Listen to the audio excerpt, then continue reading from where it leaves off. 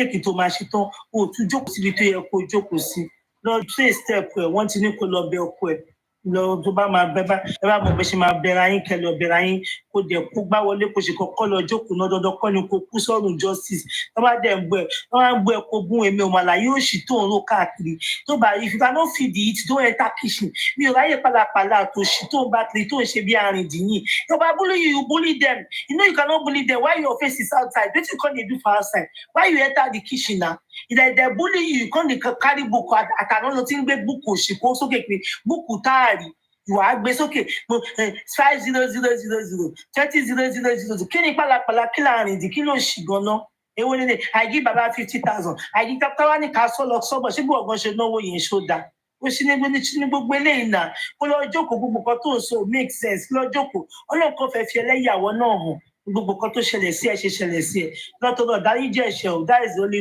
thing tẹ́mi máa sọ pé èmi ò ní pé kó lọ sórí platform èèyàn kan kó lọ sọ pé I'm sorry o omi you and your God dey lọ ọlọ́run nìkan ló ní ìdáríjì ẹ̀ṣẹ̀ or go and ask for forgiveness and make sure you particularize what you want to ask like ọlọ́run ọmọ tí mo bully ọmọ lèmi rán ẹ sí o ọmọ tí mo bully ọmọ tí mo because otherwise ṣe tí lè tó ń jẹ ní gbangba ọlọ́run kan fẹ́ fún ọ̀tẹ̀ ìṣẹ̀lẹ̀yà ló ṣe nígbà èyí tó ń jẹ ní gbangba yìí ó kéré sí èyí tó máa jẹ ní underneath ọlọ́run dẹ̀ ní pa ẹ́ ọlọ́run ní pẹ́ o káwọn ọmọ ẹ náà máa rojú kan tí ojú ilé àmú rí báyìí ọlọ́run dẹ̀ ní pa ọkọ ẹ náà tètè ya lọ tọrọ dáríjì ẹ̀ṣẹ̀ because nǹkan tó ń ṣe kò ṣe lásán oore ló ní o ṣe o oore ló ní o ṣe o gbogbo èèyàn gbogbo àgbáyé ṣe kọjú sí ẹ táwọn bá wá fẹ́ ṣe ká táwọn yẹn náà ṣe fún ẹ káwọn wá jọ ènìyàn náà máa búlẹ̀ wá ti kú my darling sister ó ti máa kú ní ti ẹ gbọ́dọ̀ jẹ́ ènìyàn ní 1 week kakọ tí ẹ gbé ká tẹ́ sílẹ̀ bí láńbébé ewo àgbàdo gbígbóná rè ká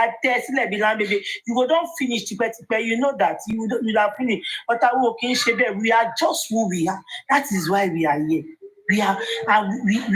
we are special. I believe we are special. Nobody has deemed it fit. Láti drag ẹ gidi gan.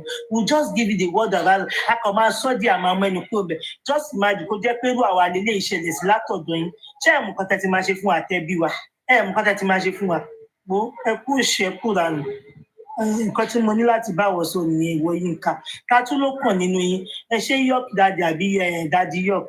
Wọ́n ti tẹ mo kò máa fi wọ àdúrà ni máa fi rìn ẹ lọ́wọ́. Bí mo mọ̀ pé díẹ̀ ló kù yẹn tún gbọ́dọ̀ búlì wọ àdúrà ni wọ́n nídìí tiẹ̀ looking at you alone Ọlọ́run ṣàánú wọ àdúrà ni wọ́n nídìí aṣáàmà bá mọ́mí ẹ̀ dúpẹ́ lọ́wọ́ náà ẹ wọ ẹ kí n fi pláfọ́ọ̀mù lẹ̀ fún yín òun látàn ẹ wá ní ìsinmi gbogbo yín generally all of you did not even have ìsinmi kí ló dé tí ọmọ yín ló kú ṣẹ́bí yín ló kú ni kí ni gbogbo eléyìí gan-an. Our Tebanipa and streaming if you while away time, and streaming if you do 1 or 2 things, and streaming if you will lay and streaming if you will analysis time to give, and streaming if you will be able to maybe to debunk 1 or 2 things. Most of my people, some of them are at work. Most time I am at work. Any more offer or la mugbera you understand? You understand? Àwọn ọmọ pínkì tó bá máa fi di 3-4 hours ní wọ́n gbéra ṣe understand chepty ó ti lọ dé bó ṣe wà wọ́n ń sùn ni wọ́n ti lọ dé wọ́n máa tó gbéra we have what ẹ̀yin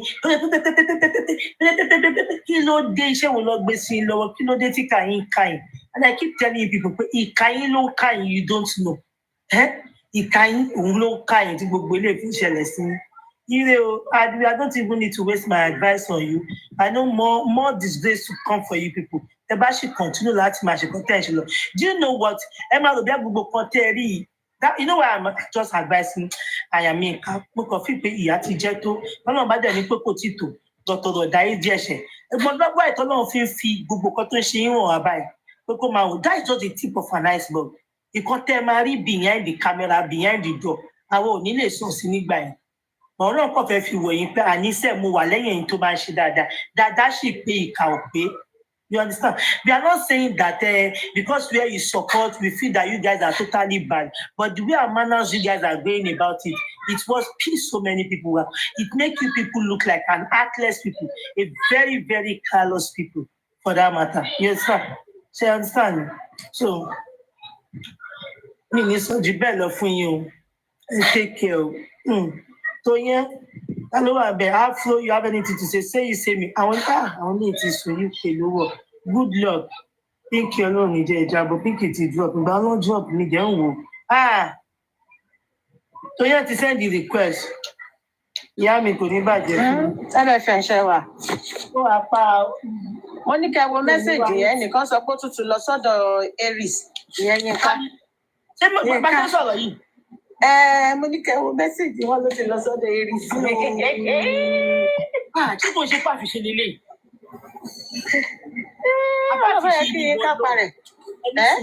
Afro, can you please help us to check it? She's with Aries. I'm gonna check it now. Hey. Oh, no, I get you. Sani ṣe náà ibi di fún mi bábà. Aries dẹ̀ tí ó ti fẹ́ pupa. Aries is stage show lẹ́yìn. Yeah, she's online. Látàárọ̀. Kò ìkúrò ń bẹ̀ o. The airlines, they don't take credit cards. No, I ṣe Aries sọ pé òun fẹ́ lọ sùn látẹ̀kọ́ tó wò tí sùn. Ó wà bẹ́ẹ̀ o, kò lẹ́yìn ní kásádùúrà wà láì ìdààmú ti dé bá ọkọ̀ ìsáká. I don't think he's talking there. So now you having a credit card. This is very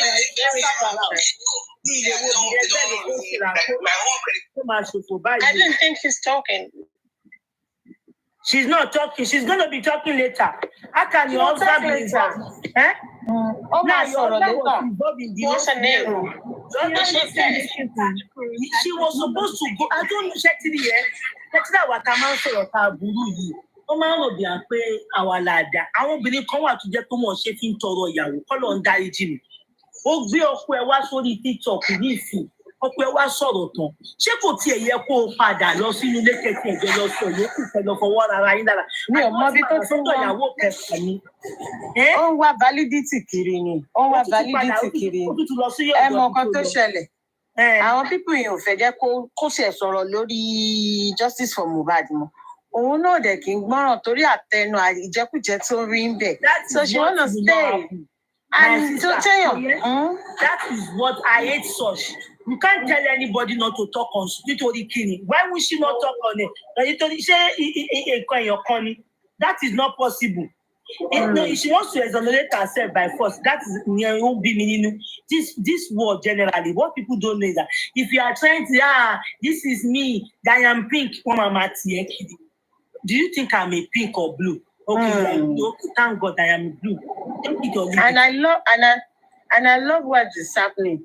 Ara wọn náà ló ń fúnra wọn lógún jẹ. Ara wọn náà ló ń bring down each one of them. Ara wọn náà ló ń bully ara wọn. Can you just imagine that kind of people? They cannot tell her not to talk on justice for Mohbad. They cannot tell her not to talk. Yeah, I'm just saying that's what they are trying to do. And because òun alátẹnujẹ lòun ti lọ tọrọ owó lọ́wọ́ everybody inú wọn. That's why they are trying. Ni wọ́n ṣe ní ọ̀rọ̀ lórí ẹ̀. Ni wọ́n ṣe lè máa sọ̀rọ̀ sí ṣàkàṣàkàṣàkà. So she needs to comport herself. Kókàn bring her together. That is it. Ó need that to calm down. Ó lè sọ̀rọ̀ ń pẹ́ but kò ní ìdí ṣàlàyé. Kò ní ìdá tí máa ṣàlàyé kiri. Ká ní kò ṣàlàyé kiri ni kó fà àwọn ìka ọkùnrin yẹn sílẹ̀ kó máa rojọ́ kiri. Tábàrí bó ṣe ń sọ̀rọ̀ lánàá. Mo kàn wò pé mo yin obìnrin tó fẹ́ boss rat yẹn o. Condem.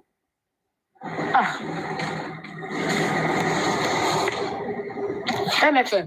Má sọ̀rọ̀ yín lọ.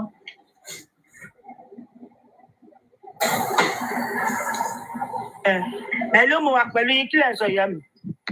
Mo ní pé àwọn ọkùnrin tó máa ń fẹ́ràn àwọn obìnrin tó fẹ́ràn àwọn ọkùnrin bíi boss rat yẹn. In fact, wọ́n ń gbìyànjú. Ṣé ó yà boss rat náà níyàwó lé ní wọ́n máa ní kò níyàwó ní? Ó ṣàmà ní girlfriend. Mo kí girlfriend díẹ̀ lè fi wé ọkọ àtìyàwó wọ́n máa ń fìwà pamọ́. Ọlọ́run bá ṣe rí àwọn ṣàjọ. Tó bá ti wọlé tè é ọkọ àtìyàwó gangan ni rí di ẹ máa wá ríra yín tó ìyẹn gangan níbi tí boyfriend ẹ ṣì lè máa pretend díẹ̀ jẹ́ máa dìbò ibi tẹ́ ẹ̀ ti fi para oríta ọkọ àtìyàwó ni oríta máàlì táwọn yẹn bí táwọn yẹn níyàwó àtọkọ oríta máàlì jùlẹ ti máa ríra yín tán. Ó kọjá rádaràda. Ó kọjá rádaràda my daddy.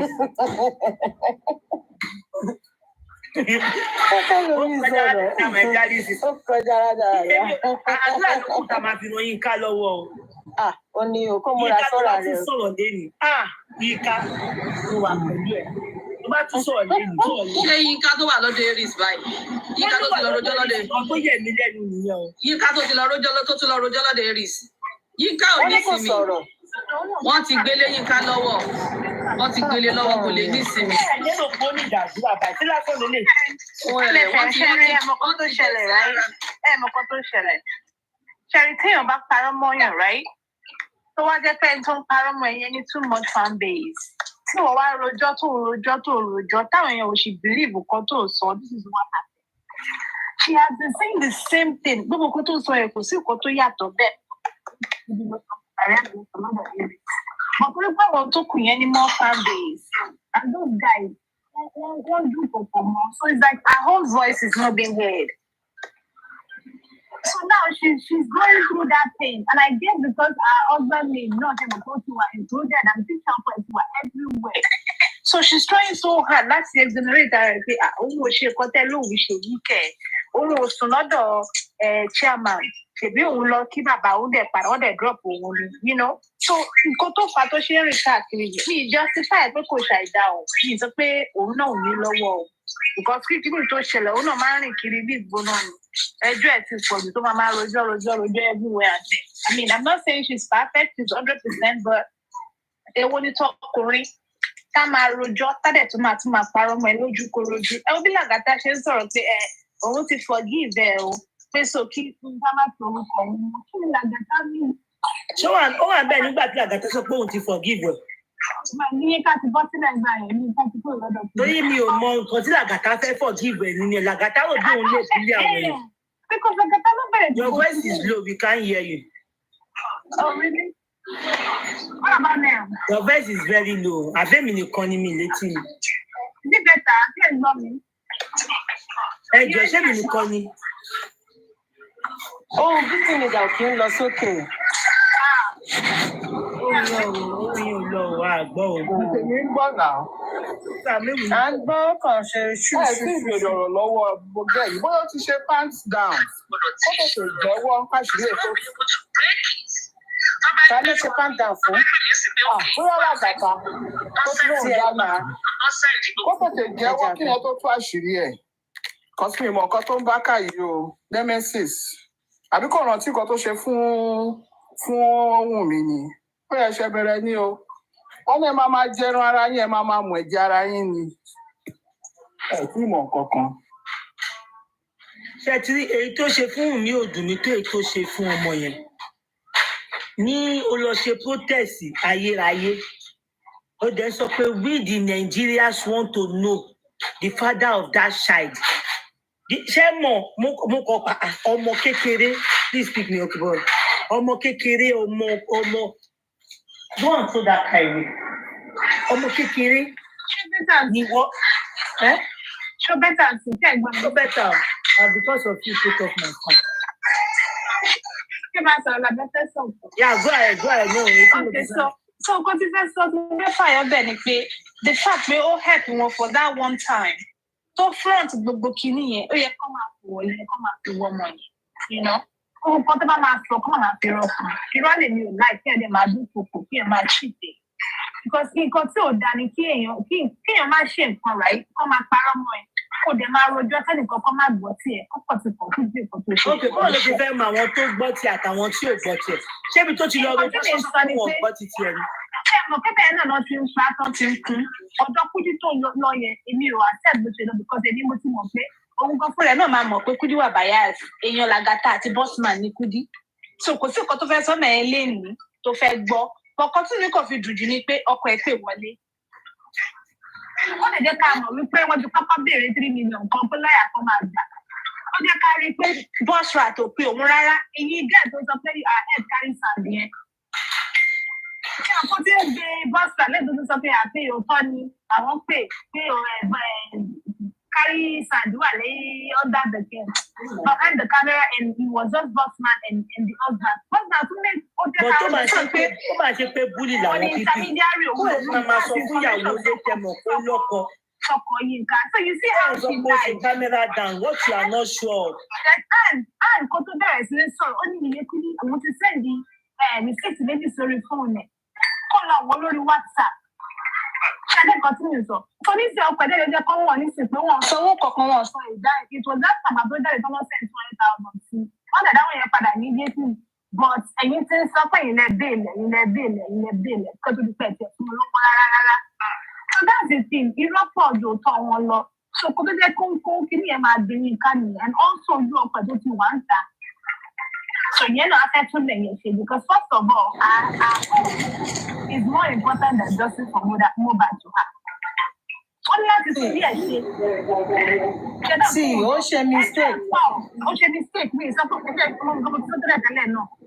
mistake. She's not 100% perfect. But these people are the worst. You know what I'm saying? They're the worst. Not only like that,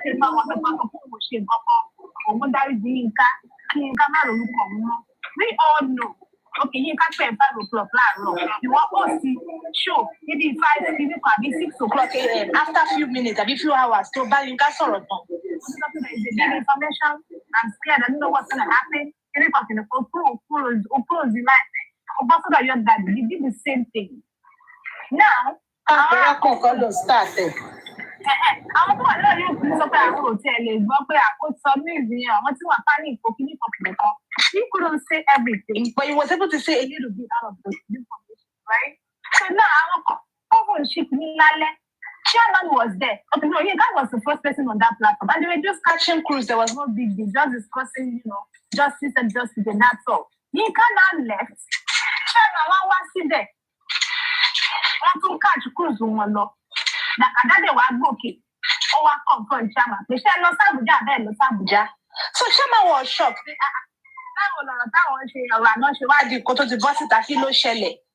know, the man could not give a very good affirmative answer. So this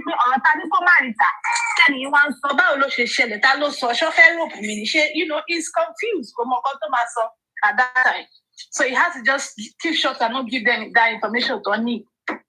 So no one call he won't contact that rope lady unnecessarily.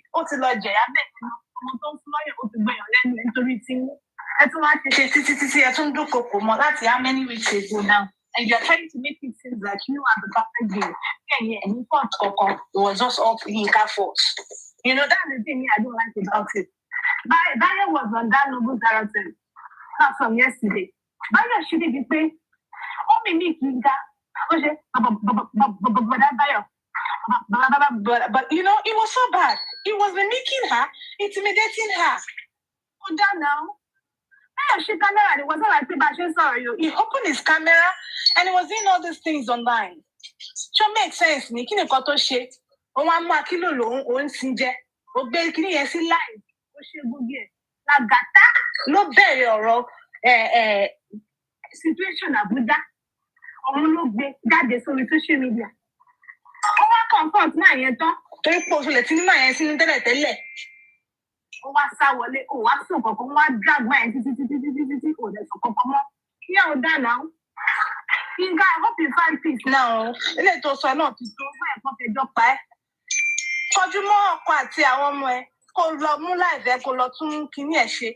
Lọ́ba ọkọ ẹ bá pẹ́ bẹ́ẹ̀ ló máa bẹ́ni kó bẹ́ẹ̀. Olèlé tó ti kójú ẹ̀ síta tó ti fẹ̀ díẹ̀ síta lọ necessarily lórí justice tẹ̀ ń ṣe tẹ̀ ń parọ́ fúnra yín. Tẹ̀ ń múrọ́mọ́rọ́ tẹ̀ ń ṣe gbogbo ẹ̀. Ilé ìyẹn máa ń kọ́kọ́ wò náà kọ́kọ́ tún lè ṣe náà kó tó máa síta ṣe. Ọ̀tọ̀ bá kúrò níta lé ló máa padà sí. Ọ̀pẹ ló ń sáré káàkiri tó lóun lọ bá kà fọ̀ 51 kilometre àbí nǹkan ló máa ń drive every day. Láti lè lọ sí police station. Right? So òun máa yẹn náà ló tó wá gbé kó sí certificate. Àwọn náà ti fẹ́ bẹ́ẹ̀ yẹn ẹjọ́ tó ti rẹ̀ yẹn náà ti pọ̀ jù. It's okay, lọ́kúnlẹ̀ kò bẹ ọkọ ẹ̀ kẹ́ sẹ́tì àbí kébí ìbá yẹn pé láti fi lè máa láàkà ní kẹ́ parí ẹ̀kọ́ tó sì bá tó rojọ́ kankan mọ́. Mama wá sí tàwa káàdì kúrò ìjọba ẹgbẹ̀rún ṣe ń káàkiri ẹ̀yìn sí kọ́sẹ́ tí gbogbo ẹ̀jẹ̀ ti fọ́ lójú papọ̀ kò sí anything mọ́. Catch your cruise and go back inside. Stop, fi wọ́n lẹ̀. Ọba àrùjọ tó ń ṣe gbogbo ẹ̀ fi wọ́n lẹ̀ máa wò wọ́n ràn. Kọ́lá ń dá ìdá fún ẹ gbogbo wa láti rí sí ọkọ ẹ ti pè wọlé ti di géètì àdúgbò àwọn sáfẹ́ ìwé. It's nothing anymore. We all now see that. Even hand tó ti wọlé láti ìgbà tí ò sọ̀rọ̀ lórí panel láti joy. She came out today láti wá tó defend mú ìwá. Láti wá defend Bossman àti Lagata. I think Gurexi. So now when you get to the community game, they want to just push that girl to the wall. How come that short up, come on, so anything more, like keep quiet forever. Not so come on, you know.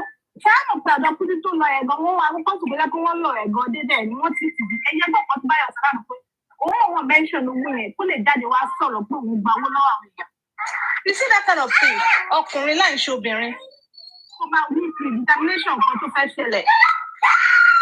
Keep screaming, stop screaming. I'm sorry, guys. So, even come here, go that.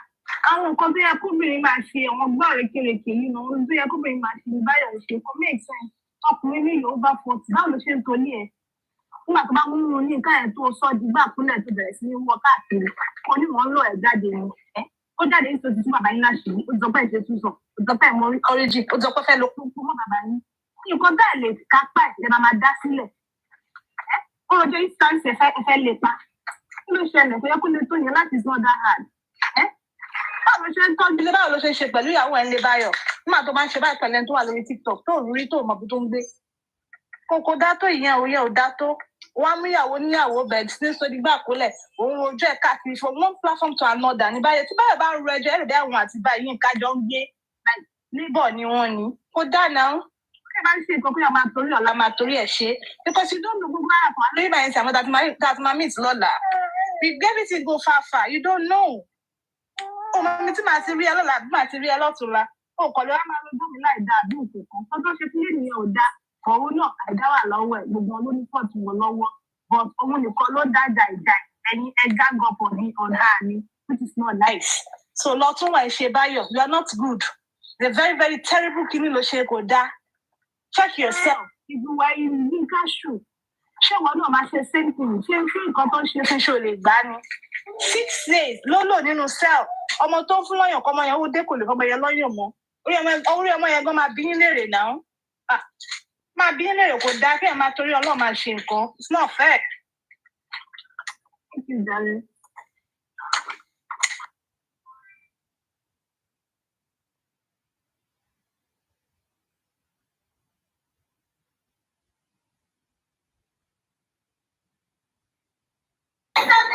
You said it all. Is there anyone to be so Akalo Bobby Masoro? Good luck, you best sorrow. Share it is so. Ọmọ yìí. Share it is so. Tóyẹ ẹ wà ń bi ṣáàbì. Grandma ẹ ti sọ̀rọ̀. Ṣé ní kò tẹ̀lé sọ? Mo wá bí ṣáàbọ̀ mo fẹ́ wọnú lift kò ní lẹ́tọ̀ mi ò ní dáhùn. Mo ní kankan tí mo fẹ́ sọ jàre mẹ́fà. Okay, all right. Anyway, ó dábẹ́ ṣe Iamyinkaade èmi ò ṣàánú ẹ̀ o. Iamyinka is a source of karma for these people. Nígbà wọn fi Yinka ṣe yẹ̀yẹ́ ni bẹ̀tẹ̀lẹ́yà ni gbogbo. Èmi ò ṣàánú ẹ̀ o, she's just a victim among all of them. And this thing is going to go round. Gbogbo wọn ló máa taste ẹ̀. Àfi tí ò bá ṣépè fún Wùmí àtọmọ ẹ̀. Nǹkan tó ju yóò rí tẹ̀ ń sọ gbogbo yín pátápátá ẹ máa jẹran ara yín ẹ máa mu ẹ̀jẹ̀ ara yín ní kọ̀ọ̀kan ẹ máa dé yín mọ́ra yín ní káàkiri àdàbí fún yín tó bá yẹ kójú yín tó nǹkan tẹ̀ ń sọ.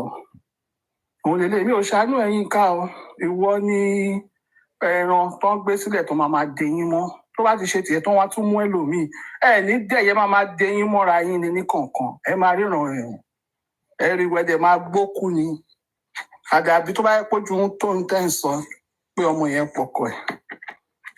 Jẹ́jẹ́ a máa play lọ jẹrẹ. Also kò bí rí sí ìwọ náà wọn dájọ́ ó máa ro torí ọ̀làjọ́ tó máa pọ̀ nìkan àtúnná.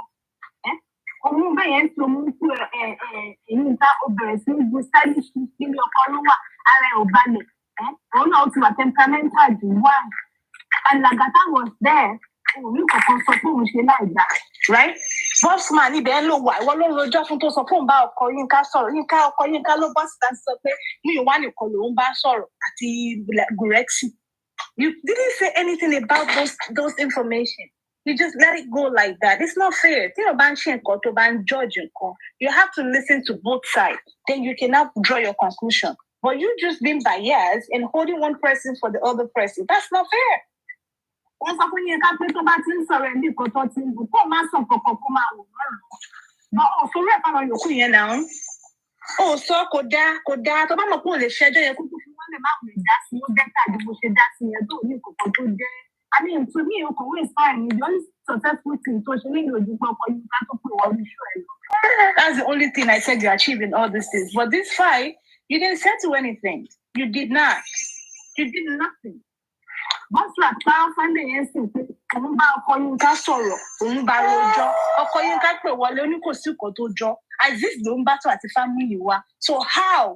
Ní bọ́sù àti wọn parọ́ pé òun pe ọkọ òun lòun wà lóun jẹ́ bí intermediary tó ń pass information. Ó pé ọkọ Yínká sọ fún òun pé politician ni. So gbogbo nǹkan yẹn máa mọ bẹ́ẹ̀ ṣe máa ṣe. When you're doing something like that, you're judging between two people, two parties, you have to be sincere and be 100% truthful. If this person is not doing the good thing, you tell them straight to their faces. The other person, you say the same thing. You don't have to be biased and be 60-40. You have to be 50-50 in your judgment. Okay? Nobody is perfect, though. But still, be fair. Because the is not nice, so. Oh no, fair party, because what to do in Casa de Trilla. Also, so there, we'll go at the parliament. Yàwó lé ní ẹ̀ náà. Ṣọ́rọ̀ ni ẹni. Yàwó lé ní ẹ̀ náà, ṣọ́rọ̀ ni. Làkàtà ó ṣe bàbá èèyàn kan ni. Ṣé làkàtà bó ṣe ń wà ẹ́ sí yẹn ló dá ni? Ṣé yẹn ló dá ni? It's not good. It's not good. Ẹ máa mọ nǹkan tẹ̀ ń ṣe. Àgbàlagbà ní ìmẹ̀. Gbogbo yẹn tẹ̀ ń ṣe yẹn kò make sense ma. I'm not sorry to say, but kò make sense. Kò make sense rárá. Àmà sọ kó má dárúkọ èèyàn kan bí kó má dárúkọ èèyàn bó ṣe nǹkan tó dáa náà. Ibo every time sọ pé kinní gangan tó bá jẹ́ òun ló ń rojọ́ ẹ̀ ní àsọ bó ṣe rí ni. Ẹ lè wá mú ká tó lókùn bá fáwọn ẹ̀gbọ́n ṣe wọ́n tell you why it is so hard kò sí nǹkan tó fẹ́ ṣe fún. Ó máa sọ fún yín ni. Òun ò gbéyàn nìkan kí àwọn adé nínú yẹn nìkan. But she will tell you what you did wrong. Ó kọ̀ sọ pé after 1 minute kó sọ pé òun ló pọ̀ pẹ̀. You know? But she will still say it.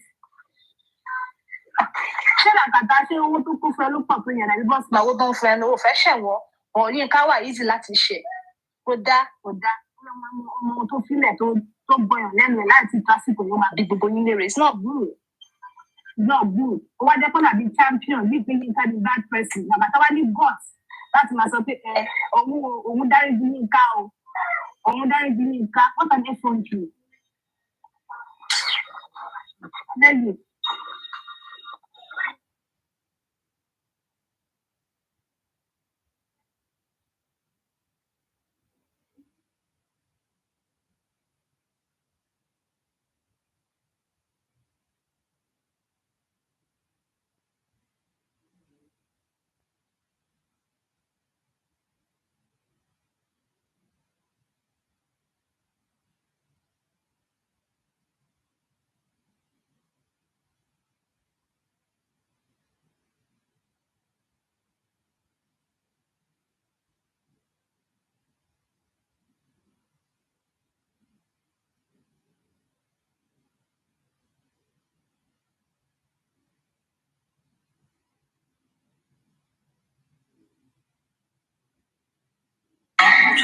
Kíni ti sùn ní Afra yìí ti jẹ.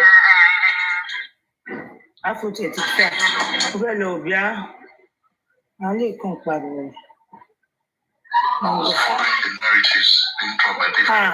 Kíni ló ń sọ̀rọ̀? Afro, okay, thank you. Afro, are you there? You mind me? Can I quickly play something for you guys? Yeah, go ahead. Yeah. It's just for just to laugh. Mariano, for what reason? Ọmọ ọdún mélòó ni Mariano? Ṣé torí pé ọmọ ẹ̀ kú yẹn wá mí pé kó di gbá àkólẹ̀ tó fi ń kólẹ̀? Ebi tí mo sọ fún bàbá Mohbad pé mi ò gbọ́ ọ̀gbọ́dọ̀ lọ nìyẹn.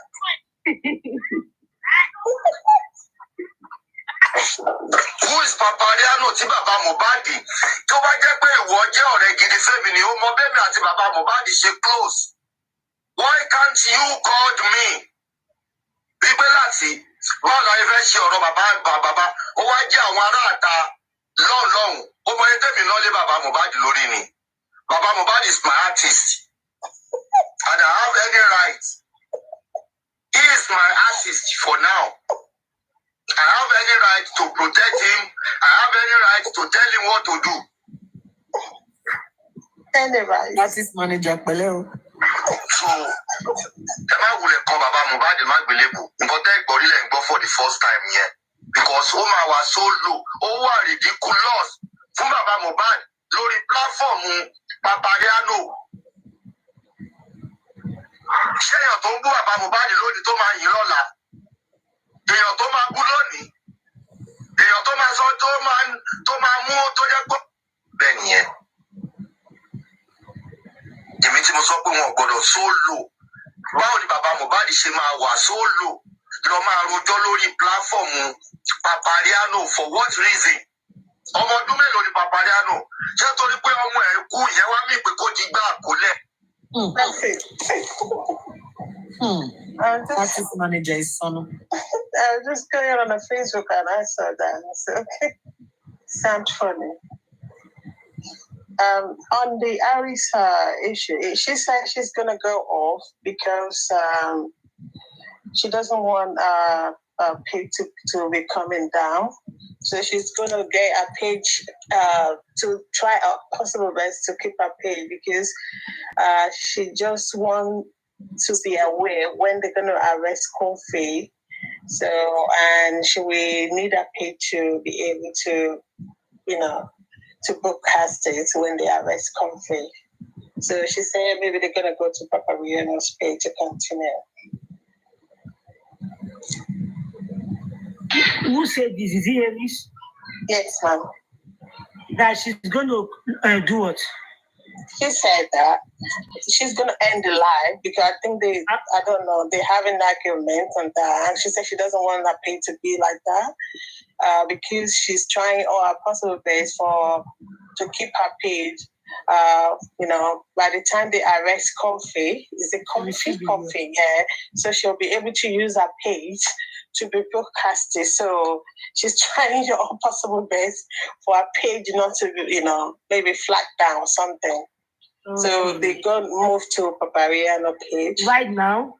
Yeah, to carry on whatever they were doing. Who are the people arguing? Because I just saw Rotex and speaking just now. Rotex I think someone is fighting. I think someone is fighting Bolibi there. So I don't know the person. It was just. It's CSL. Who is fighting now? There was a lady. Or just CSL. Yeah, maybe I don't really know the name. But she cannot. She's blocking. She's blocking. Paparano's page now. She will not be able to give her own back there. Anyway, let's watch Paparano. You see this thing you just played now about Latu, right? They all didn't pay attention to the part when he said that Baba was his artist. Yeah, that's so what now I was about to talk about that. Yeah. He said Baba was his artist and he's his artist and he did you want to tell him whatever to do. Can you imagine? So as then we did not pay attention to that one, but now it's making sense, right? Oh. It wasn't as sad then, he just did this video not quite long. No, this is good.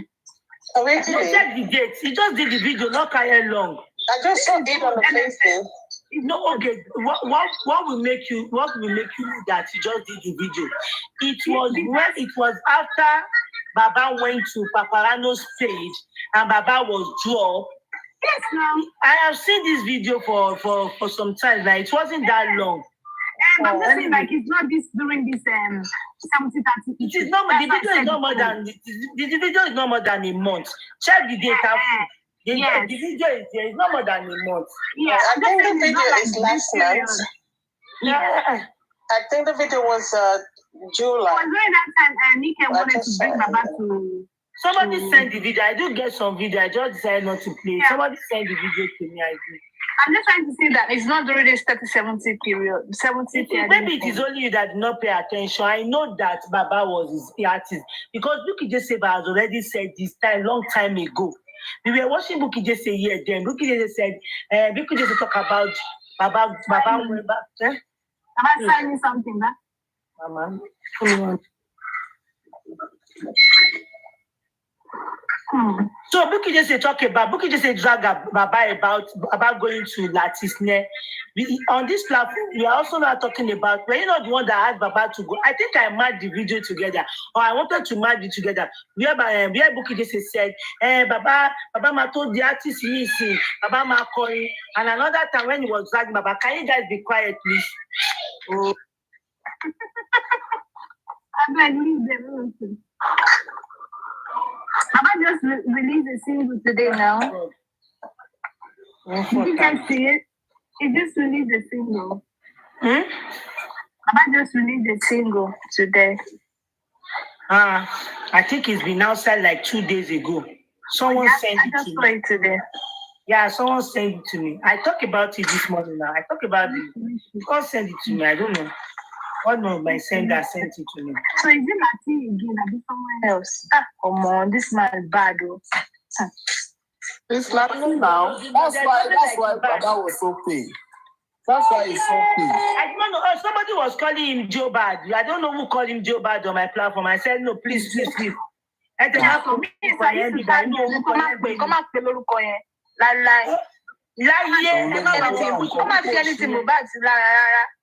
Joe Bad is don't that nonsense. Even though they call him like that, they are using him the way they use his song.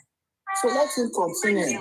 Imagine what Lati just finished saying. Lati said, I will give Baba whatever that he's going to be directing his life. Just because Baba is his one. Sunday, it makes sense. That's why they are saying that they want to settle. They don't want the matter to settle. They want it to keep going so that they will keep making their money. I don't even know why we are fixing it. Sorry, Sorry, ma'am. And was it not yesterday night? And Kuresi was saying something on the one lady platform there. And what Mr. Jesse did that, he was aware of that because Mr. Jesse said that he's going to be able to behave like Portable. So that's why he reacted the way he was reacted on this show on Sunday. You said what? That he wanted to be behaving like a Portable. Yeah, that's why. Behaving like a Portable. Yeah, that's why he reacted the way he was reacted on Sunday because he's not going to allow anybody to bully him. Yeah. So that's why it's calling him the Joe Bad, yeah. So it's Joe Bad. So Aries is still live now. Aries is still live. Abati is not live. Aries is live, and Abati is speaking right now. Wait, don't take bedroom and living room, everything for that platform. I don't tire for that. Abati is there. Aristocrat is there. Nika is there. Aries is still there. Did you listen to all what Country Queen, IT guy, all what they said today? Did you? All what they said this afternoon? Yes. Not all, I didn't really hear. You need to hear the IT part. Oh my goodness, MFM. If you have lion, if you hear that, you will give me a lion. Moya, tell me now, tell me. I don't know when come will just enter, will just do something else. Maggie, please help us look for it now. Come on. You cannot explain to me, eh? MFM, I cannot explain. You will not enjoy it. I swear to God, if you Alex, too much better than you. I mean, say, why would they? No, they're extremely mind. What did you say, Joe? Maggie, most of the patients I do contact you guys calling not the Aries. You're shocked when you go more. Country Queen sorrow, IT guys sorrow. If you listen to it, MFM, just sit there by your name. Oh, why no can't hear that place? I will clear later. I'm a lion for my essay. You know, I don't know from making a long. Yeah, we can play it later. I'm not playing. What you want to play? Oh, yet you good later. No, party and the fun with that. Get into country cuisine. But we very get to party in back. I don't find that. Then only that party. And I saw then. When it was as in it was loud. Wow. Wọ́n ti gbé wa síbi kí la ṣe lémi o. Báwo wa ti gbó ta ló ń sọ̀rọ̀ lọ́wọ́? Ó láyé ká kò fẹ́ jẹ́ kó lóko gbẹ. Bẹ́ẹ̀ bàbá ló ṣe àtọ̀ kó lè fẹ́ gbé láì fún. Now you say you're people, I understand. Why you calling my name Olajumo? I don't know. Why you calling my name Olajumo? Can you show me? Oh my God, I didn't but that my voice. My voice is so fine. Oh my God. How are you?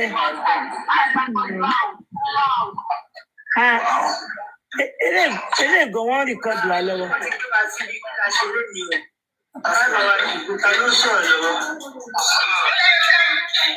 Ọmọ ìgbà sọ́ọ̀sì wọn gbọ́ àṣìbẹ̀. Ẹ wò.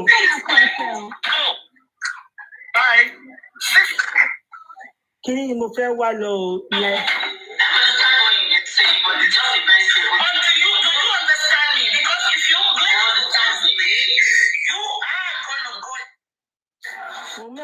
Abeg, make we go dey hear another thing abeg. To find that one go hard. I did not even know the minute. You know. Agbọ́ ìtọ́sùn lọ́wọ́. Oya, kini ló bá wa ṣe lọ? Afro, are you tired, Joy? Somebody take over. You want to speak for us? I'll continue later. Let him continue. I'll take over later. Thank you, my darling. You pay me that. Well, speaking to my I think. So what do you want to play? Eris ni ká gbọ́kàn tó ń fà lọ́dọ̀ wọn. Ọmọ. Kí ló ṣẹlẹ̀? Wọ́n fi slow motion sí.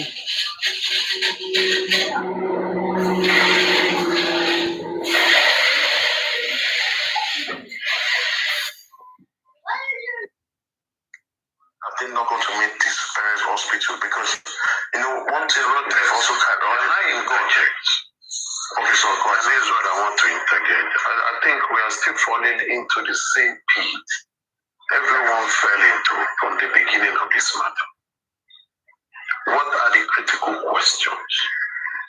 What happened to Mohbad before his father even heard the news of his demise when he got to his house? Thank you. You see, everything you're talking about are events after the fact. Just like you said, if you take the matter to the court, you see, accounts of witnesses is not as valid as reason and persons that are involved in the death of the person. So let's play back. And I want everybody to disabuse their mind from any form of support. When the news of his demise was heard, it came up on the social media and they played a video of someone crying, he's dead, he's dead, he's dead. A couple of reasons were given by the people around him then. And we all knew that those reasons were conflicting. Same on the same social media, someone came and said he had ear infection. Same on the same social media, someone inferred that he probably died due to the incidents of pools he went through before he died, and on and on. So a lot of things were coming up. Then after that, another report came that a nurse came to his house and injected him. Now, of all those narrations, taking it from the beginning, the nurse account seems to be very, very valid. Probably he had injury, as it was reported, and they thought he will get better. And they gave the narration that he doesn't like to go to the hospital. A lot of men don't like it. And a lot of these artists, they like someone to come and treat them at home. Maybe because of their personality or their popularity, etc., etc. Now, even if that was so, the narration of his death also said that he was taken to hospital.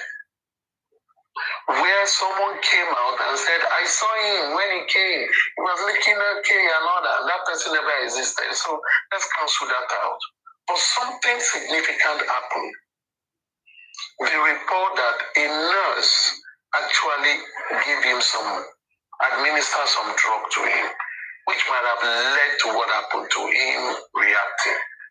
Another visible fact was like he was taken to 2 hospitals and they certified him, brought him dead. So whether the father buried him thereafter does not count. He was certified by 2 hospitals that he was dead.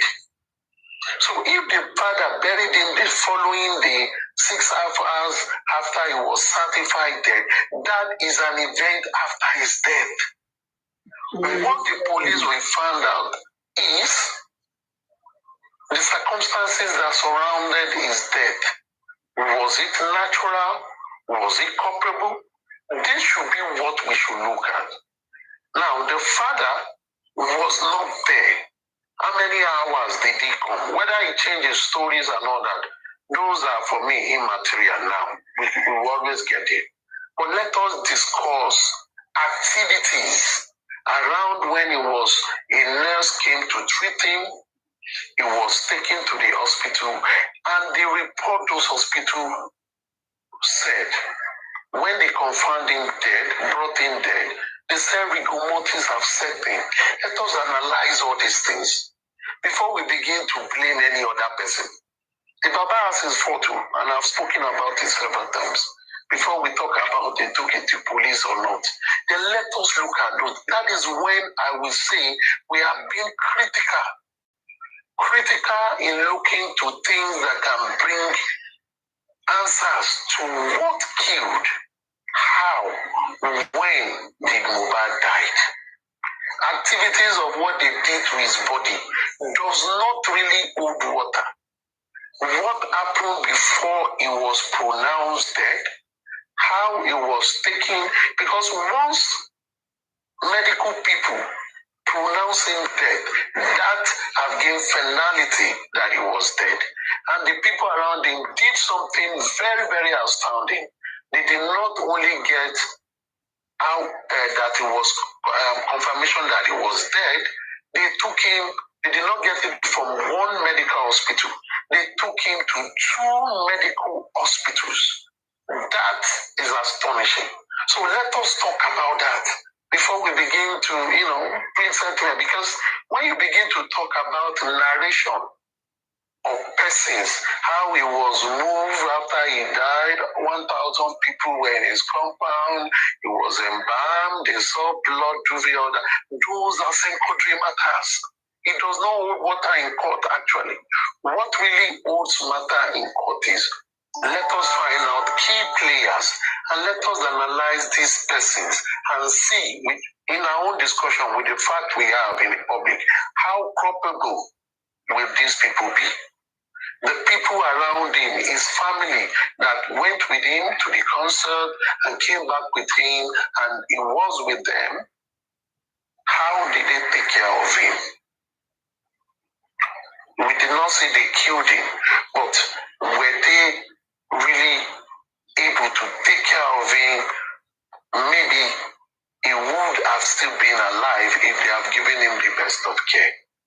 Or is it a quack nurse that they waited for that went outside the country to Benin and they had to wait for her or so before he could be treated, and treated by a non-certified nurse, where you have young people, Gen Z, baddies, who are educated, who are modern, they live within the cities and do not know that when sorts of things happen, it should have been taken to the hospital. So let us look around this thing with the information we have before we even apportion them.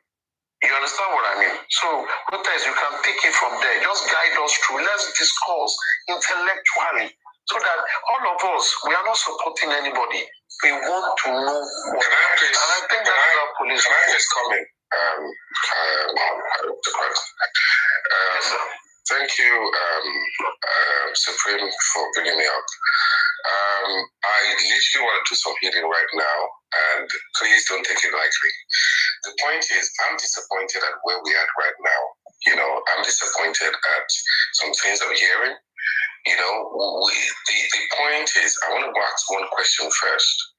How can this case come back to the public? Can anyone on the panel please answer that? And if you don't understand the question, I can frame it in a different way. In a different way means that the public cried out for this guy to be exhumed. It was the public. And how can we get all those people that want the street back into this case? That's what we should be worried about. We know that the system is against the case anyway. I don't know if we're deceiving ourselves, just trying to make ourselves, we might analyze as much as we want to analyze, but you need to focus on what exactly is the problem. The people are divided. So can anyone tell me, how can we, the public, that cried out for the exhume and we helped the government, how did we do it? Is it possible for us to go back and do this again? If anyone could please indulge me and answer that, that would be great. Then I will go into my... Can I just answer that? No, hold on, but regarding getting the public, I'm afraid it's gone. The public is no longer interested. The public in Nigeria. No. Hold on. Let me finish. One thing about the public in Nigeria is, I see the odds. That's how they react. Look at Bamishi's case. When she died, there was that public uproar. People wanted justice. But after sometimes, people lost interest. And to support my point, a few weeks ago, the sister came. Papa, I'm not trying to bring up the case again on this platform. People were no longer interested. So most people in Nigeria feel everyone has possible that they are no longer interested. It was at that point initially when the videos of when he just died. And that's what about why politicians in Nigeria knows how to handle Nigeria. They know when after time, people would lose interest in something and it will slide. So unfortunately, the public in Nigeria, because it's the public in Nigeria that made the government do the exhume the body corpse, because there were loads of people coming out of the streets and they were trying to avoid another NSAS. So they quickly went in and brought exhumed the body because they had lots of celebrities going to the commissioner of police asking for justice. Today, let's ask how many celebrities has even shouted Mohbad now?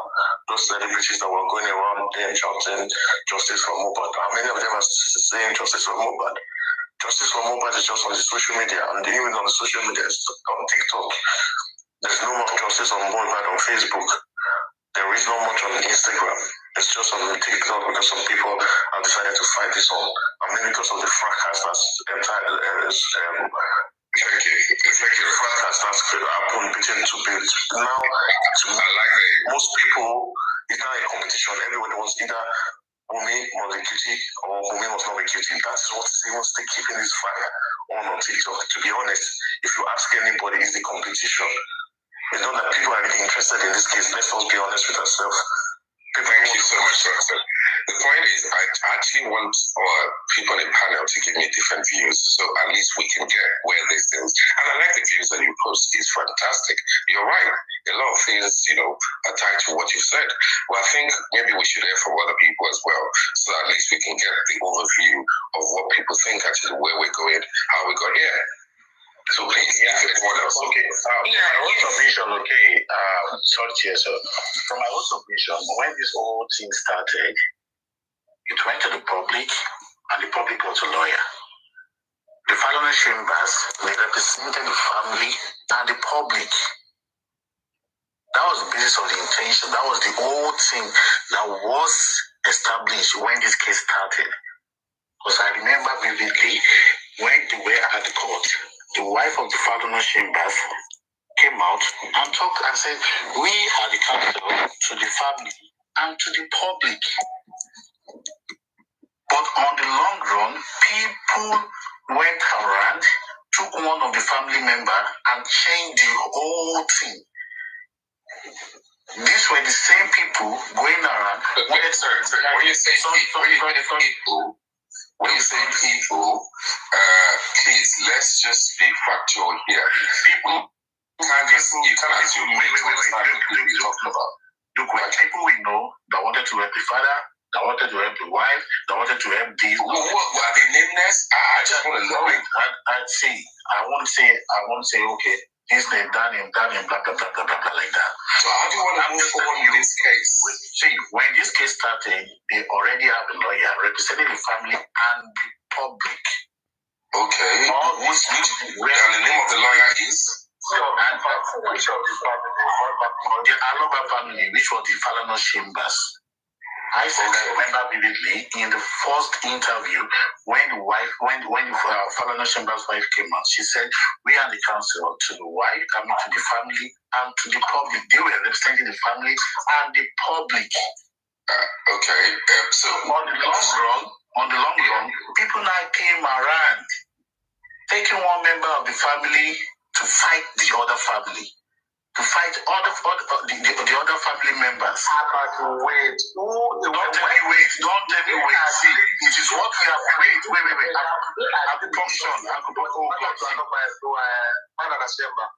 Who brought the matter to Father Chamber? Why are you talking like this now? Who brought the matter to Father Chamber from the first place? Is he the head of the family or not? Ṣé ti ẹ̀gbọ́n bọ̀ téèyàn sọ ni? A ní pé case wà lọ́dọ̀ family àti public already. Ẹni tó bá lóyún case lọ sọ́dọ̀ family member.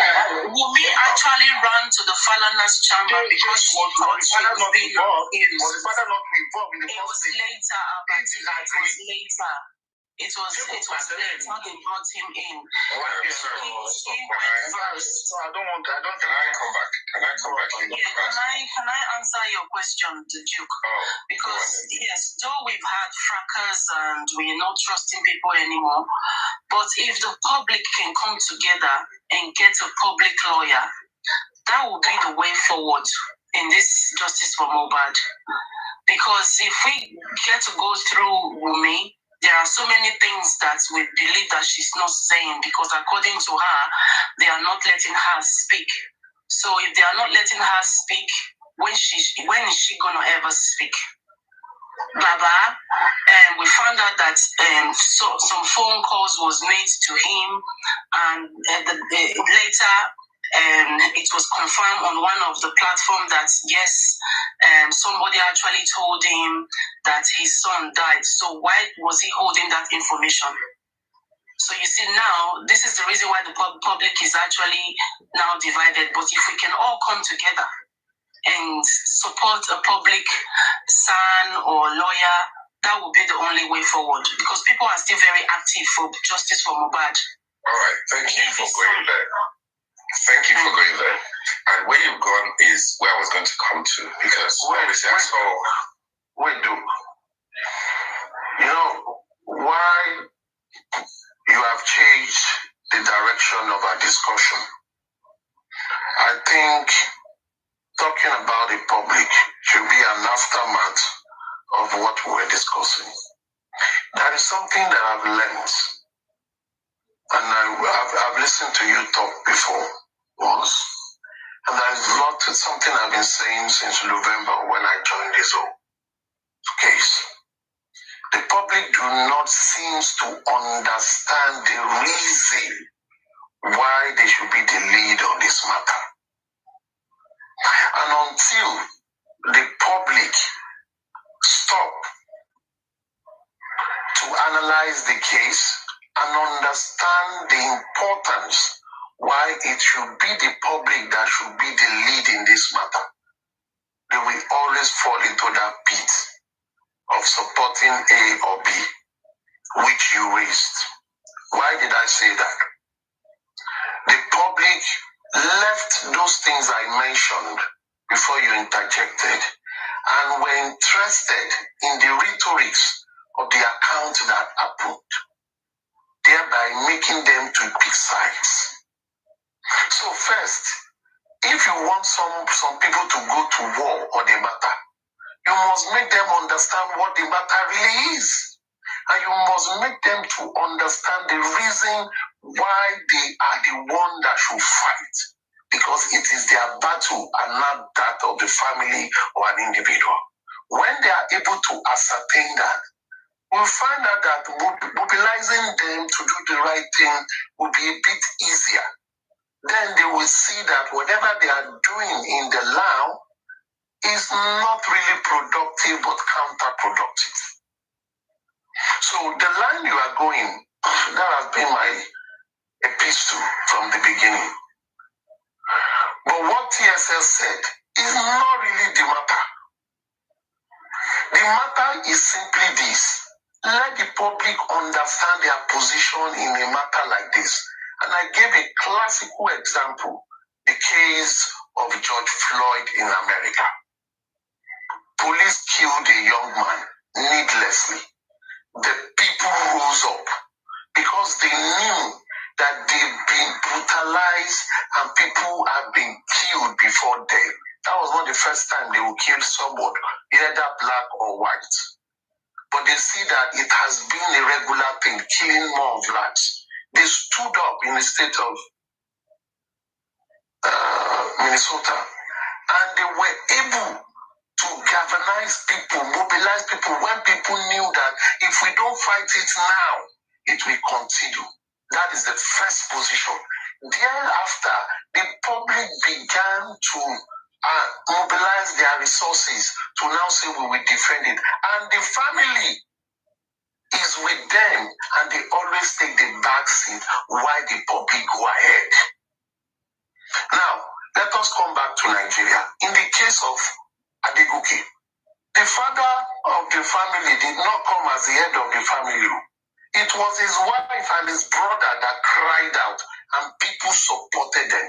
I doubt even if more elderly people from Adegoke family came forward to that matter. But his brother and wife were the key principal people fighting the battle, and they won. And so that for me has shown that there is a precedence in Nigeria that has shown that when the public identify what is wrong, they will mobilize to support. But if the public did not identify their role in the first place, they will continue to go into what Rotex said earlier. It is as the odd attitude of Nigerians that will set in. When it's hot, you see them talking. When it is cold, they get busy. And I think that is how we can, galvanize each other, educate each other, and begin to know the reason why the public must take the first stand. It might be late, but like I said yesterday or so, some things might have gone, but there are still things that can be done right, and you can still get something out of it. But it all depends. You either look at it as the cup half full or half empty. Go ahead, Duke. Yeah, thank you so much, Aisha. It's a fantastic way you just laid out. And what I'm just trying to do here is, because I said the difficult question, I need to motivate people, and then we need to actually have a true talk, in that order. So why I'm going this way is I felt disappointed at what Baba Mohbad did on the live show. I felt really disappointed. I feel he should have. I felt yes. In fact, when he said there were groups, that there were other factions that have been that's been brought out of the main group, I didn't know what he was talking about. But when he was acting it out, he's not a blogger. You don't side anyone in this case. You don't control people's emotions. We are here tonight. He's not here. He's probably sleeping. So for me, what he did that night was disgraceful. It wasn't nice. And I know that even though you were trying to pull a man down, what that man said about the toilet, that is really, really wrong on his own side. You don't compare a man's sweat to a toilet. You don't do that. It's a sweat. So I felt that the other guy made a mistake in doing that. But I didn't feel that it was right for Mohbad's dad to take a side. Anyone can make mistakes. But the point is, now that I feel the government has successfully taken the public out of the way, and they're not putting it right between the family. And that's why we got into the family issues. The whole thing that got us here was, how can someone be buried that way? And then they pointed us to get infection. And then they said he was bullied. And they said he was, But the point you have to understand is, at this point, I feel Mohbad's dad needs to come out clean. Because you can't be half-heartedly in this case. It's either you're in or you're out.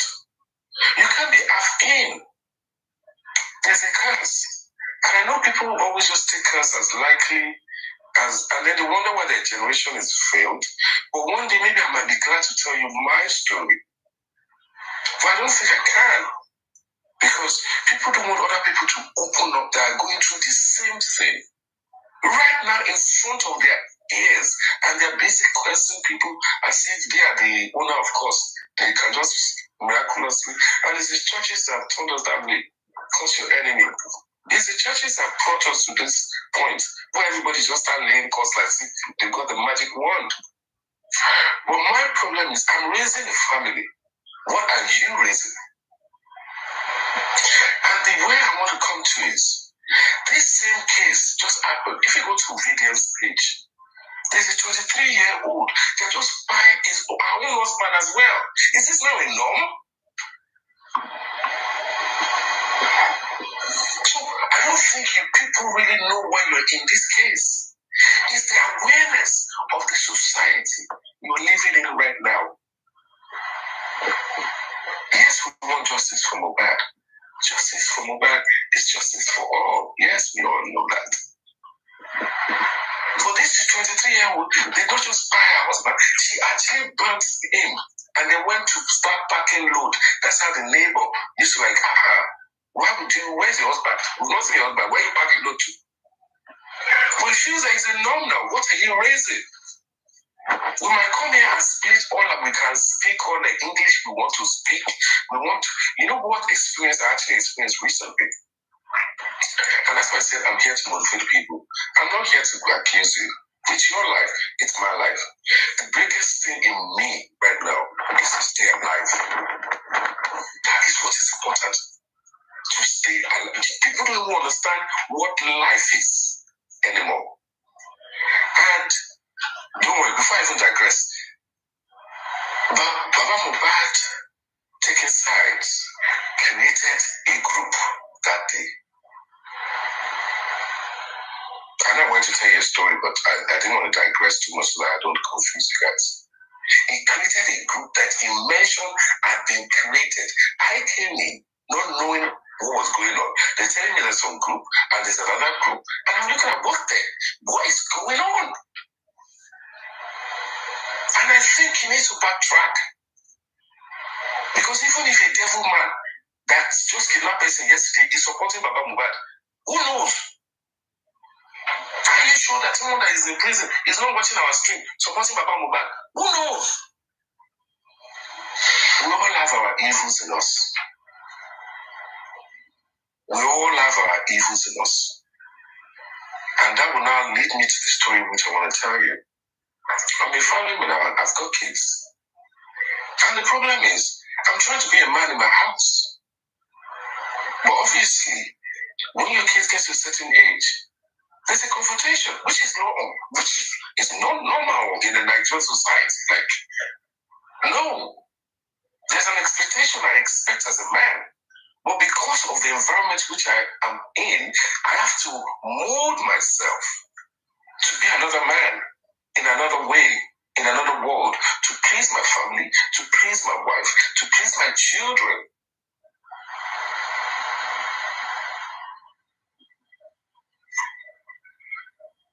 The children that we're talking about is the goal, nothing else. But we realize that we're not going to be the one to marry those children. We're not going to be their friends. We're not going to be the one to go go to clubs with them.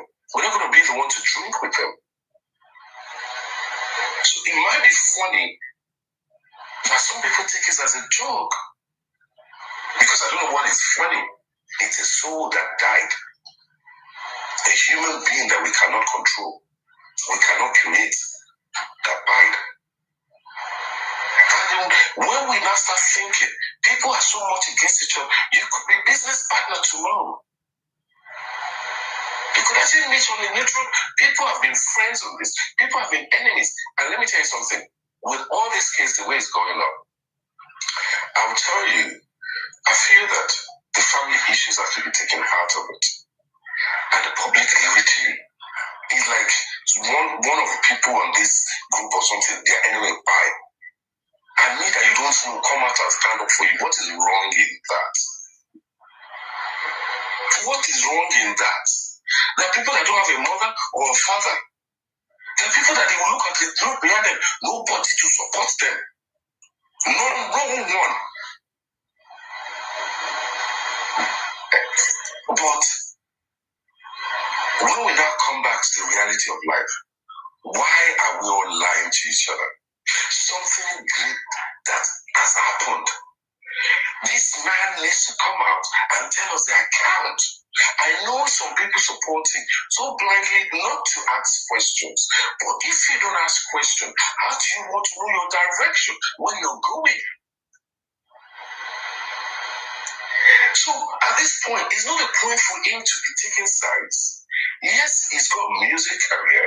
Yes, that is we don't even want to know about that. If not for Mohbad's spy, but his father won't be doing this. So I think we all need reality check. Why are we here? I don't know if I'm talking too much. Maybe you guys want to shut me up, then I could. But I just said part of my talk is to motivate people. And, so please, if I'm boring, I could literally drop right now. It doesn't take an air out of my skin. Your question, why are we here? Your question, why are we here, take us back to aristocrats analysis that we need to talk about what happened on that day, 24 hours before he passed on. So that is what we were trying to analyze, really. Because the people around Mohbad was his wife and the 15 people she mentioned. So those are the people really that can come out to really give the correct story on what led to what. Because from the video that they circulated on the social media, he looked well and he didn't look like somebody that was being spoon-fed or had any mental illness.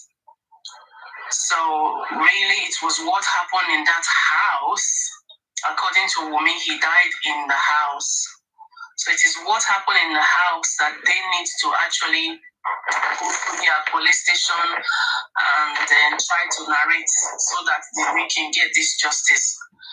And the family, I don't know what the police have done so far, but the family really needs to try and get. Yes, according to the autopsy result, he died 3:30.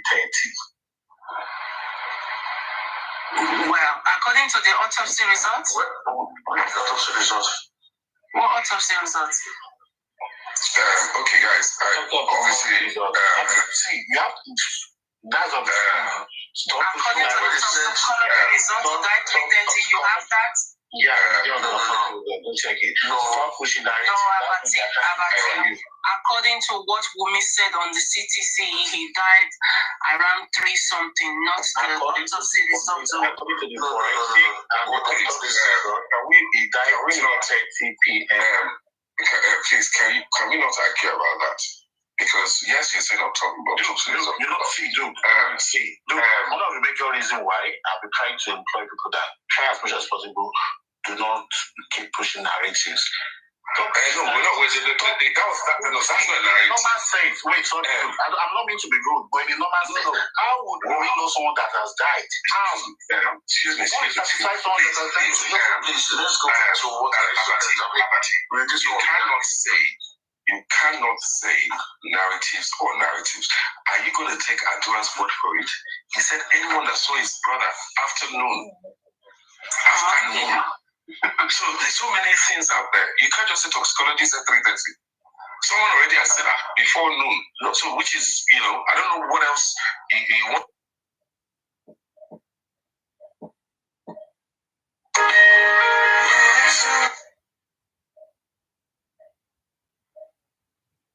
Now come. So when she go let them decide that.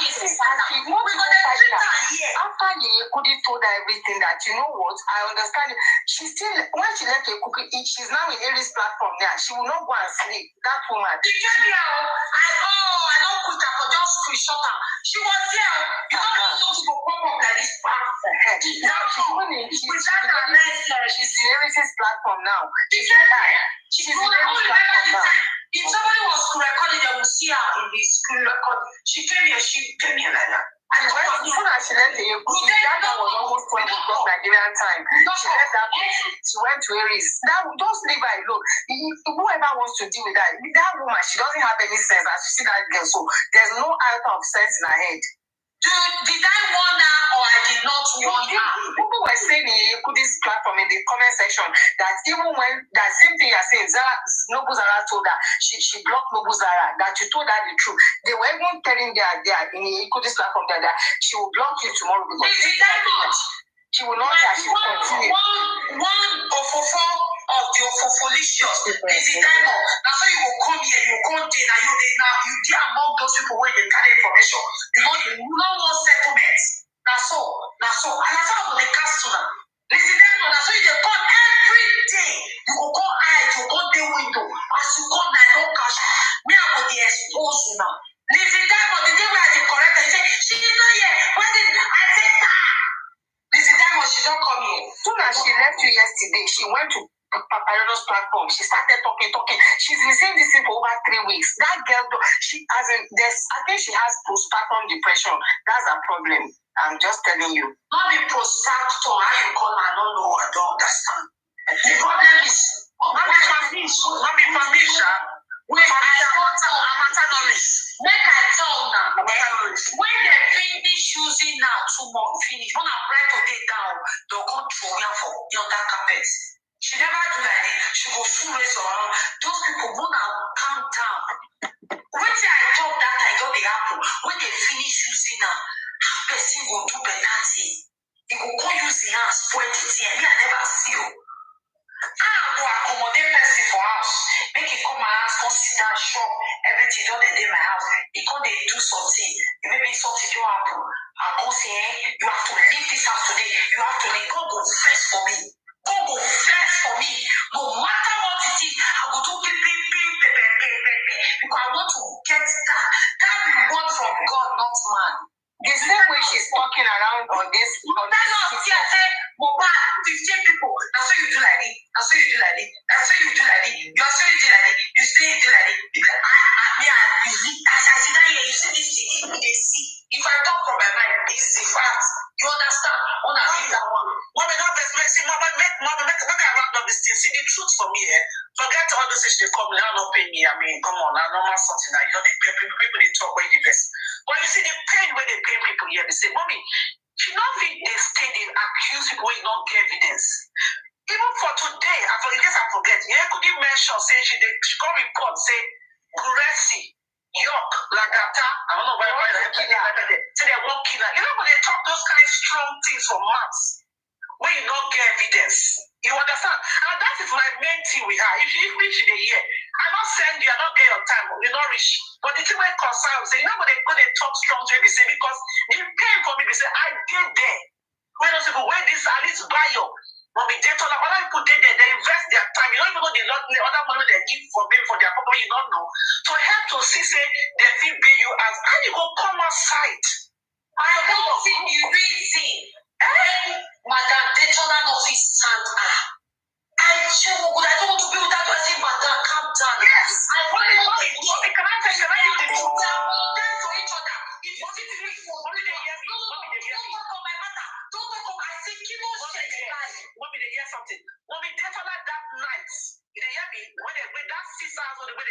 find this girl. I mean, where she did. Now, when we just like God, the year, you can talk this to me like to talk God. KB. First, because even by yourself, why you need to call the by yourself, they will share 35 in the year now. Because it was urgent. When we tell her, okay, no, say no, why she gets Naira, she go bring us, they send the lawyer, make it quick go, because the man say, oh, you need to mobilize me for me to go. Now, that woman, for more than 70,000 Naira, sent to the lawyer, but you need to give the woman the next thing, because, you know, the time don't go, you understand? It was that woman. And so for me, I feel understand that she don't know what happened behind the scene. But I suppose say when you don't come out, the husband will not tell you say they help, you know, you are see people help you, all those kind of things. And the man very, I don't know if you talk anything about the man, because when I hear the man they talk for background, it was nice. I don't hear any bad thing when the man talk. It was nice, it was appreciated. You know, very grateful and everything. Just the fact that even the support, everything. Even me when they can say how is it going, you know, they keep in touch. Everything. Even the day when they say they don't release them, not that movie now for the man master, they will not hear that they can't tell us. You understand? So the man don't get wala.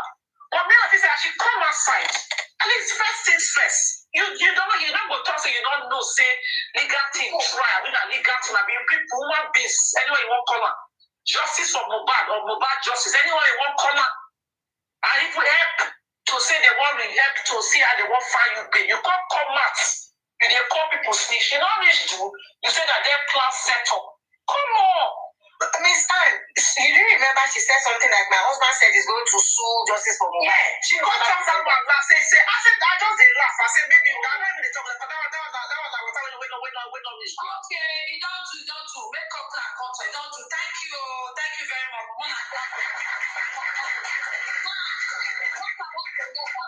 Our royal court police, that will be the Okole for this urgent meeting. Now, what happen for our royal court police? Oh yeah, make I ask. I don't make I first ask. Clark. I mean, I start from the people. Say when they talk, the Clark will come talk out. Up to everybody, because all of us are together. What do you think? Talk. I think she wants to talk this. Okay. Oluwadarasini, tell us what happened to make you not talk with and you talk your own. The one where you see and you not talk who said go talk with you. Yeah, good evening everyone. Okay, tell me. Yeah, you know what I see with this Yinka, yeah? I don't want us to talk about her again. Maybe they should feel like we are dragging her or because of what this is. I want them to know who she really is, her character, who she really is, as in who she made up of. See, I remember the day they arrest her, she was live. She come live. Even the day they want to arrest her, because, you know, when the day Mr. Miwa made a mistake to send her message. That matter escalated and it come to like Irish people and Susan, they go to a place, they are just trying to, you know, that because they have issue with Mr. Muiwa and Baba, they try to join themselves with her and Perkins to make it look like Mr. Muiwa is a bad person. So they go to a platform. So immediately that thing happened. So when Billy is trying to calm Yinka down, so they sit and Annie go to Yinka, they talk to her, they patronize her. So they feel like Yinka is starting to be hearing them. So now they tell Perkins to leave Yinka place to go and rent hotel, blah blah blah. She tried to do all those nonsense that day. So me, I'm like, no, I'm just looking at this. And the second day, Susan is trying to tell her that day that saying they are trying to set you up, they are trying to arrest you, blah blah blah. You need to go to this thing, US something. Susan is telling her that day. I'm like, why? What do we need? Who is running after her? What are we dragging? So Mr. Bayo come up that day. Who told her that they will arrest her? Susan is trying to tell her that they are after you, blah blah blah. You need to go to Kiniko US Embassy so you can seek asylum, blah blah blah. Susan is telling her that day. We're like, why are we dragging? So Mr. Barabele come up, she's like, are they after you? What is happening? Is someone threatening you? She said no. Nobody's threatening her. Mr. Bayo is like, okay, no problem. Just talk to Perkins to calm down, blah blah blah. So they settled the case that day. And the case go, and the second day, I think she said because of that, she go to police station. She go to police station. So when she was coming back from police station, she said someone is following her. That was when she knew that police is following her. So maybe she go to the market to go and greet the people that they support her with she go and call market people to follow her to the protest. So she go there to go and greet them. So she's like, people are following her, blah, blah, blah. She's like, okay, be very careful, something like that. So later on, we see her, she's like, that it's people that come and arrest her, that she's still in their compound, blah, blah, blah. She still do life. She did life at that moment. She's like, hey, they are at the back, they are coming, blah, blah, blah. She do life. We're like, be careful, we don't even know it's something that's going to. Because she said she go to police station herself. But like maybe they call it because of that, or they have something for you, blah blah blah. So we are just discussing that. They are just like, before we know it, they say they arrest her. So we are like looking for Perkins to ask what is happening. All of us, we are just running up and down to know what happened. To know what happened, blah blah blah. All of us, we are just like, what happened, blah blah blah. So we are trying to get to Perkins. Even Mr. Bayo, I'm the one that sent Perkins' number to Mr. Bayo that day. I can remember. Yeah, I send Perkins' number to Mr. Bayo that same day because they are trying to get to Perkins because she's the only one that is with her at that moment. Perkins is the one that is there. So me, I sent Perkins' number to Mr. Bayo Billy through DM. I sent to his DM was in TikTok. So I enter his DM, I send Perkins' number, I have Perkins' number, I send Perkins' number to him. So we all try to call Perkins. So I try to call Perkins' number, is not going at that moment. So they are finding on this. Maybe they try to get to one of his friends to get his husband number. I don't know how they get the husband number. So they shall say they call the husband number. That is how everything me. I don't know those inner things. But I was there the day they want to arrest her. I was in her life. And I remember when she come outside. See, when someone talks too much, you miss him, and you miss him finish, you come to the situation that you cannot even control anymore. Because I remember immediately she come outside, she has not even spent to her house. She come to life directly. And she start talking, Perkins, please avoid these people. They arrest you. Nobody is going to care for you. You are on your own. So stay out of justice. Don't care about people. Not knowing they do all these things that later come outside that Annie and Mr. Bayobili, all of them is talking about. She didn't even do as if they even care about her, as if they abandoned her in the police custody. That's how she's talking that day. To the extent that the screen recorder they post her in Instagram. Just now, I'm not even in her life that day. I saw on Instagram. Like what is going on here? She's like, on your own, no, please, stay away, run away. Don't even talk about justice again. I'm not doing justice again. And Oba called me. I talked to Oba in the police custody, and he saw me that justice for Oba, that is Bana that came over, and we cannot find justice for God bless him. It's like African TV, welcome aboard. African TV, welcome aboard.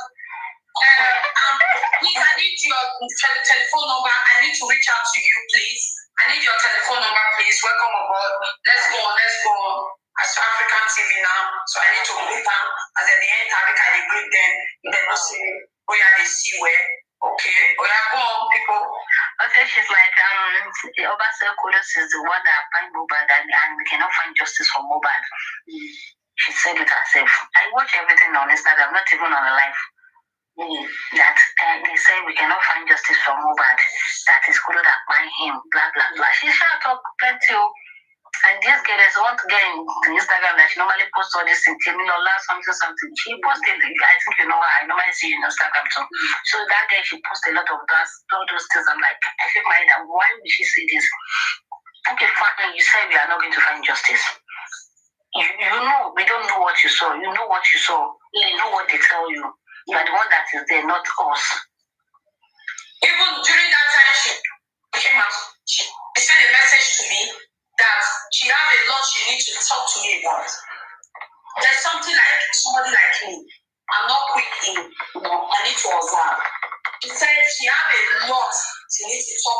number that I should call her. So I told her when I wake up, I will call you. I don't call her. That was when she dropped her number there. I don't have her number. That was how I got her number. You know, when the case came up, please power tap. When the case came up, that was when I could, get in touch with her. She said, I want to talk to you a lot. She won't follow me. Okay, imagine now. Okay, she's the one that saw everything. We don't know. We don't know what she saw. Okay, fine. Let's assume that they tell her these things for real. You have Baba's number. The thing that you call Baba that, Baba, this is what happened when I'm in the custody. This is what they tell me. I don't know. This is just a suggestion. Maybe we can do this since she's for justice and she know how it works. It's not everything. And even though the moment that he said all these things to Oba, if Oba take a step at that moment because it's the Oba that arrested her in the first place, that she said Oba call her. If it is lie, we don't know. If it is true, we don't know. Because there is no evidence for her to prove that. So if Oba want to call her, they will not call her in her phone directly. Maybe they use police phone to talk to her, no evidence to show for it. So she didn't have to come outside. That's why we have even angry with her in the first place. That why would you come and take this thing? It's very risky for you. You don't say that outside because you have no evidence to back it up. If they take it up again, it's going to be another case for you. And no evidence. Okay, let's going on.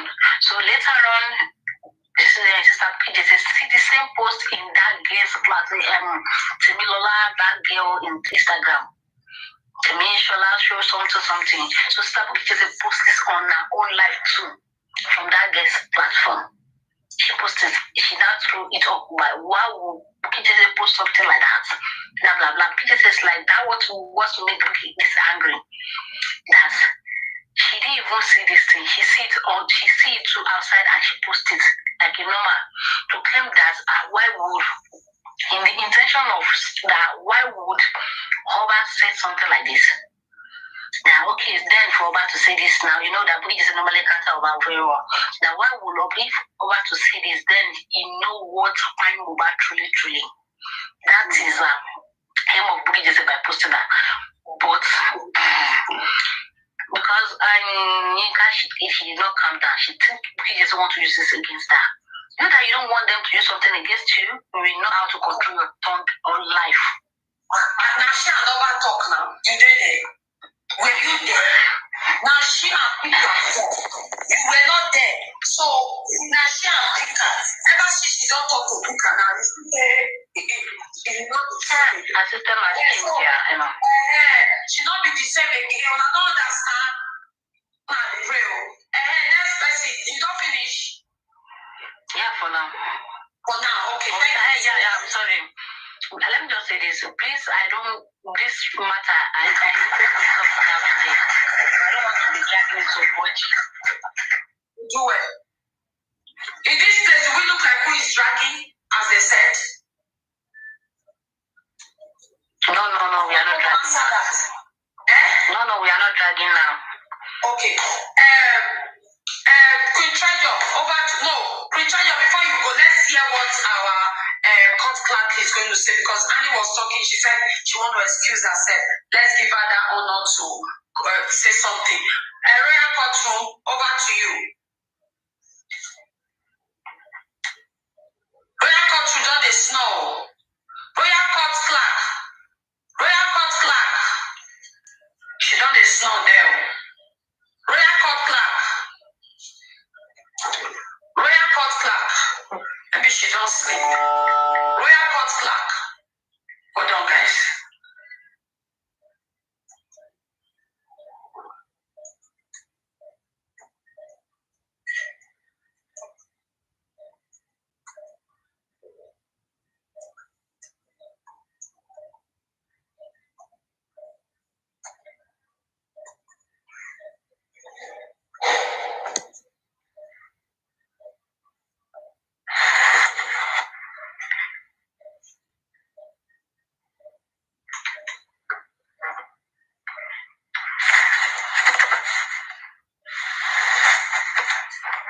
She will come back to us. She's not connecting. Queen Treasure.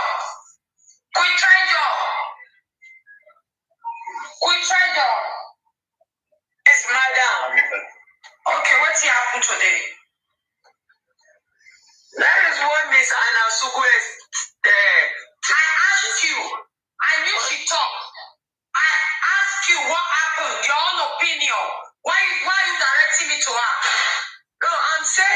the same thing I'm going to tell you.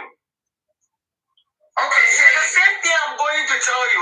Because we was the same anything you say, nothing but the truth. Everything you say to us now, you must not say one or lie or say. I'm not telling lie because I'm not on the panelist. I'm on the comment section. Excuse me. I'm not on the this thing. Like, I was in the comment section trying to reply, Iamyinkaade. She's lying. Okay, hold on. You know how we do it now. Anything you say, nothing but the truth here. Yeah. You say that? Yeah. Say it. Madam Noble, okay. You know, I just came across. Anything you say, nothing but the truth.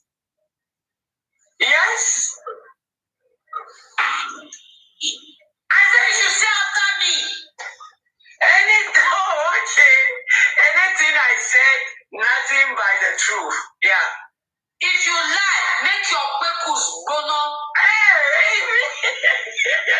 If I lie, see my brother is on the phone. If I lie, which my brother is on the phone, you are talking. Put your hand on your purpose. Say if I lie, make my purpose whatever. No, whatever. That means you're not going to say anything. If you lie, make your purpose go on. Please, can you allow someone to talk? Then okay, I want to finish with my brother. I want to finish with my brother. Hey, Zakari, you are gonna know what I did. You are in the royal court. Yeah, my brother saying hello. You see, I'm on phone with my brother. So you drop, go and talk to your brother, you come back. I want to stay there. No! Go and talk to your brother. When you are ready, come back to the country because you are before you are disrespecting the royal court right now. Okay. The royal court. Okay, I respect that. Sorry. Oh, yeah, if you lie, make your purpose. Not okay. I'll be a Nigerian. Okay? Okay. Do you want me to continue or do you want me to drop? Then after I finish with my brother, I'll come. What to say if you know you won't continue, you go. Huh? Why I can't hear? What you want to say so that you tell the royal court to say if you lie, make your purpose, your brancato, show make it go on. Okay, if I lie, make my purpose. My brother listen to me. We don't use that word. My brother is on the phone. I don't use that word of my brother. What brought you to the country if you know you are with your brother? If you lie, anything you have to say that you have one or two together, make your purpose. Okay, if I lie, make my I don't want them to listen, please. No, we have to listen. My brother said you are ready. Bye-bye. No, go back. Don't come today. Over today. Okay, who is the next person? Who is the next person that want to talk? Who want to talk now? Nobody want to talk again. I want to say something, Noble Zara. Okay. Is it what happened? Is it what happened? I just want to just briefly talk about it. Before you briefly, you are not the rule. Some people don't escape. I'm going to say the truth. Don't escape. I'm going to say the okay, say you. Aside. Is it aside? Yes, me aside. I'm going to say the truth. I'm not going to tell any lies here.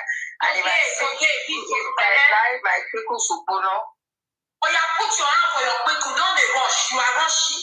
Okay. You said put your right hand up. You feel open camera? Yes or no? Well, I'm on the bed. I don't know how to open my camera. You can open camera anywhere you are. Stop shouting.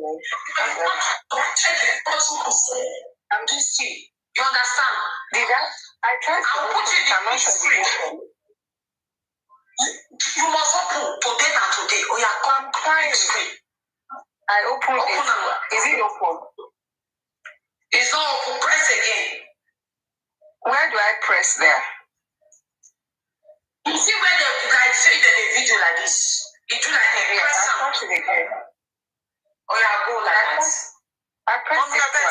So, Mommy, I bet not first. You go invite Quiet Storm, make come upstairs, make come follow me talk.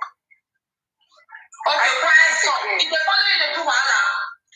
I know, make sure come tell me to be a for the platform. Make us speak their Kappa English way, no, and the way for her. Okay, Quiet Storm. Storm is over, storm is over now. I need it now. Storm is over, storm is over. Oh, yeah, say your request come. They say una get contact together. Come and say what is the problem to. Storm is over. If you don't hear English, send your request now. Oh, yeah, send your request. Storm is over now. I don't see it again. It's over. Me, I don't see and since. Oh, be storm. Okay, storm. I don't see. I say rest. Oh, yeah, storm is over. Come here. Come here. So, oh, yeah. You never see me upstairs. Yes, ma. It's not opening, Nobuzara. I don't know why. Are you saying nothing but the truth? Oh, it's not sure. I'm not going to come here and tell lies. Oh, don't say you to everybody tell lies. Don't tell me. I don't know. I'm not going to come here and start telling lies. So, I won't come out there and start telling lies. But then put your hand up and be sincere with your I'm God. Very sincere and I'm very honest. Now put your hand up. My hands are up, but you might not. Your right hand. You sure it's your right hand? Yeah, that's my right hand. No, well, no. God, aside everybody will be here. Then the next person will be with you when they now. Yes. I will say the truth. I will never lie on anyone. Nothing but the truth. Yes, I'm going to say the truth. I'm going to lie on nothing but the truth. What is your time? You're on the 2nd of August? No. Yeah, we're second. No. We're still first. We're still first because it's 8:29. Because I don't think of this year. I see saying first this today. Say, if I lie, put your hand for your this like this. Carry on together. Say, if I lie, make my people go no. Make my people go no. Not going on can be anywhere. You just sit down. You go do the thing like this to you. You go they do you. You will get that banana and misbehave. You go just they misbehave. If you are not know now, don't lie. I shall you. Everybody say amen. Amen. Say amen. Amen. Comment section. Amen. Comment section. You don't say amen. Amen. Where are other people? No amen in the comment section. They don't say. They don't say. Mommy, no, mommy, give me 1 minute. Mommy, you don't say amen there. Mommy, don't say amen. I'll say amen. Oh, yeah, make we hear you. Make we hear you now. Over to you. Today, because I was following you since yesterday, when you spoke on your platform, I heard everything he said.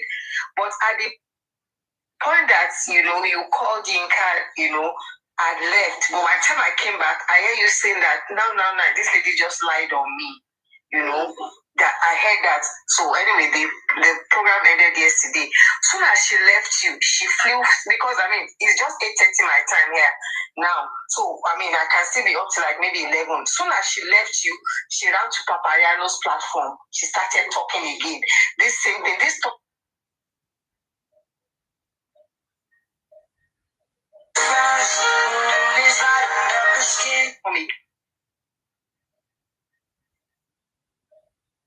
They had already embalmed him before he buried the son, and we were now looking for who embalmed the son. And of course, this time now, a lot of people now deviated from Wumi to Baba. Everybody diverted there and said, "Oh, so could this lady be telling the lies?"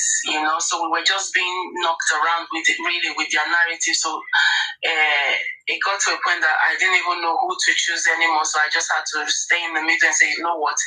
I think all these people, they are cooking up stories. And then, of course, when the police came out with their report and said it was the nurse injected Mobad, and they brought in a quack nurse, and then I believe that was when everyone now actually remained with Baba, because we now saw that Wumi had a lot of things that she hadn't said regarding the passing of Mobad. And then Wumi now came out and also brought other narrative about Baba being involved, Prime Boy also fighting Mobad. So the story was not tallying on her side anymore. So people now saw that she had a lot to hide. And I believe this was the reason why people took sides with Baba. So I think that's my little narrative about the reason why people took sides. Okay, can I make my own submission now, Aristocrat? Yes, now we called you before. But sorry, I was outside. So down to the whole story of how everything happened. Let's start. For me, I am more interested in what happened before the parent got to the house. When it was said it was died. Just let's look at that. Okay, actually, nobody actually knew what happened in the first place. The only thing that we got to know is that Mohbad died. And a lot of news keep flying around. He died of ear infection before we came home. A lot of videos on social media. Yeah, I want to know how many people that are still awake. People are already sleeping. I think Auntabella is sleeping, Shefty is sleeping. I'm here, I'm not sleeping. Genie, you're not sleeping. You just woke up. Rárá, mi ì sùn tẹ́lẹ̀ bọ̀ mi ì sí pẹ̀lú fóònù mo ń ṣiṣẹ́ lọ́wọ́ ni. Ìgbà ọ̀la ẹ bẹ́ sùn, ṣé ẹ lọ ibiṣẹ́ lọ́la ni? Mo ń lọ ibiṣẹ́ lọ́la o. Ẹ máa sùn. Wọ́n sùn. Ẹni tí ẹ̀yin kẹ́kọ̀ọ́ wà ń bẹ̀. Onígbà tí sùn. Mo fẹ́ wọ àwọn tó ṣì wà tó wà bíbá so that we can start discussing our own, we can start talking. Let's start talking our own. These people. Can you go katikati báyìí? Can we hear our own people voice? Dablish katikati wo. Ní àti fi narrative ta gbogbo ẹ̀rù fún yín. Ẹ má lọ easy orí yín kẹ́ padà wá. Okay now. Let's say our own stuff. Good luck, are you awake? Pinky, 10. My person. MFN, kí ló ṣẹlẹ̀? Why are you putting question mark MFN? Kí ló ṣẹlẹ̀? Ṣé kò sí? MFN question mark, what happened? What happened? Let me know what you are talking about. Let's discuss what we have read so far, so good. Let us bring out something. What these people are saying, the narrative they are pushing. What the aristocrat said this night. He said even if Baba went to go and bury that guy early, but that was after he has been proven brought him dead. So doesn't really matter. I don't know if I will say it's right to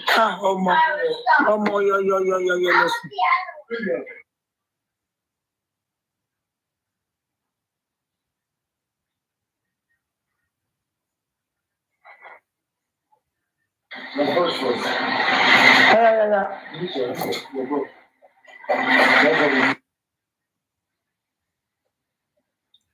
MFM. Yeah, Joe. Yes, it's clear. Okay, so basically what you said here now, if you look at it that they said he was already confirmed dead, and they buried him. So if you had buried him, I think that should have just probably ended it. But he began to speak to the public with so much pain about what I think the thing is, it wasn't about even burying him.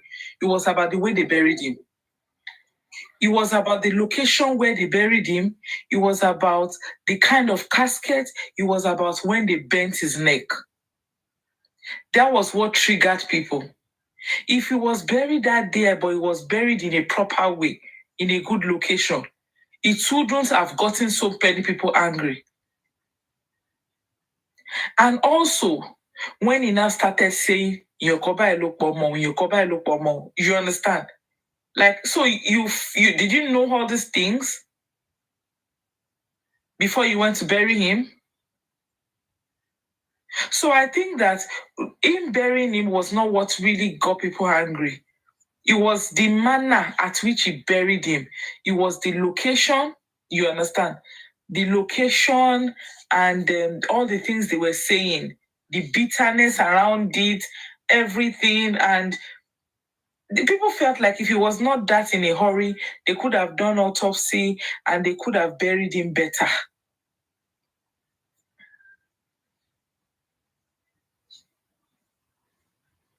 So that's all I think.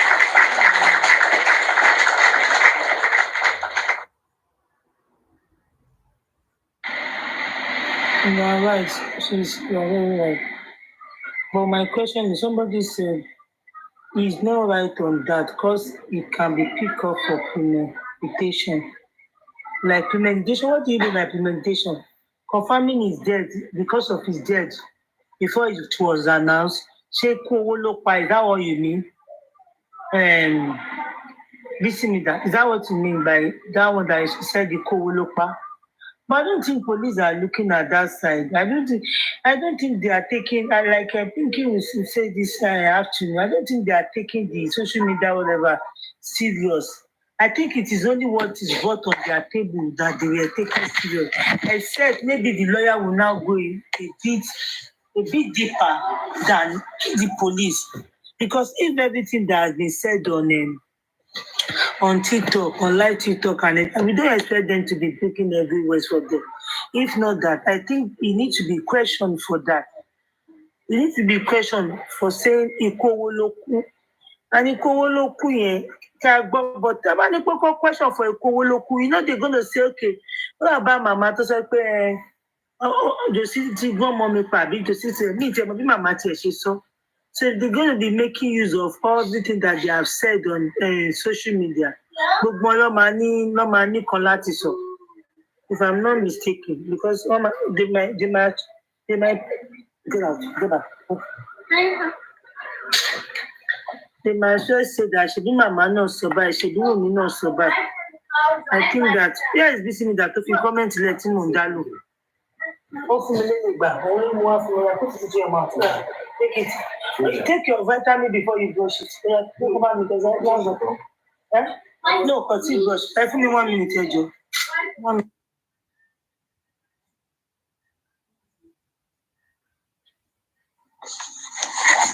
Can I talk? Is it possible for me to talk, please? Yes, please, go ahead, please. Okay. I just think that, whatever you say, you're actually right.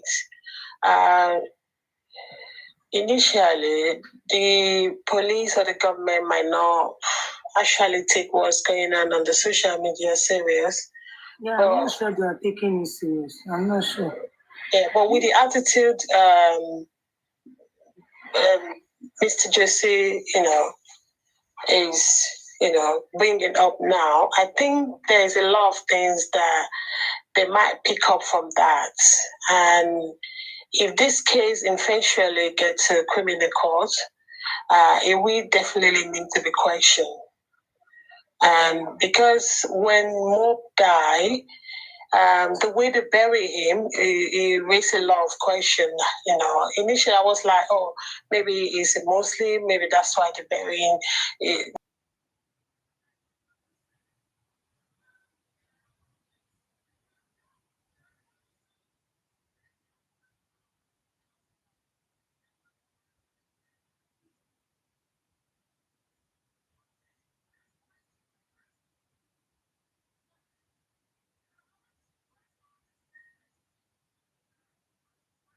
Day for someone that just lost a child, a son, not just a son, like a son that, providing for the whole family. And that raised a lot of alarm. And after that, what he started doing, going from one occasion, to others, police is watching. They see what's going on. But they can't say anything now. They will wait for the case to see if it's going to, I'm not sure, if I'm not a lawyer. So if you get to criminal courts, Mr. Justice will be questioned. It will definitely be questioned. And the only advantage for Wumi side is Wumi has not been coming out to speak a lot.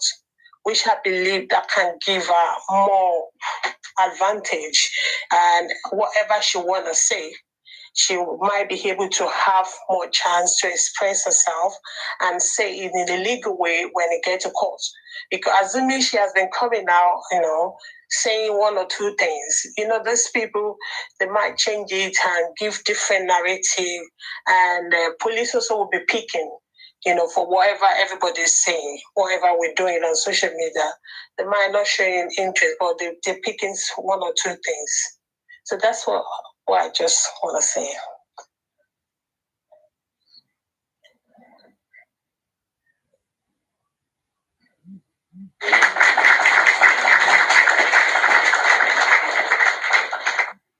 Now, I want to agree with you to some extent, that if Wunmi is not talking, that the way Wunmi is not talking, that it might benefit her one way or the other. But I think it is not in that aspect. There are some things like the only them for me, you don't get guys, go now. Yes, I know. Then go to bed. I like that she's not speaking. I like that she's not speaking. Fine, it is fine that she's not speaking, but I think there are some areas that they need to debunk those lies. Like, take for example, maybe they are not in court that day. The last court they went to, I'm not sure if they are in court or not. What was said there, I think they should, I don't know. Was she there at the court last time? Because she was there. The last one that they came up with the spending narrative and all that. Which one was that? That one that she was wearing skirts. Was it the one with Spendy? Prime Boy and Spendy? No. I come to Ololo. Because, do you know why? Do you know why we were here today? I respect the fact that she's not talking. But going to Corona inquest, like being in Corona inquest now, and people that you guys went there together came back with wrong narrative, and you are quiet about it. Like, for example, at the Corona inquest, everything there was, I'm just setting an example, happened to be blue. And some people came outside calling it white. I am not saying you should come outside with them. Blue, white, but you just give a tippage to your close past. And you're not called so. Those people might not even put it like, oh, you said this. If I were there, I'll just be like, our people was also there, blah, blah, blah. I don't know if you guys are understanding what I'm saying, because and the wrong narrative they have pushed. I cannot see behind the camera, like behind my phone, and be watching them speaking what does not really happen at the Corona inquest at all. Even if I don't want to come outside because I don't want to talk out of annoyance, out of anger, and say what I wasn't supposed to say. But I will give it to people that that are there for me, speaking for me. I'll just tell them, if they are pushing their own narrative, this one will be, your own people will be pushing their own narrative. And they will be like, someone barely. There's no need of telling them, I want to bear somebody. They'll just believe somebody is also there for. They shall understand. There is one inquest that they went last time that we were open. Who see your one bell? You remember? When the storm is over, I would like to see her giving major network like Netflix or BBC Play. It's very late because I understand. I'm sorry for just jumping into your submission. I think what you're saying, you have a valid point as well, because a lot of things have happened, and internet can never forget, because if saying a lot. Go and check the YouTube. Go and look at what is happening on the YouTube. Go and see the narrative on that YouTube. It's so bad to the extent that anyway, YouTube Nikoni, Facebook Unko. Yeah. And if she think that she's gonna wait until everything died down before she start changing things, people get over. It's just because we have human feelings, and we are all women and mothers, and that's why it's a year is enough, or 11 months is too much to go about. I'm sorry, I'm not being like stand wicked. Someone died. A lot of people have passed after more, but we're just doing this for the sake that no, this is not good. And if she's thinking that she's gonna wait until everything died done before she start doing something, who is gonna have time to listen to that? Because a lot of things will happen. So I think, to some extent, it should be able to come. I don't want to use the word of coming out. Like you said, you can pass the information to someone, like, oh, this thing is not right. This is not, we're talking about a parent, but we don't want to go there again. Or she can do, if she think, oh, okay, I can't do this by myself without my parent getting involved. So she should start changing some stuff now. Imagine the one of DNA. I'm sorry for cutting you because I don't want to lose my life. Imagine the one of DNA. If I hadn't come out to push that narrative, they would have been saying something else. Okay, take a look at the one of Daosa, Dura, and this thing. If Pinky and King White did not come outside, none of these people wanted to come outside to talk about it. Even Daosa himself did not want to come and talk about it. Even Wunmi that was there. Okay, I think Wunmi was not there the first time. The second time, they did not want to come and talk about it. If not for these people that feel, oh, people need to hear this outside, that Papa did not even take the body to police station and all that. So if these people did not deem me fit to come and speak out or say one or two things, that narrative will just be there like that. I think to me, I think the whole silence is good, but not 100% perfect. Exactly. Not 100% perfect. That's just my solution about this. She needs to do something like I think King White was suggesting something last time, like a conference. I don't know how that works. So I think something like that is okay, because if you go on a Google, everything you see is, oh, Mr. You know, I'm not supporting that conference. Is that it's really even annoying to me. Okay. Because it's annoying to me because I saying that come and do conference as if they are begging them to come and do conference, like the likes of this guy. There was a time we were hearing that this guy wanted to come outside. Was it Daosa? He said, up to this moment, the guy did not come outside. The only word, the update, and people want me to. The update he put outside was that, and people want to. Do you think we don't know that you are getting money from all this? And do you think we don't know that you are getting money from all this? Do you think we don't know that you are getting money from all this? The social media you want to be using us to do blah blah. Oh my God! I was like, what is this for crying out loud? The guy refused to come outside while people have been waiting for him to come and say his part. Because we were outside to talk about it and Pinky King White. People were expecting him to come and talk. At least you are not with me. You are not with me now. You are the guy refused to talk. What if we also, like King White and everybody decided not to talk then? Could you imagine the narrative they will be pushing outside by now? That will be outside there. Meanwhile, the Jerry's was already outside rejoicing. One man you already rejoicing. You understand? I don't know. That is why I'm not 100%. I'm not supporting it 100%. Yeah, very right. And I understand as well that she might be following the legal condition, but at the same time, the legal people, they're just doing their job, because when this whole case gone, it's your life. You're going to be on your own. They're not going to be there unless if you feel like suing someone, that defame your character.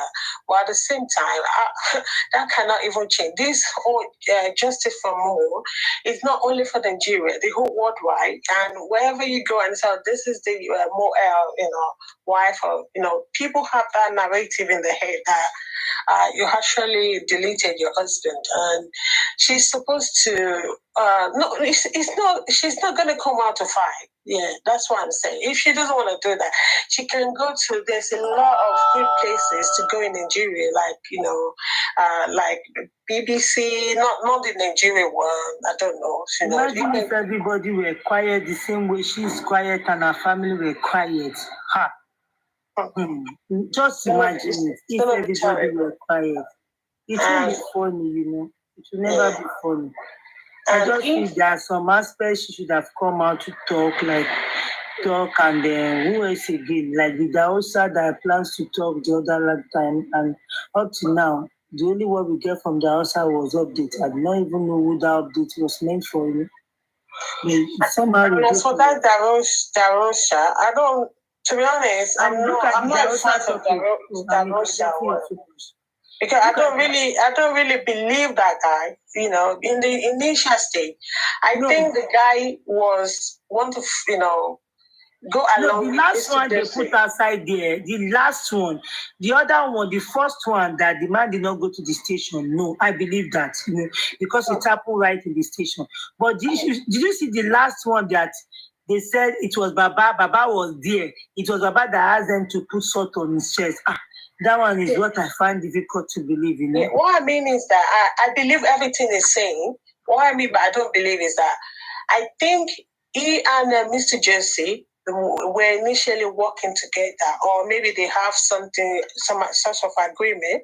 But when Mr. Jesse now turned around to see other people supporting him, and he want to put that guy down, so that's why he starts talking. The secret they have, both of them have together.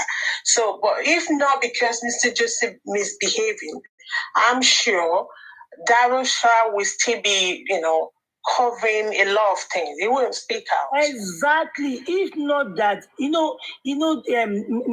Joseph, what is Mr. Joseph? Why are you putting Mr.? If not, I'm sorry. I always wanted to call him Mr. Joseph. If not, Joseph they were overdoing it. They have more ground than these people. They've gained more ground than these people. And because of that more ground they've gained, it has gotten to their brain. If not that, they wouldn't have planned to arrest Daosa and Najura. Okay, by them doing that, it now led to another thing. That was what made the whole secret to be outside. If not that, Daosa was arrested and Najura was arrested for embalming or whatever, we wouldn't have known that there is no station in existence. This man did not take anybody to the station. They would have just been quiet. And I want to believe at this point that all these things is not ordinary. I want to just believe that all these things, they are not ordinary.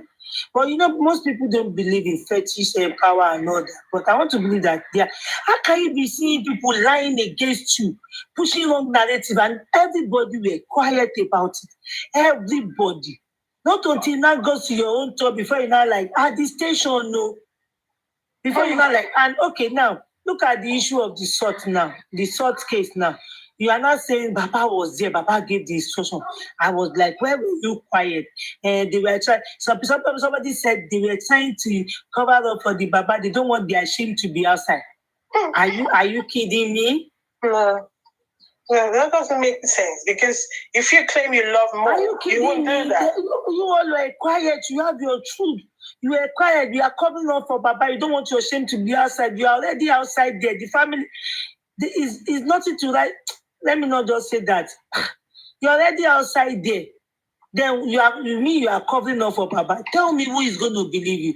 Then King White said that this was his word to the IG, that he has already told the IG whatever, and they are waiting for the autopsy. If they find out that the shot was part of what killed the guy and whatever, I was like, I don't know. Where are they going to start from? Anyway, who is going to believe that Baba was there? So we are now hearing this after 10, 11 months, that Baba was one that instructed you. Okay, now, what was the meaning of the update you now put outside? Why do you not put it outside there that, Baba, your update was about when your daddy died, this is where you get the experience from, blah, blah, blah. I don't know. I did not just understand. But at this point, after listening to Binti Lai yesterday, I want to believe that there is supernatural power that is involved in this thing. I believe so. This man did not deal with them with ordinary hand. I want to just believe that. Hey, all of them were quiet. All of them were not saying anything. They just, even before Mama comes out to come and debunk some stuff, it took her very long. When I spoke with her, she was like, I don't want my family. I said, okay, is this how you're going to be quiet? Okay, the voice note I recorded, I can put it aside, but you are still alive. Do you want I was even scared when you say, okay, you have my voice record, you can use it to defend myself. You come outside and defend yourself. I hope you don't want to die. Since you are alive, why don't you come outside and defend whatever you want to defend? Okay, she told me then that, okay, let me speak to my parents, let me speak to my people before I can come outside. But in case they did not let me, maybe the voice note you have with me, you should put it outside there. I just want to believe that all these are not supernatural. Just imagine the way some publics, I know some of them are working for other people, are working for her name. And some of them are actually gullible. And some of them, I think they were being manipulated. Because there is nothing this Baba do. They will be defending him. Even if what he did is very obvious. Now Baba is now calling them. My fans is not even saying I want mobile fans again. I want fans me, all that kind of stuff. Yeah. I want to believe it's not that. Even the people that Baba have more than now, all those dirty smell that they will gather 20,000, 15,000 to go and give Baba. So I want to believe it's not ordinary, I'm telling you. I actually believe that it's using juju because if you remember that, Baba, every time he come out, he always say, oh, I see Moria where to show. He always say that to like women that I see what you're doing, like spiritual attack, like that. So for him to be thinking like that means he's also doing something. So for him to have that kind of mentality that somebody is doing juju or something, that means he's doing something. So everything is going on. It's a spiritual. It's not ordinary. It's only just someone that from our side that we're not into that thing. Because if you supporting him, you're gonna support him to entirety until he achieve whatever he want to achieve. So he's now trying to become a celebrity. He's not even thinking about his son. Look at what he does on his last chat. Everybody that have a common sense supposed to know, like psychologically, that this is this person, this is this true color. Every other thing he was doing, the way he was behaving, is just pretending. It's fake. So people just need to be honest with you, I think they should just think of burying this guy and let him go have a peaceful rest. Because if Wumi is not saying much, I'm not saying, people say, oh, she can keep quiet, quiet is this. We're not saying coming out fighting, creating nuisance, but there's some points that you can just put out there. Okay, fair enough, you don't want to speak. You have your handle, you can, post something on Instagram or whatever you're using. You can write very well, write it up, just put it on there. Okay, I hear so thing, but I'm just saying this is not what happened. You put it in a professional way, the way you used to put things out. Anybody that want to believe you, they can believe you. Anybody that want to change the narrative, that's their own cup of tea. But in the future, it will be that, okay, when they say something, it actually, come out, and counter it and say, no, this is not what happened, this is what happened. But if you go on Google and check everything, all you're going to see about her is, he deleted her husband, is not doing DNA, he was flirting around, all sorts of things. But if you go on the Baba, you see that, he's fighting for justice, he always be at this coroner inquest, he always do this, he went from one platform to another. And Aries was mentioned something today that she was the one that always used her own money to go to the, all those news, wherever in Nigeria, just to publish something that, even if it is false, they just put it outside there. They make him look like he's genuinely looking for a justice. And then you sitting down as a wife, everything they say, all the stone they stone on you, yeah, you're taking it because you're respecting your husband. But to me, just that's my own personal opinion. I'm not trying to offend anybody. To me, I think you need to try to do a little bit more. You need to do a little bit more. I think it is too late now. Don't you think it's late now? To be honest, it's not too late. There's nothing too late. Because if Baba was doing, you see, when Mo nearly died, when it nearly died, you see all the attitude that Baba was doing, they see the way they changed it around. Look at the way they changed it. I was on one of them, they will say, oh, we're going to go to the Twitter, we're going to change the mind of people, we're going to go to Instagram. I think a lot of people, they are for women there, we need to change them. So, and they do. They changed it. They try to repackage him.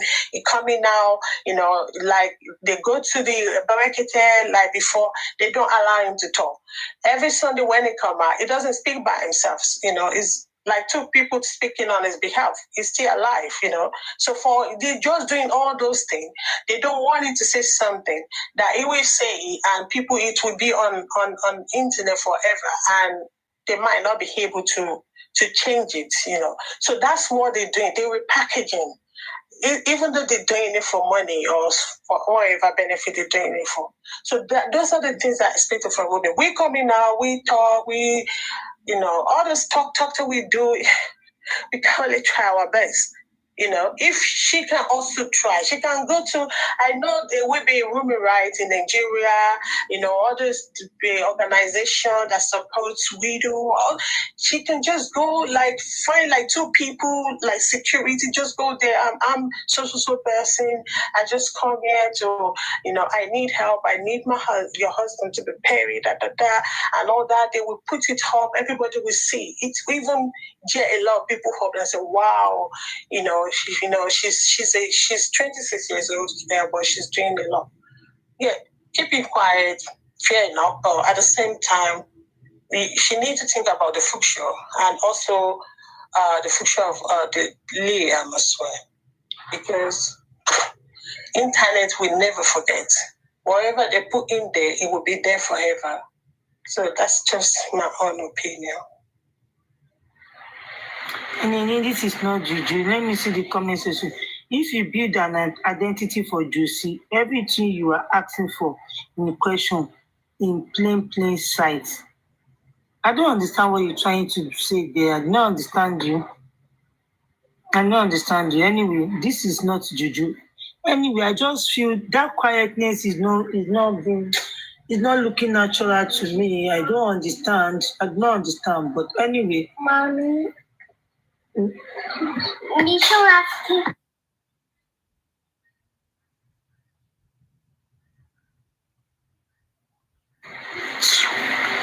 So why do you think if we talk, it will not be on the internet forever? So that is exactly what we want now. That is exactly what we want. There are some stuff that I think she should not be quiet about. She should just put it outside there about the DNA. She has to put everything about the DNA outside there. Everything about the DNA to defend that child outside there. Anything they are saying negatively that happened in the court, wherever they went to, and they're coming outside to push wrong narrative, our own narrative should back it up straight. So that is exactly what we want. That is exactly what we want. We are not saying she should come outside to the Constitution News and no. She should come outside for the right, especially for the DNA, whatever. I don't understand. Okay, you want to come and explain what, because I don't understand what you put outside there. It's not giving me the vibes.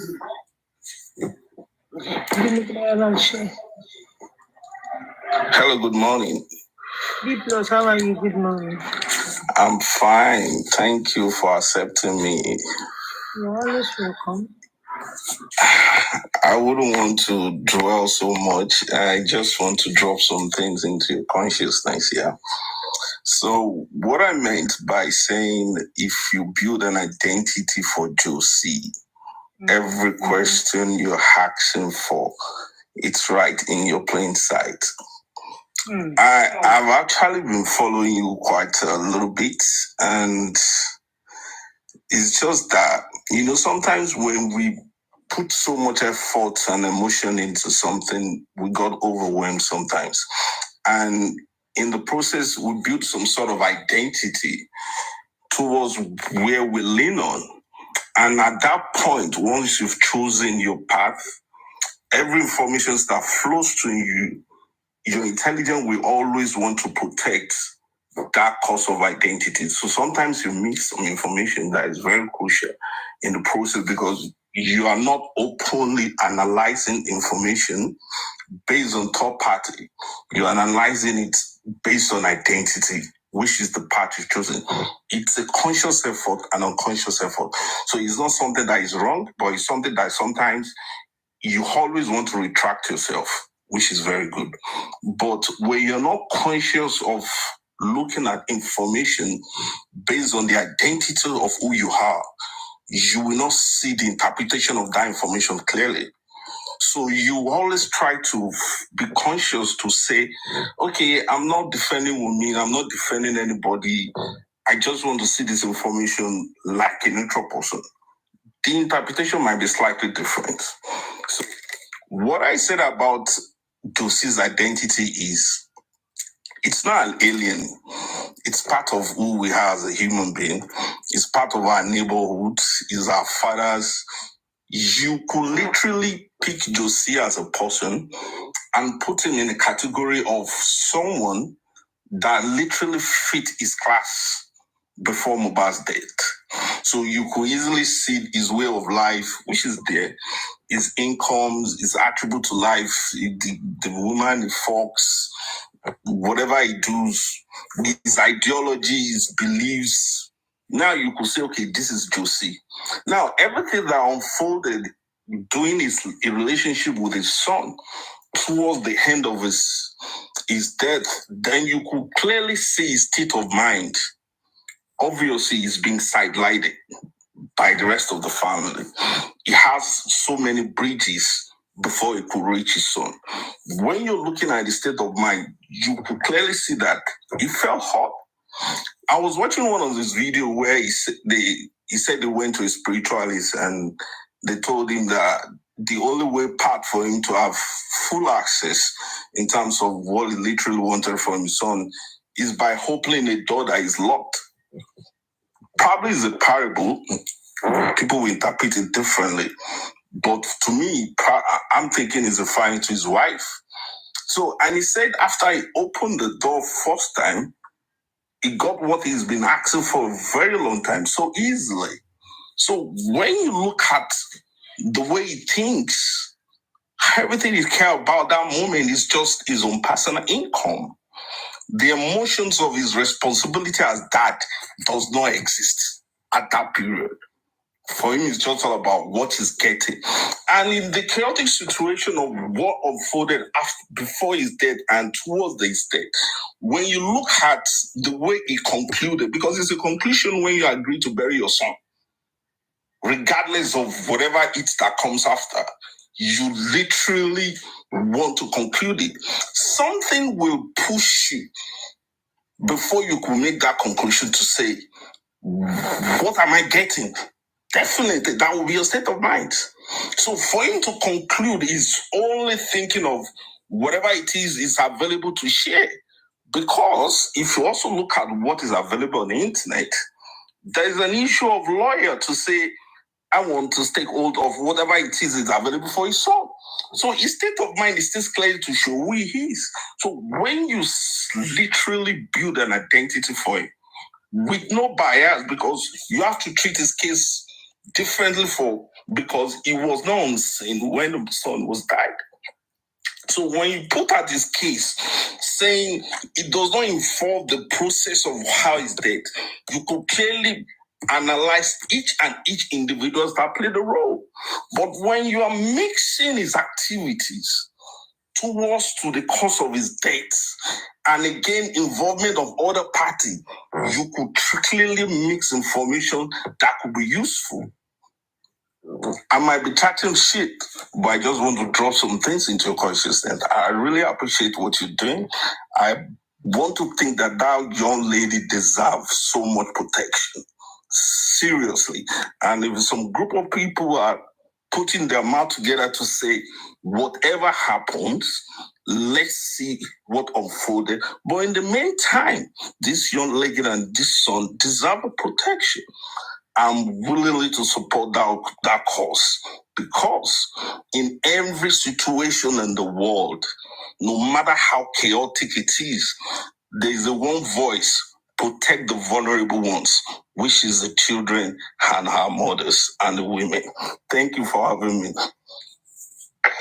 Thank you so much. Thank you so very much for information. You actually make a very, very good, valid point there, and in a logical way. I quite understand your point. Thank you so much. But I just need to ask a question, if you don't mind. Can I carry on, please? Hello? Hello? Sorry, I think I mute myself. Please do ask a question. Go ahead, please. Go ahead. All right.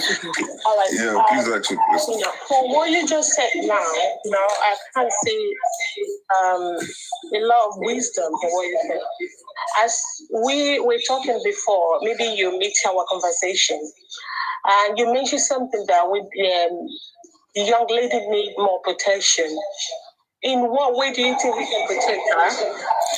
Is it just the way you're doing, the voice, everything you're giving, I'm sure she's feeling it. Because without you people, what you're doing here, see, what happened in his case after his death, the minute the police sworn in, the rest is movies.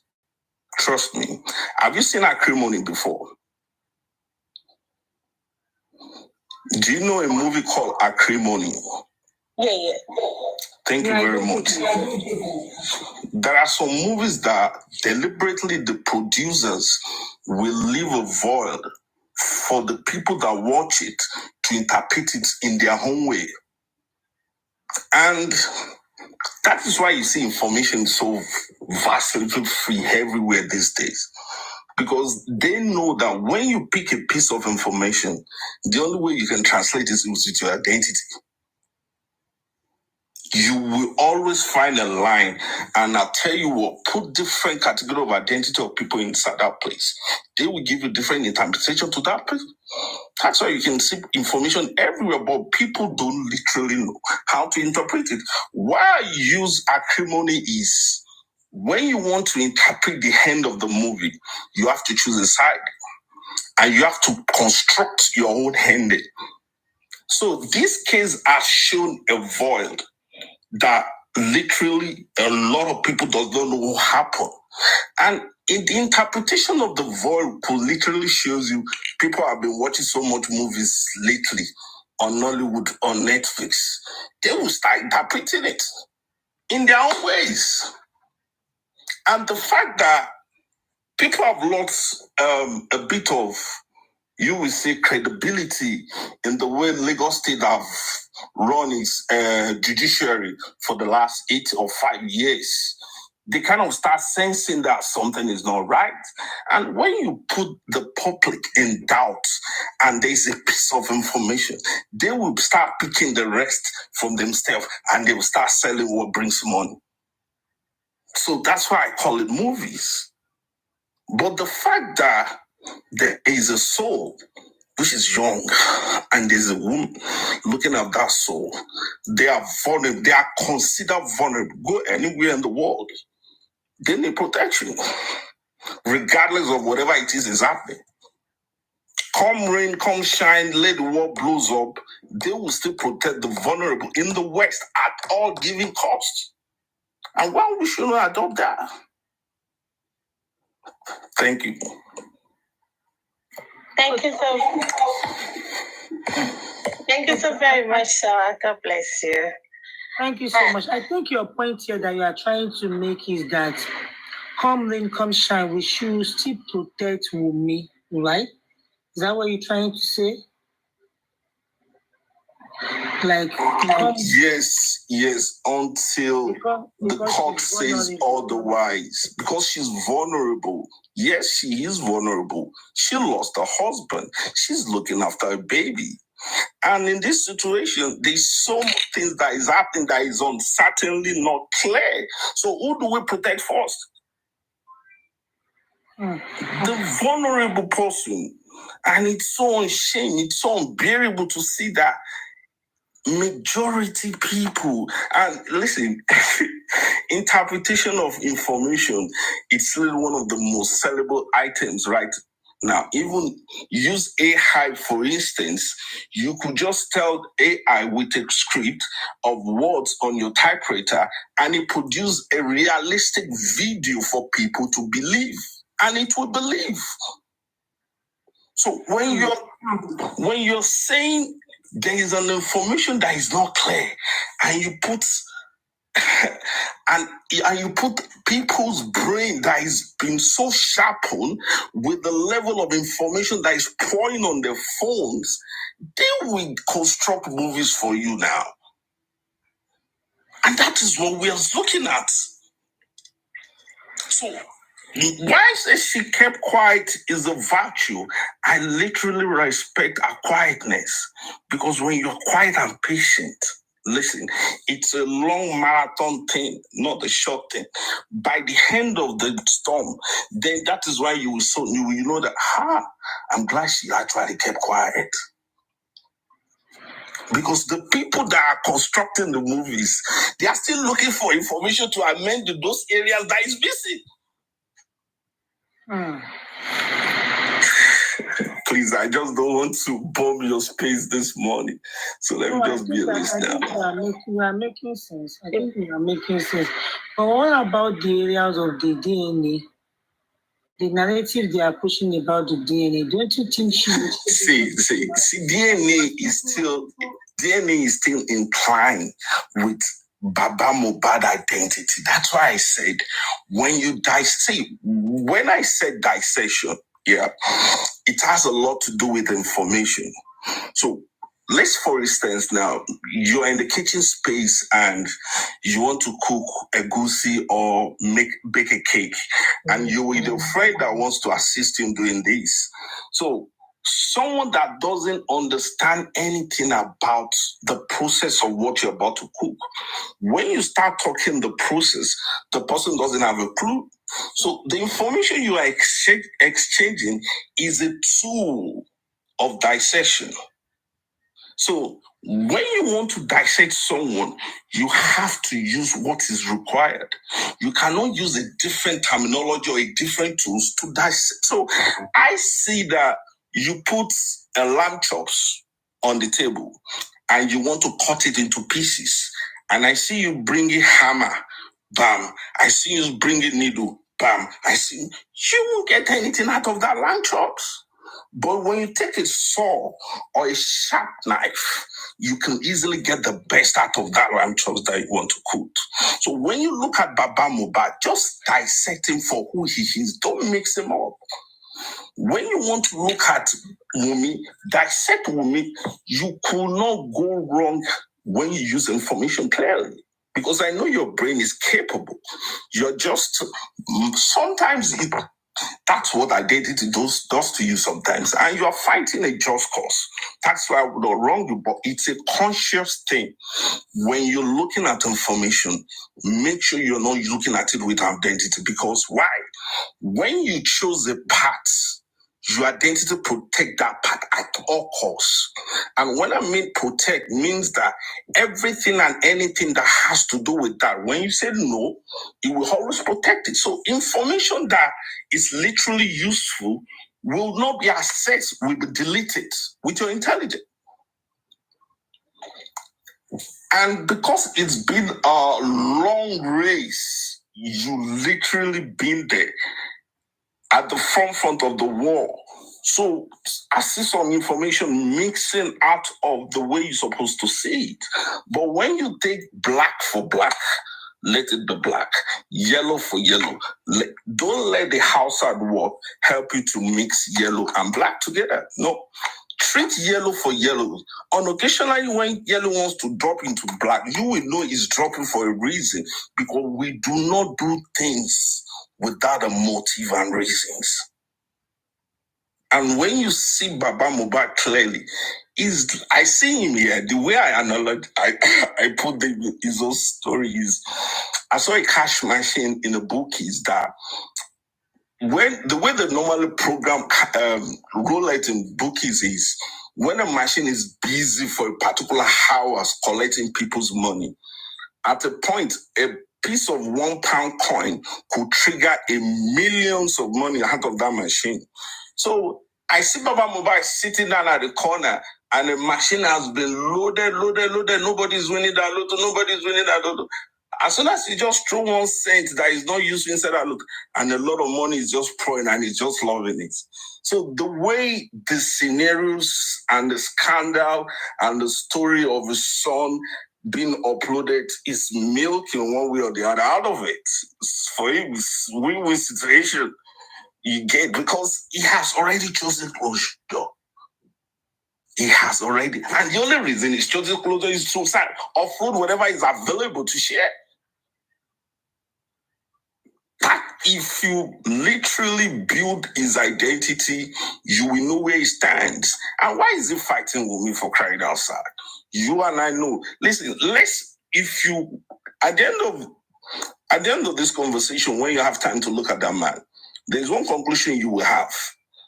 And we are not addressing it. And a lot of people are literally putting him out over it. Do you know why he's fighting for Wunmi? Is just to fight over the portfolio of his son. Who is in charge? Take it or give it. Whether DNA is involved. If everything was rosy, there's no issue about that. There's no issue about that. So who is in charge? It's all about, if both of them sort out to say, you take in charge, this takes it out, probably will not be having this conversation.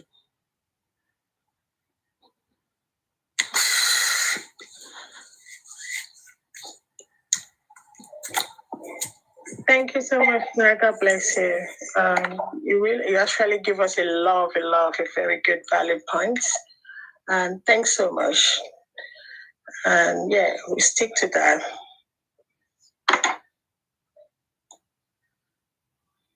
MFM?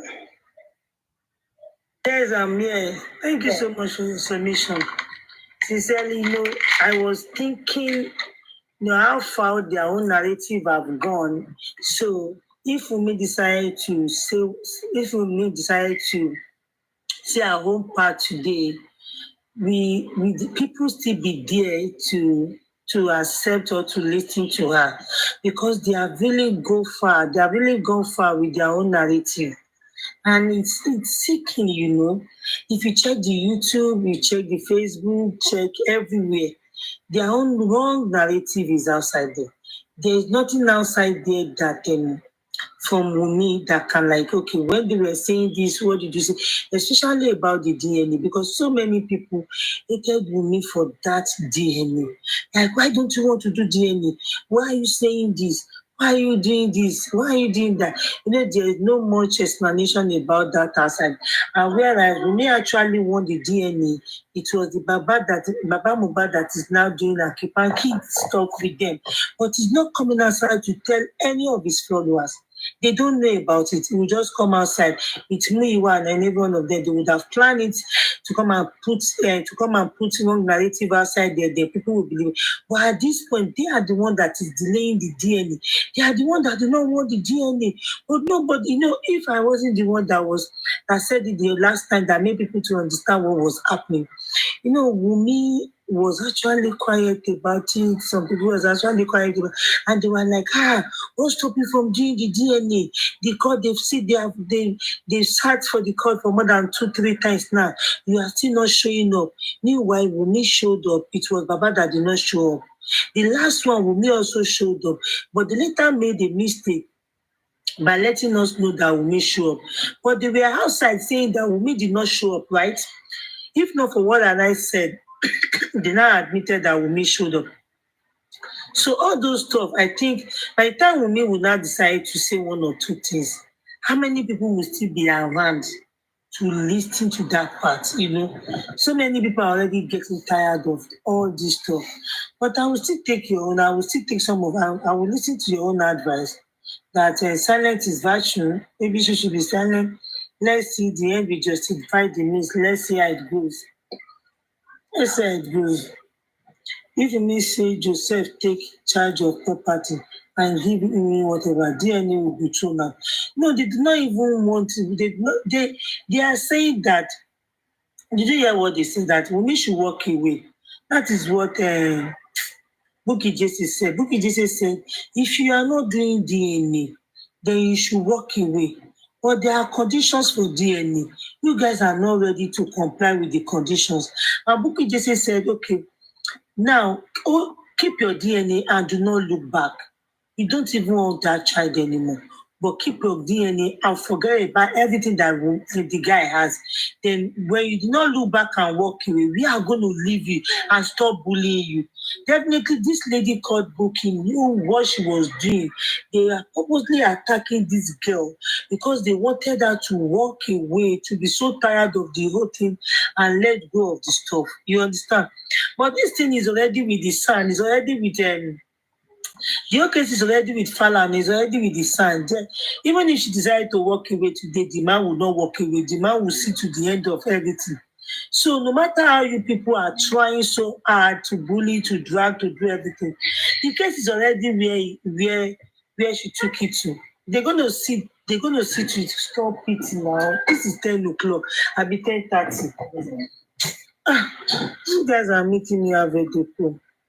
She also threatened her. She threatened her, like, I know she threatened her. I don't even want to look. I don't want to look at. Okay. I don't want to look at that area of threatening right now. I just want to talk about their motive, their aims and objective for bullying that girl right now. She said it clearly that just walk away. The moment we walk away, we will stop everything that we are doing to you. She said it in her live show. We may walk away. Our go to DNA more.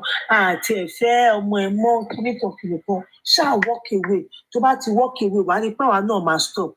That means they are doing everything that they are doing on purpose, And if I'm not angry about everything, if I'm not upset about everything, the aspect of that DNA, because outside this TikTok, if anytime I have chance to speak to one or two people, you will just say, DNA. And it's so annoying that sometimes I don't even have the cheap to explain to them. Rather, maybe I went to somewhere which day, and I was with my phone. That is why if I'm outside, people will say MFM, I don't want to talk, especially if I'm outside. So I happen to talk.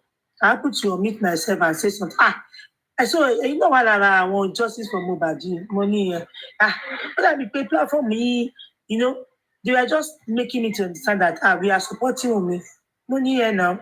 I now mute myself so that you people will not hear what we are saying. Say, so for not DNA. I was so like, you are a lady, saying now. You understand? What's your problem? The same thing also happened at my workplace. Oh, you can't pay me, oh God. Oh, somebody come here, I've forgotten. Workplace near. Same thing also happened at my workplace. I told you people when I get back, 2 security, they are from Nigeria. So I do talk to them when I'm less busy. So I was in my BT room where I was talking on live. They now so you are here. And is that not Mohbad case, whatever, blah, blah, blah, to cut the long story short. The first thing they will say, come here, no, DNA. I do not believe you'll be supporting that. You that is so strict, you that is this very disciplined like this. I cannot ever believe that you are supporting that lady for DNA. That is the first point. So people are not even talking about the cause of the death of that guy. They are not talking about the bully. They are not, but fitting DNA, So other aspect, so I will not have to, sometimes I will just take a cheap pill, like, okay, let me start explaining to them. Okay, share DNA, no pani. And then, support DNA, no pani. All these are why some people, but I will still be like, okay, take a cheap pill and explain to these people. These are the bad wagons. These are the ones that have manipulated already. By the time I spend my hours, I was supposed to be using to work. Like how I was with my security explaining to them, they're like, you did not know. I was speaking to them. I was speaking to them with my evidence. I was showing them my evidence. I was talking and everything. I spent more than hours with them. Meanwhile, I was at work. So I spent more than hours with them, explaining to them. You understand? The money you are, you know. So I'm still thinking, those people that they are not on TikTok. They are not on Facebook, but they just get money bulletin, but they are not even anywhere.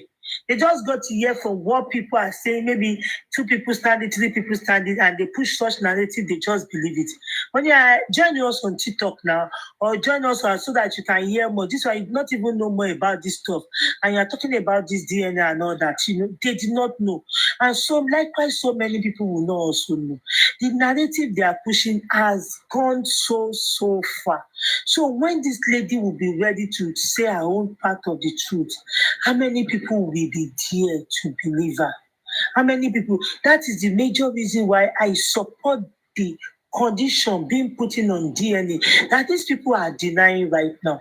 I support it that, okay, in as much as she's not coming outside to defend anything or debunk anything, okay, the moment this DNA is done, so the penalty that each and every one of them gets is going to speak volume, because now, for example, if you did not see Wunmi again, may God not let go. Where is Wunmi? What is your term? Where is Baba? Baba ti lo jewa o se báyìí. You know. That was why I supported that condition and all that. But look at what they are doing. They still come outside to lie about that. Like, was it last Sunday? I was hearing me, you have to say, disregard anything. You are saying they should disregard everything that they heard from people. They should disregard if they are not hearing from you. At the same time, you are forgotten. You are saying, ni sign document. We are not going to sign any document. But you are telling them to disregard whatever they are hearing from me. By knowingly or unknowingly to you, I also acknowledge what I have said. No, because you cannot push lie like, it cannot go far. You always make a mistake. It's only for those people that are not knowledgeable enough, that don't have wisdom, that when you are saying your lies, and they'll be like, there's no how your lives will fall in places. You always make mistake. Emma, Yonisha. So that is it, by the way. Let me allow another person that wants to talk, Joe. This like the vibes is not there because I'm having a slight headache. And now mommy so, they are not so. Continue be a pass on this thing. I know stupid, they are disturbing me. Giving me the item share. Oh yeah, guys, a power tap. That there must be consequences for their action. Yeah, that is why I supported that. There must be consequences. That consequences will speak volume, will speak for volume. You don't even need to now start coming outside to say it. Anyone that got the penalty, you automatically know what happened. So you understand? You automatically know what has happened and all that. Look at their narrative. I said, 3 days ago, like a few days, was it 3 days ago or 2 days? I went to go and pick my keys, and I admitted myself to be told, that's why if I'm outside, I don't want to talk. I said, if I go into my car, then I'll talk. But the moment I said that, we are in Nigeria, I will not want to talk. I don't just want to talk, because by the time I drop my phone, another argument. Just because ṣé ń gbọ́rọ̀ Wùmí yìí níbo lọ́wọ́ abadé before you know it mo ti lo 30 minutes lórí ìdúró explaining, trying to convince them. I was like, it's only 1 or 2 people that are like, ṣé bàbá yẹn kíní kan ìgbà wo kan, I don't know. So at a point, like after Bintilaye spoke yesterday, at the point I want to believe maybe there is something fetish about it that this man has put in outside there. But as God will have it, God is also exposing them. But people are not patient enough to wait because they're already getting tired of the whole stuff. So they're like, and they have gone away with the narrative, the lies. You understand? The lies they got from the TikTok, whatever, they are with it, and they left the whole scenario for us, A lot of people actually believe in such. Yeah, they believe. And this pity party always play. But God is exposing them. God is the action he puts on Sunday. Oh my God, it speaks volumes. It speaks a lot of volumes. That action he put on Sunday says a lot of things about him. And the way and manner he's doing, he's denying the threesome. I know people in your comments, so one God will follow us saying, what is our business with Papa's S life? What is our business? Should we have business? But do you guys also have business with Wumi S life now? You guys have business with so many things about her. You guys have business with Mama S life. You guys said that Mama went into a neighbor's room to go and do this, to go and do that. Iamyinkaade did this, Iamyinkaade did that. Tell me, how does that help us to get justice? But whenever we are talking about Baba, well, what is Baba? Why are we even talking about? If you like, he knocked 3 people. But anytime you guys, anytime you see Mama at any functions, you talk about it. Anytime the other day you said Mama is now sleeping with King White. Mama is now sleeping with Shea Otumba. What is your business with that? Mama, look, do you have business with our own life, sexual life? Do you have business with it? But you are saying the other day that what is our business with if you have threesome? What is our business if you have this? So what is good for the good is also good for the gender, no? But your own case is different. But I know God will expose you. You can never be perfect in all. With all these lies, we need 1 billion lies to cover. And you will run out of your lies. You have no lies. You have no lies to cover the ones that you are putting down. Then you guys will have no choice than to exposing each other. Mama, expose each other. For your cancers, that's your cancers. If money is not coming in again, gift is not coming in again, you guys will eventually expose each other. That is it. Mama, expose Arai. Because you need 1,000 lies to cover up for the ones you are putting outside there. And you eventually run out of lies. There is no how you not run out of lies. The DNA stuff now, if you notice now, it's calm now. It's calming down. DNA, it wasn't as before because they have gotten to their destination. They have gotten to their final. It's now only Baba Mohbad. It's now Josie that is delaying DNA now. The DNA to Wawa Lowo Josie. But Josie do not want to comply. You want DNA. What paternity of that guy. But you don't want to comply. So when you call them now I don't think they are not even asking you to go and do your own son DNA. Before, when they were telling you to go and do DNA with mobile, people are like, Ijoba Umile, what is this? They are not asking you to go and do DNA with mobile again. Eko Bowoluwe now, you refuse to Bowoluwe. That is where we are today. And you are pushing on narrative. Now, 2 weeks ago, he said, meet here, Fedi anymore, meet here, former. You now came online to say, any to buy more for mommy, ko ba je oyún just imagine. Oyún ṣé o ti lọ dóbìnrin lóyún tó fẹ́ gbé wá ni. Because I say spirit Mohbad ló wá dóbìnrin lóyún ni. Anybody tó bá lóyún fọ́mọ ẹ̀ by this, kó jẹ́ pé ìjọ́ tí Mohbad kú yẹn ló lóyún yẹ kó ti bímọ now because this is 11 months. 11 months tó yẹ kó ti bímọ. Ìjọ́ tí Mohbad kú ọmọkọ́mọ yẹn ti máa pé we gonna calculate it. We are gonna calculate it. Even kó jẹ́ pé kẹsọ pé ibi tí Mohbad lọ yẹn ló ti ṣé ó fẹ́ lóyún 14 months 11 months na no understand. We gonna calculate everything. When Abati was it Abati that asked him at the Arise TV that okay, Baba, you said you don't want to bury yourself. What if after the autopsy? Say no. When you bury your mom, okay. Even if this lady refused to do DNA, they say, make that make sense. Because your wife, your so-called wife, refused to do DNA, then you're going to leave the corpse of your son, the body of your own son in the morgue for 100 years. And I'm still putting it in. It is because you are not paying. If you are paying for that mortuary, that boy will not be there because you don't want to spend a dime from your money. The only what you use your money for, according to an African TV said, you are already building a church secretly. Guys, power tap. If I'm talking, you're not power tapping. Oh, turning you, power tap. So if you decide not to do whatever, You don't want to spend your money. I know you wouldn't want to spend your money on that guy, because you are so bitter. People do not get the fact that this guy in BNinu, even the same way to think about NM, the guy is annoying you seriously. Did you hear when they asked him for an advice? Advice will any for youth. He said, my advice to them is that come call is zero so come. That means to say he's telling you that it was Mohbad that wrote himself up. Mohbad no share pa. Like he's so bitter about him. He's so bitter about the guy. They have fed him like, okay, imagine a greedy man, a lazy man that doesn't want to work. Very, very lazy man. Kò ṣiṣẹ́ kankan gidi láyé rí. Kò kàn ṣe àkàntà sọ pé ṣe ń lọ. Very, very lazy man. That the record label called to tell that the money we have been giving your son, the money we have been paying your son, it was actually paid into your in-laws account.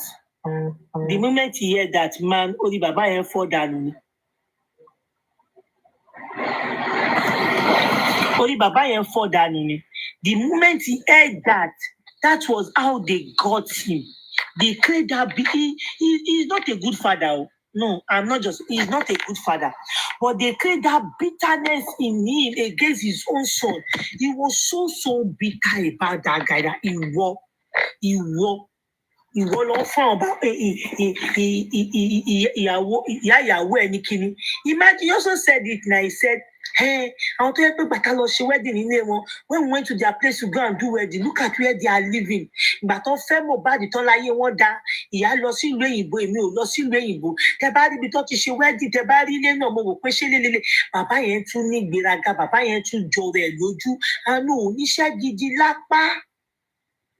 Oníṣẹ́ gidi lápá, bàbá yẹn ní ìgbéraga, ó tún jẹ rẹ̀ lójú. And you don't have iṣẹ́ gidi kan tó nítumọ̀. You are such a greedy man. You are greedy, lazy at the same time. Very lazy. A lazy man is as deadly as a chicken. Very deadly as dead chicken, dead chicken. It's as deadly as a chicken. You are very lazy and you are giving birth. You have multiple children. You have wives and you don't have good job. Bímọ sọmọ ẹ lọ́rùn. Mohbad ló ń bímọ sí lọ́rùn. Mohbad ló ń tọ́jú ọmọ. Imagine the scenario that my mother said. Ó ní kọ́ ọmọ ṣé méje ni àbí mẹ́jọ lọ́nà kó wá. Tọ́ lọ fi 1 million 1 point something fi raṣọ fún lọ́jọ́ ọdún. Mohbad àtọ́jú àwọn ọmọ. Àná ṣe ń bímọ lọ. That little girl tó lọ bẹ́ẹ̀ jó ní. Tó bá ṣe pé gbogbo wàhálà yìí ló yẹ kẹ́ tuntun lóyún ni àmọ́ bí àyàwó létí lóyún ni. That little girl tó lọ bẹ́ẹ̀ jó ní Korea ìjọ ìṣọ́mọ yẹn jọ ọmọ 4 years lọ. Mohbad ló ń bẹ́ẹ̀ tọ́jú wọn. You are flirting around. You are doing all sorts of nonsense and you are very, very lazy. You cannot work. Even the Bible said, he who cannot work did not deserve to eat. He did not deserve to eat. Tó bá ti lápá tó máa fi ṣiṣẹ́. And people are there working. I don't think they work for their hard-earned money. They are giving you money. Imagine. Mo lówó jùlọ. Onímọ́tò kò ní mọ́tò. Some of you that are in abroad, ní mọ́tò láti jọ́ tẹ́ ti wà láàbroad, bọ́ọ̀sì lẹ́ ń gán. Bọ́ọ̀sì. Fún bàbá tó sọ pé èmi láńlọ́ọ̀dù lèmi, mo nílé lórí, mo ní mọ́tò, àṣé mo tiẹ̀ bẹ́tà ẹ̀, ó ń bọ̀ láti ìlú òyìnbó, àṣé mo bẹ́tà ẹ̀. Wọ́n sọ pé gateman ló ń ṣe. Imagine. That is kind of man that you people are giving money tí ò lè ṣiṣẹ́ tó ń tọrọ. Help me. Nothing is too small. Help me, guys, please power tap. Tí máa ti pẹ́ power tap, máa stop láti sọ̀rọ̀. Mi ò jẹ́ kẹ́jẹ́ kan máa ṣe kíní sí péjì mi. You understand? Some of you tell me about it. Iamyinkaade. Iamyinkaade is not a landlord, though. Hey, they are not landlord, though. Iamyinkaade did not have a car. Ọ̀kadà ló lóun gbé kiri o. Ó send 50,000 sí bàbá. Ó lóun send owó sí bàbá. Ó máa ń send owó sí bàbá. Ìjọ 2025, ìjọ 75, 73, 7250. Baba, they collect am for every one of you.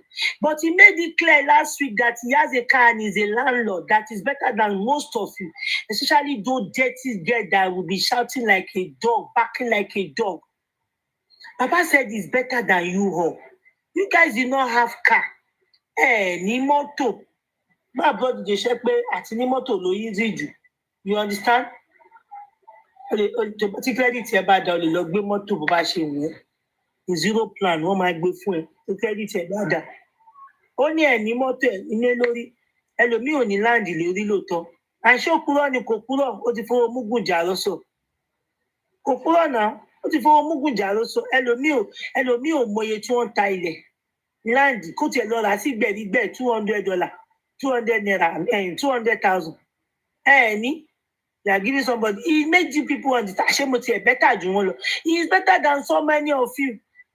That is his real character. Ṣé ti ìgbéraga ti dé? Ẹ jẹ́ kọ́wọ́ ẹ tẹ òkúta kan. Owó tó ń fẹ́ sọ fún àwọn yẹn ti rí tán ni wọ́n ṣe tètè sanwó fún. Tó bá tètè sanwó fún ni, everywhere go don burst. Everywhere go don red. Wọ́n ṣe fowó ẹ̀jẹ̀ níyà. Wọ́n ṣe fún díẹ̀. Tó bá tètè sanwó fún ni, ìgárá dé, ìgbéraga dé. Bàbá yẹn jọra ẹ lójú. Ó bínú ọmọ ẹ̀ wọnú kòtò ni. Right now, let me tell you tí bá ń sọ ní ìsìn pé, Mohbad, ọmọ yẹn.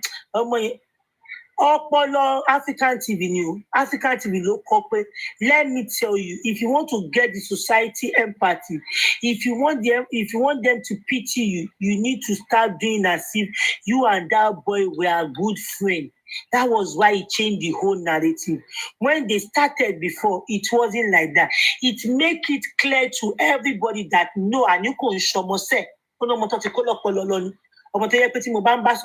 he was so angry and it was obvious. He was showing it. He was not hiding it. He was no mad at that guy. Very, very mad for the fact that they told him, you did not verify from this guy before he... You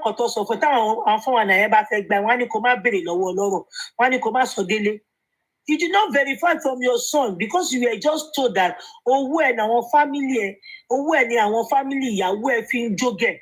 They hate your muegon. You detest him. Títí tó fi kú, ìbínú ló fi lọ sí pé àkútúkútú ẹ lọ́nà. God punish you. Now you go to say God punish you. When you were alive, do I get this fame? When you were alive, am I getting all this money? Abori ẹ burú ni. Ìbínú ló fi pa ọmọ ẹ. Ìbínú ló fi support gbogbo everything. You know, it's a poor look for best somewhere long, but ìbínú ló fi conspire pẹ̀lú every other people that to carry out what they have done, what is happening right now. Ìbínú yẹn náà ló pass over sí Wùmí àtọmọ ẹ pé èyí tẹ́ ẹ jẹ yẹn lẹ ti jẹ nígbà tó wà lójú ayé yẹn. Whatever you have eaten is last. Nǹkan tẹ́ ti jẹ ni, you're not gonna get anymore. I will do whatever I want to do. I make sure pé mo bá ti ń jẹ. But kí là ń jẹ tí kò ń tán àfọlá Ọlọ́run? Yeah, it's only God's grace. Ọlá Ọlọ́run, God wealth, nìkan là ń jẹ tí kò ń tán. Bẹ́ẹ̀ ṣe wá ń jẹ ṣe wá ní ìfọ̀kànbalẹ̀. Look at you. Òhú ètí ọmọ ẹ gidi gan. Obìnrin pọ̀ ọmọ ẹ worth more than that. Imagine ọmọ ẹ tó pẹ̀lẹ́ ní celebrity, mọ́tò ẹ̀ òṣìṣẹ́, mọ́tò ẹ̀ dákú sí títì. Mọ́tò ẹ̀ dáwọ́ pààkì ẹ̀ síbẹ̀. Wọ́n ní mẹkáníìkì tó ń ṣe lọ́wọ́, ó sì wà ń bẹ̀. Mẹkáníìkì gbọ̀ngbà tó lọ bá pé mẹkáníìkì, are you done? You want to use it? Ó ní kò ní mọ́tò yóò lè ṣiṣẹ́. They showed us that car. Ká yẹn ti pa fún ká síbẹ̀. Celebrity ló pe Uber ló ń gbé kiri. Ọmọ lọ́rẹ́ ti Prado ni o. Ìyàwó ò ní mọ́tò kò ní kíní o. Àwọn tó yẹ pé cover up ló ń ṣe pé kíní. Sometimes gan wardrobe gan tó bá ti ní good customer níbi tó ti ra aṣọ gan tó bá lọ fún occasion, they will go and dress them up. Ó máa keep wọn up. Okay, mo fẹ́ gbaṣẹ́ kíní kan, ó yá. And come to think of it, designer mélòó náà ni bọ̀bọ̀ yìí ń wò. Ẹ wò dáadáa náà. Ó kọ̀ mọ packaging yẹn ṣe, you know, the guy is still coming up, but you are expecting more. You are making him almost 26 years old. When you were 26 years old, ṣé wọ́n ṣe báyìí fún bàbá ẹ̀ láyé ẹ̀ ṣe rí báyìí ní 52, 53? Ṣé bí bàbá ẹ̀ ṣe gbé gbogbo láìfò ẹ̀ lé ẹ lọ́wọ́ lélẹ̀? Well, you still see the likes of people say, Baba, kini kan, what they say, kini kan. Then somebody came up on last day, Baba, ìran ni eléyìí ò ń ṣe lásán aṣọ tí mo bá dìdà fún yín àbẹ́yìí tó bá wọ̀kù fún yín mo fẹ́ kẹ́ máa wọ̀n ó ń tàn yẹn ń tàn àbẹ́là mo fẹ́ kẹ́ máa ta ló sọ fún yín pé kò wò tẹ́lẹ̀ tó bá ń bọ̀ kámẹ́rà ni kò kí wọ̀n á wá kó sùtánà lọ ra sùtánà 400 per yard á wá wọ̀ ó ń wọ̀ back the camera tó bá ń bọ̀ kámẹ́rà ni kò wọ̀ nǹkan tó ń wọ̀ lé nìyẹn mo fẹ́ kẹ́ máa wọ̀ mo fẹ́ kẹ́ máa ọmọ 26 ẹ̀dẹ̀ gbé gbogbo bọ́dì ilé ayé yẹn gbé sí léjìká ọmọ náà gan ò tick straight mọ́ òun lè ṣe rí transfer aggression nínú voice note template tó àbáyé ẹ fẹ́ bàjẹ́ ní àbó fẹ́ ṣe gbogbo ẹ̀yìn gbogbo ẹrù wọn ti gbé sọmọ ní ọmọ 26 years ẹ wo létí mò ń gbé o ẹ wo MFM yìí thank you ẹ wo létí mò ń gbé o ẹ wo létí mò ń gbé ọmọ ẹ wà ní ọmọ ẹ ti lọ sin ọmọ ẹ wo létí sẹlí bàbá celebrity ń pè ẹsẹ̀kẹsẹ̀ ló ti ń pè rẹ̀ ní bàbá celebrity ẹ wo ilé tó ní ṣíà tó rí bẹ́ẹ̀ yẹn ilé tó jẹ́ pé gbogbo òfò ṣíà ẹ̀yin ilé ẹ̀ ní tiẹ̀ ó ní ẹ wo létí mò ń gbé o ó ra mọ́tò 5.5 million fún ẹ o the receipt was outside o 5.5 million oníkan wọlé tó ń gbé o ó ń ṣèkómọ lọ́wọ́ o fọmọ ẹ ní gift o as your grandchild okay this is what this is from me from grandfather to you rather you meet them you make sure you squeeze them to collect 250 150 lọ kọ́kọ́ kó fún ẹ wọ́n nígbà tó tutọ́ sókè tó fojú gbà tí wàhálà bẹ̀rẹ̀ bá wọ́n bẹ 100 yòókù sí pé kò sẹ́ni tó máa jókòó lẹ́nu òde imagine man this man I don't even want to explain this man I don't want to be talking about him ìjọ ọkọmọ wọ́n ṣe kúrú ó ṣẹ́kù wọ́n ṣe ìbírípo ó ṣẹ́kù wọ́n ṣe yánko wọ́n jẹ́kù wọ́n ṣe gbogbo wọ́n kọ odidi màálù ni wọ́n pa wọ́n ṣe gbọ́kọ̀ gbèsè gbogbo oúnjẹ orí pé wọ́n ti ṣe mistake as ọmọ kékeré wọn ò ṣe wọ́n rí ó ń gùn wọn gragragragra wọ́n dẹ̀ ṣe yán ó ṣẹ́kù wọ́n ṣe ìbírípo ó ṣẹ́kù wọ́n ṣe gbogbo ó ṣẹ́kù tí wò bá ń ṣèkà ni ṣé wọ́n á dẹ̀ palẹ̀ mọ́ òbírípo àti yán àti gbogbo wàá dẹ̀ fi ta sí gbé lọ́lé wàá lọ fi celebrate lọ́hùn àbí wàá dẹ̀ mú iyán tó bá kù wàá dẹ̀ gbẹ̀sẹ̀ màálù tó bá kù wàá gbẹ̀sẹ̀ màálù wàá lọ fi ṣe but just because you want to wicked them oníkan lọ mówó wá àwọn ọmọ tó yẹ pé they do not have the knowledge they thought maybe there's gonna be crowd and everything wọ́n pa màálù wọ́n ṣe ìbírípo wọ́n ṣe iyán wọ́n ṣe gbogbo ó ṣẹ́kù ó ti wò pé these people have already waste money they wasted money let me help them ọmọ o ò pé ẹ̀mí náà máa jẹ tèmi jẹ kí n jẹ ni o national cake ní kájọ jẹ. You are the same father that came to say in your wedding prado mẹ́wàá la gbà èmi àti ìyá ẹ̀ lájọ jókòó sí odidi prado kan ṣé half prado lẹ fẹ́ jókòó sí ni.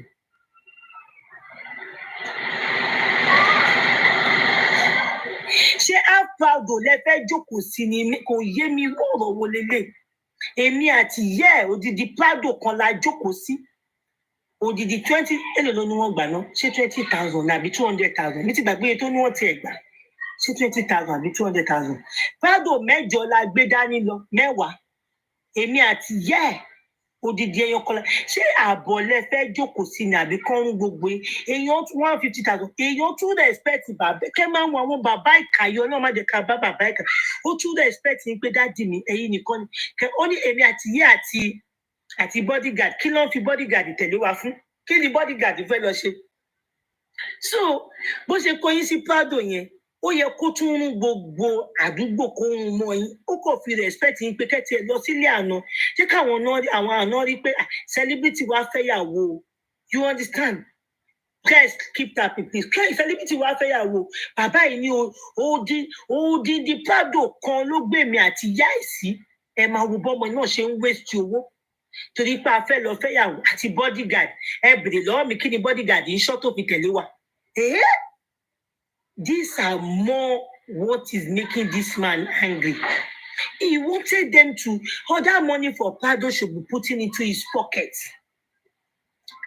The wedding tí wọ́n lọ ṣe ṣe kọ ẹ máa wo people that are pushing narrative that tó bá fẹ́ ṣe kó mọ ilé bàbá ọmọ lọ́tí bàbá ọmọ lọ́tí ṣe have you forgotten yes tó bá fẹ́ ṣe kó mọ bàbá ọmọ tó bá wà okay òun ló máa take responsibility of everything ó máa take responsibility of every ìkómọ òun ló máa pa ẹran bàbá ọmọ bàbá grandma ló máa pa ẹran àti wàá gbàgbé yẹn ṣe tí wàá rí wedding bàbá tó bá wà okay the bàbá that is very very okay òun ló máa ra kan wedding ó máa ṣètò gidi gan ló máa ṣètò ẹ wo Davido's wedding náà Davido olówó tó máa fi ṣe ṣẹ́nu bàbá ò ní take part ni bàbá ò ní sọ pé leave the hall for me okay leave the RSVP for me leave this one for me ọ̀gbẹ́ni bàbá kí lẹ rí ṣe nothing tẹ ṣe sí títí aṣọ tẹ wọ̀ sọ́rùn àti bàtà from head to toe ni wọ́n rà fún yín láti òkè sílẹ̀ ni wọ́n rà fún yín wọ́n tún gbé yín sí mọ́tò wọn ò béèrè wọ́n náírà lọ́wọ́ yín but the only thing tẹ tún máa rí fi sọ̀rọ̀ ni complain odidi mọ́tò lọ gbé mi sí bàbá áàfù ṣé áàfù ló yẹ kán gbé yín sí ṣé bàbá nìyẹn ó ti ṣètìrí hatred yẹn tó ní fọ́ọ̀mù ẹ̀yẹn family ọkọ mi mo máa ń sọ ẹ̀gbọ́n ọkọ mi kọ́lọ́ fún nǹkan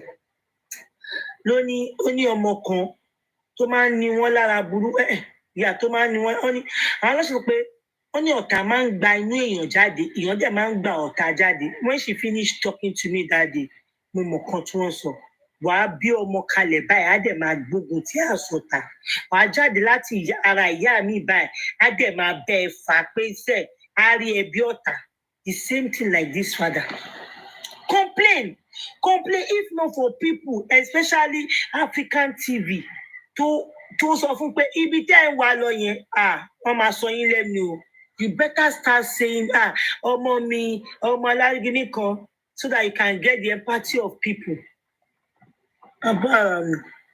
àárí àwọn bàbá tó yẹ they go take over the wedding ni ọ̀ya èmi ni mo fẹ́ pa màálù fi olórin ọjọ́ yẹn lẹ̀ fún mi ṣe báyìí fún mi but ẹ̀yin lẹ wọ́n ra gbogbo ẹ̀ fún yín títí kan bàtà títí kan aṣọ ojú òtí mo débẹ̀ lọ ń gbàṣọ wọ̀ sí mi lọ́rùn ìgbà tẹ́ ẹ̀ ń lọ àkísà lẹ wọ̀ dání tẹ́lẹ̀ tí àkísà lẹ fẹ́ lọ fi dáná ibi tẹ́ ẹ sọ pé ẹ̀ ń lọ pé ẹ pé díje dání wọ́n kọ́ ló fowó pé díje ọmọ ẹ ló pé díje dání o dẹ̀ pé bẹ̀ ní introduction tí wọ́n máa ń gbé díje lọ sí introduction. ọwọ́ you are shami if there is anybody that wants to talk let them come and talk gary you don't need to inform me lálẹ́. I need to go and take something. Let's see the light. Abuse this morning. Want to take it to bell. Please, let's take it today. Meet in-law for the first time, and next thing is to start issue about life. No, he collected he asked for this man. I have analyzed this part. I'm still going to say it again because he put the comment here. This man said, I was happy to go and meet the family because I have unresolved issue that I want to discuss with the father.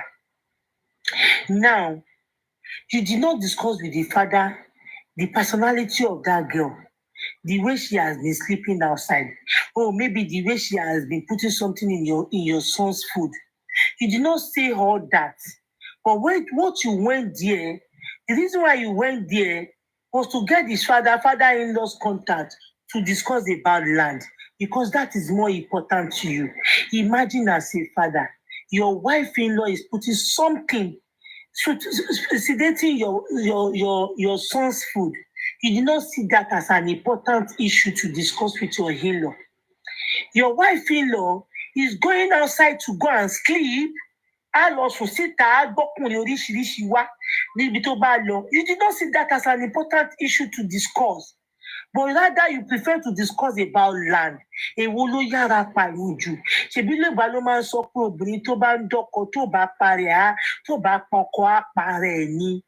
Èwo ló yára pariwo jù. By the time you get there, o sọ pé mo ṣe wá gba nọ́mbà wọn, mo wá sọ pé bàbá àwọn ọmọ yìí iná ń jó lóbìrí òpó báàgì bàbá náà ti ṣe sọnà very very annoying sọ iná ń jó lóbìrí òpó ìkan jọ àwọn ọmọ yìí ní ọwọ́ kan fi jólẹ̀. I was now waiting for what the baba was about to say. Iná ń jó òbírí òpó ìkan jọ àwọn ọmọ yìí lọ́wọ́ kò fi jólẹ̀. Okay bàbá kí ló ń jọ àwọn lọ́wọ́ kò fi jólẹ̀? Àwọn ọmọ yìí náwó nàkúnà àwọn ọmọ mi ralẹ̀ wọn ò gbélé ẹjọ́ òṣì meeting the father-in-law for the first time ẹjọ́ òṣì ẹjọ́ ralẹ̀ the father-in-law. Ìwádìí bàbá yẹn ó yà lu fóònù pàǹpẹ́ mi kọ́ ló máa wá pa èmi ò mọ bí tẹ́ tí ń bá bọ̀ ẹ lọ bára yín sọ̀rọ̀ ẹni yẹn yà lu fóònù. Till up to date on your blog here, they did not block each other. ìyẹn lu fóònù pa pé irú àná òṣìwò lélẹ̀ irú àná òṣìwò lélẹ̀ if you are waiting to talk about her. Mo dúpẹ́ pé mo wá wò mọ̀ yín o, but still I still want you to like educate this girl, talk to her please, that she's no longer sissy like that o. She should not be living now so, and they should not be doing this so. There are some stuff my son told me, okay, if you don't want to put your son in the problem, there are some things I was hearing outside though. Please make sure make it sense. Baba Lord discuss the role. And I am very sure that he will not be calm when he see. Imagine now, he has showed us the stuff he was made on Sunday. He will just be yelling and shouting anyhow. Kí ni gbogbo ládàradà yìí? Bàbá ya lu wọ́n pa. Òun náà ṣe ní pé bàbá Wùmí. Àwọn bàbá Wùmí yẹn gan kálá títí di ọjọ́ ìní. Wọ́n block ara wọn. How can two children be staying together? And one father, one day the block allow no, that family go family. What our family, again. My daughter is in your place, you, and I block the father. Me my mom. Close if I jump down. Oh, yeah, ẹ ti wá tọrọ ẹ mo yọ̀ǹda ẹ má gbé lọ ẹ má bẹjọ́ bá mi ẹ lọ má fẹ́ra yín. Bàbá mi yẹn gan sábẹ́jì ẹjọ́ mi ìrójó òsì ẹ ti wá tọrọ ẹ gbélẹ́gbélẹ́gbélẹ́. Òun lórí yín tó mú yín wálé adẹ̀tí ṣe tó ṣọ́ṣọ́ àti gbaṣọ àti gbàgbọ́ ẹjọ́ $3 ẹ máa lọ mi ìrójọ́ rà tí ó bá dẹ̀ tẹ̀yìn lọ́rùn ẹ̀fọ́ mọ́ ránṣẹ́ ní ìrójọ́ òsì. Àwọn bíbù yẹn gan sábẹ́jì ìyàwó mi náà wọ́n náà wọ́n yẹn náà wọ́n bára wọn sọ̀rọ̀ ẹ sábẹ́jì o mi ìdí ẹ̀ mọ̀ pé ó yẹn possible like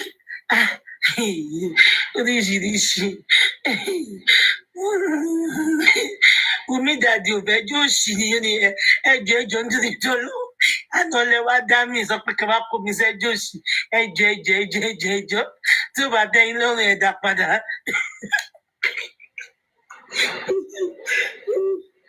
Oh my God, this people can be so funny. My mom, only my dad will do the same. Oh, block if my daddy will block you. Thank God, my daddy is not even alive. My daddy will block you. You made my daddy to block you. Something transferable. Oh, my Lord, mom, when Baba, because to my mother to block her, no. Oh, my daily over, hello, my mom. Hey, nǹkan tó sọ tó bí nínú tó fi lè wá block yẹn. Ọmọ yẹn ò sí bẹ́ẹ̀ yẹn o.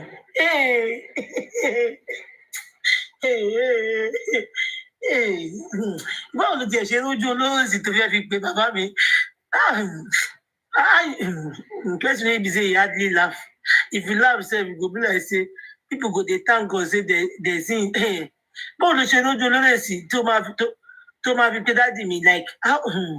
And if you now finally pick your call, something now lead to one another. Over block it.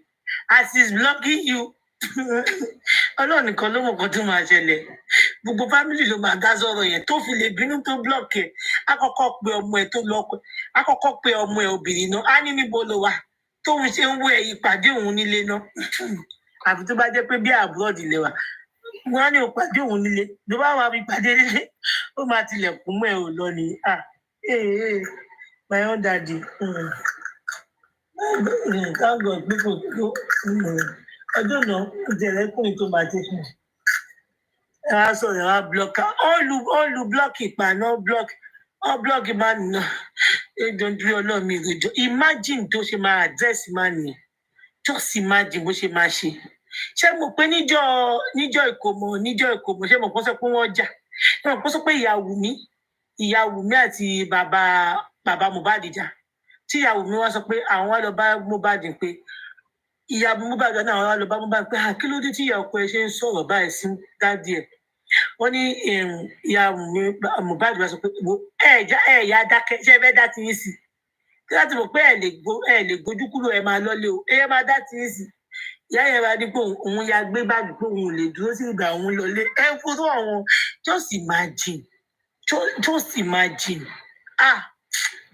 ọmọ this ọlọ́mọ kí wọ́n ṣẹ̀ṣẹ̀ gbé the only thing tí mo máa fi wò pé òun yóò ṣẹ̀ṣẹ̀ gbé 100% ni ọmọ tó wà nínú ẹ̀yìn if not for that ọmọ tó involve yẹn imagine níjọ́ ọkọ mọ ìyá ìyàwó àti bàbá ọkọ tún jà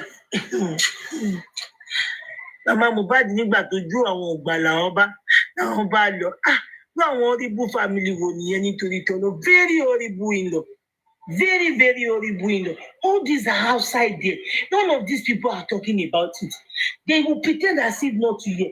Even if you are going that direction, why change it? All this personality, you are not talking about it. Can you see Komo 26 years, Omo Keke Komo 24 years, Omo 26, Omo 24 years? Can you see Komo? Can you? As I tell you, 23, 25 for you. Can you see Komo? Can you to log there? You want okay? Kí wọn lọ máa gbé ẹ̀mí àwọn ọmọ náà sókè ṣé ìyẹn dá kí ẹ tún máa wá jà bàbá yẹn rí Ṣáńkó Ràṣídì àwọn oníjọ̀gbọ̀n station yẹn kí ẹ tún máa jà wọ́n dẹ̀ sọ pé Mohbad gan kò tọ́jú bàbá ẹ̀ Mohbad gan kò ṣe kíní kan bàbá ọmọ ọdún mélòó ni Mohbad ọmọ ọdún ṣé bàbá yìí tọ́jú bàbá títí ẹ̀ lóhun orí ṣe títí dìsù kò jẹ́ kó yé wa pé Mohbad kọ́lé sí Èkìtì fún ẹnu ìyàwó láti gbọ́ ó lọ parí ilé ẹ̀ lẹ́kìtì kí ló dé tó ń kọ́rọ̀ jọ bí ẹni tí ò ní kú mọ́ kí ló dé tó ro rẹ pé sórí ọ̀rọ̀ Mohbad ṣé Mohbad ṣé wọ́n ti sọ fún ẹ pé àbí gbogbo ògo àwọn yòókù fún Mohbad ni ògo náà tó tẹ̀ gbé fún Mohbad náà àyè kókó bí ẹkọ bá yẹ kó ti mọ̀ ní kó má gbé fún bí ọmọ náà bá last ògo tí ò ní túmọ̀ ṣé wọ́n ti sọ fún ẹ pé kó gbé fún ọkùnrin kan ṣoṣo tó torí mi ì mọ̀ kan tó ṣe fẹ́ kú lórí ọ̀rọ̀ Mohbad tó bá dẹ̀ sọ wà ní anything will just be attacking Baba when you people are not stating the obvious you are not talking about it imagine people be saying Baba can never be wrong Baba if you like make you back where everybody soon you can never be wrong justice for Mohbad has now become justice for Baba justice for Mohbad has now become justice for Baba. Kí ni gbogbo ilé Baba is now saying àwọn fáǹsì mi fáǹsì mi ni wo lẹ ní bàbá fáǹsì wo àní yín ṣe mí o àní yín ṣe mí tèmi ṣọlọ àní yín ṣe mí mi ìdídú bàbá yìí rí láyé mi wọ́n tì yín wọ́n tàn yín but mo mọ̀ pé the end will not be fine I am very sure I have foreseen it because the part best father wèrè wo. Those are the people that are, if you are ready to talk, let me know. Those people that are calling me best father, I've said it times without number. Those are the ones that did not have father figure in their life. They did not have better people in their life. They did not come across. So you need to have one to be able to differentiate bad from good. I've always said this. Somebody will come and tell me that Baba Mohbad is good. When I know the kind of father that I have. I have tasted, I have experienced good daddy. You know, when they say somebody good, supportive father, I have experienced it. I was talking about one scenario, somebody collected my fila, blah, blah, blah, kineko. Oh my God. My father was in town in Bani. To Baba, any to Bafilami. It's better make you just kill my daddy. Because that feel like my papa will collect and come. Could they need it pa? You know? That feel like, oh my God. Only if you 1 million, if you buy $100, 100,000, but you go collect her. So a cheat your man is at home. Maybe your age mate will be like, okay, what's stopping you from fighting for yourself? This is your age mate. But to buy you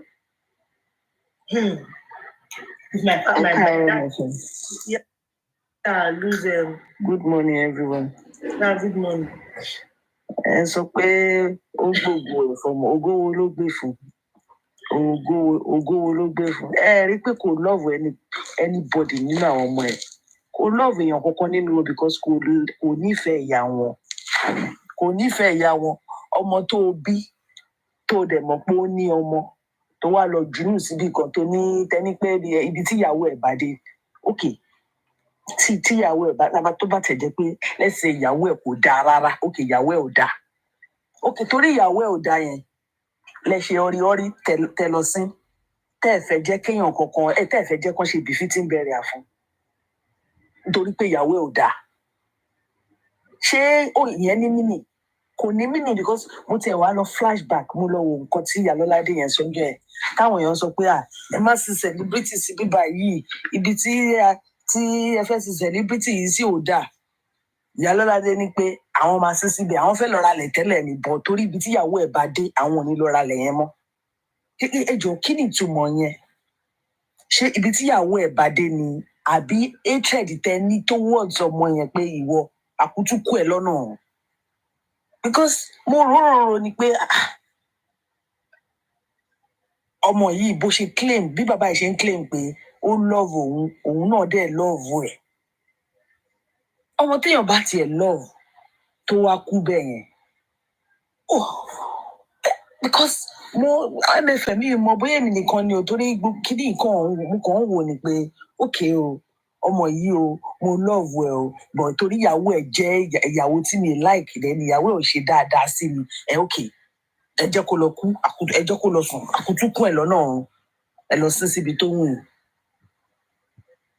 Ó make sense bàbá yẹn is just wicked too wicked máa yẹn wicked gan bàbá Mohbad wicked ó wicked kò love àwọn ọmọ yẹn àtọ́ bí mo ṣe sọ lánàá lórí kí ló ti ń porúkọ lọ́dọ̀ Oríyọmí Hamzat bàbá ní kí ló orúkọ àdúrà ó níwà tútù bí àdàbà èmi ló jọ kó lè sọ̀rọ̀ ẹnu ẹ̀ tán bọ́ǹgbà tí ó délé torí pé ọmọ ẹ ti kú ó béèrè lọ́wọ́ ẹ̀ bó ṣe sọ lọ́dọ̀ Bukky òun béèrè lọ́wọ́ ọmọ òun pé kí ló ń ṣe ẹ̀gbọ́n ẹ̀ wọn náà sọ pé nọ́ọ̀sì ló wá fún lábẹ́rẹ́ òun àti prime boy ló jà ẹgbà kádàrà ẹ lọ sí. ókè àwọn èèyàn wá sọ pé kò yẹ kán sí báyìí kò yẹ kán ṣe kíríkan wọ́n gbé síta lẹ́yìn ìgbà yẹn ní pàpẹ́dẹ́pẹ́ ìmọ̀ ó dà pé mo gbọ́ táwọn èèyàn kan sọ pé bàbá lọ visit prime boy ní prison ní ìmọ̀ bóyá ní ìmọ̀ how far is true but prime boy. ó lọ kí prime boy ó lọ kí prime boy. So ibi tó ti lọ kí prime boy yẹn ní prime boy wá ti sọ fún pé bóyá òun ò bá Mohbad jà or something like that Wùnmí ló bá Mohbad jà o but ó padà ó bèrè pẹ̀lẹ́sẹ̀ ó padà ó lọ bèrè lọ́wọ́ àdúrà pé ṣé Wùnmí àti Mohbad jà àdúrà sọ pé wọn ò jà wọn kàn ní argument ni but as ọmọ tó jọ ẹ́ tó mọ̀ pé kò lè parọ́ fún ẹ ó níwà bí àdàbà ó believe ẹ but ó believe gbogbo nǹkan tí prime boy sọ.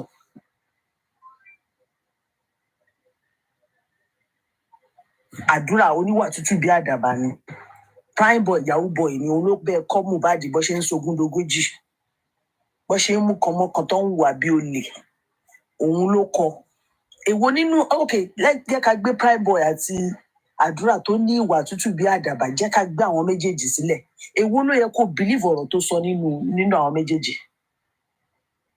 but you choose to believe prime boy pé kò bá Mohbad jà ìyàwó ẹ̀ náà sọ pé ó bàjá láti Lẹ́kì títí dé ibi tó ti lọ ṣe ṣó. kò tiẹ̀ bá àdúrà sọ̀rọ̀ dálé ọmọ Jésù òtítọ́ ni kò bá àdúrà sọ̀rọ̀ náà ìgbà bí ẹ ṣe dárúkọ àdúrà ló fẹ́ kí n rántí kọ̀ọ̀kan for you to know that.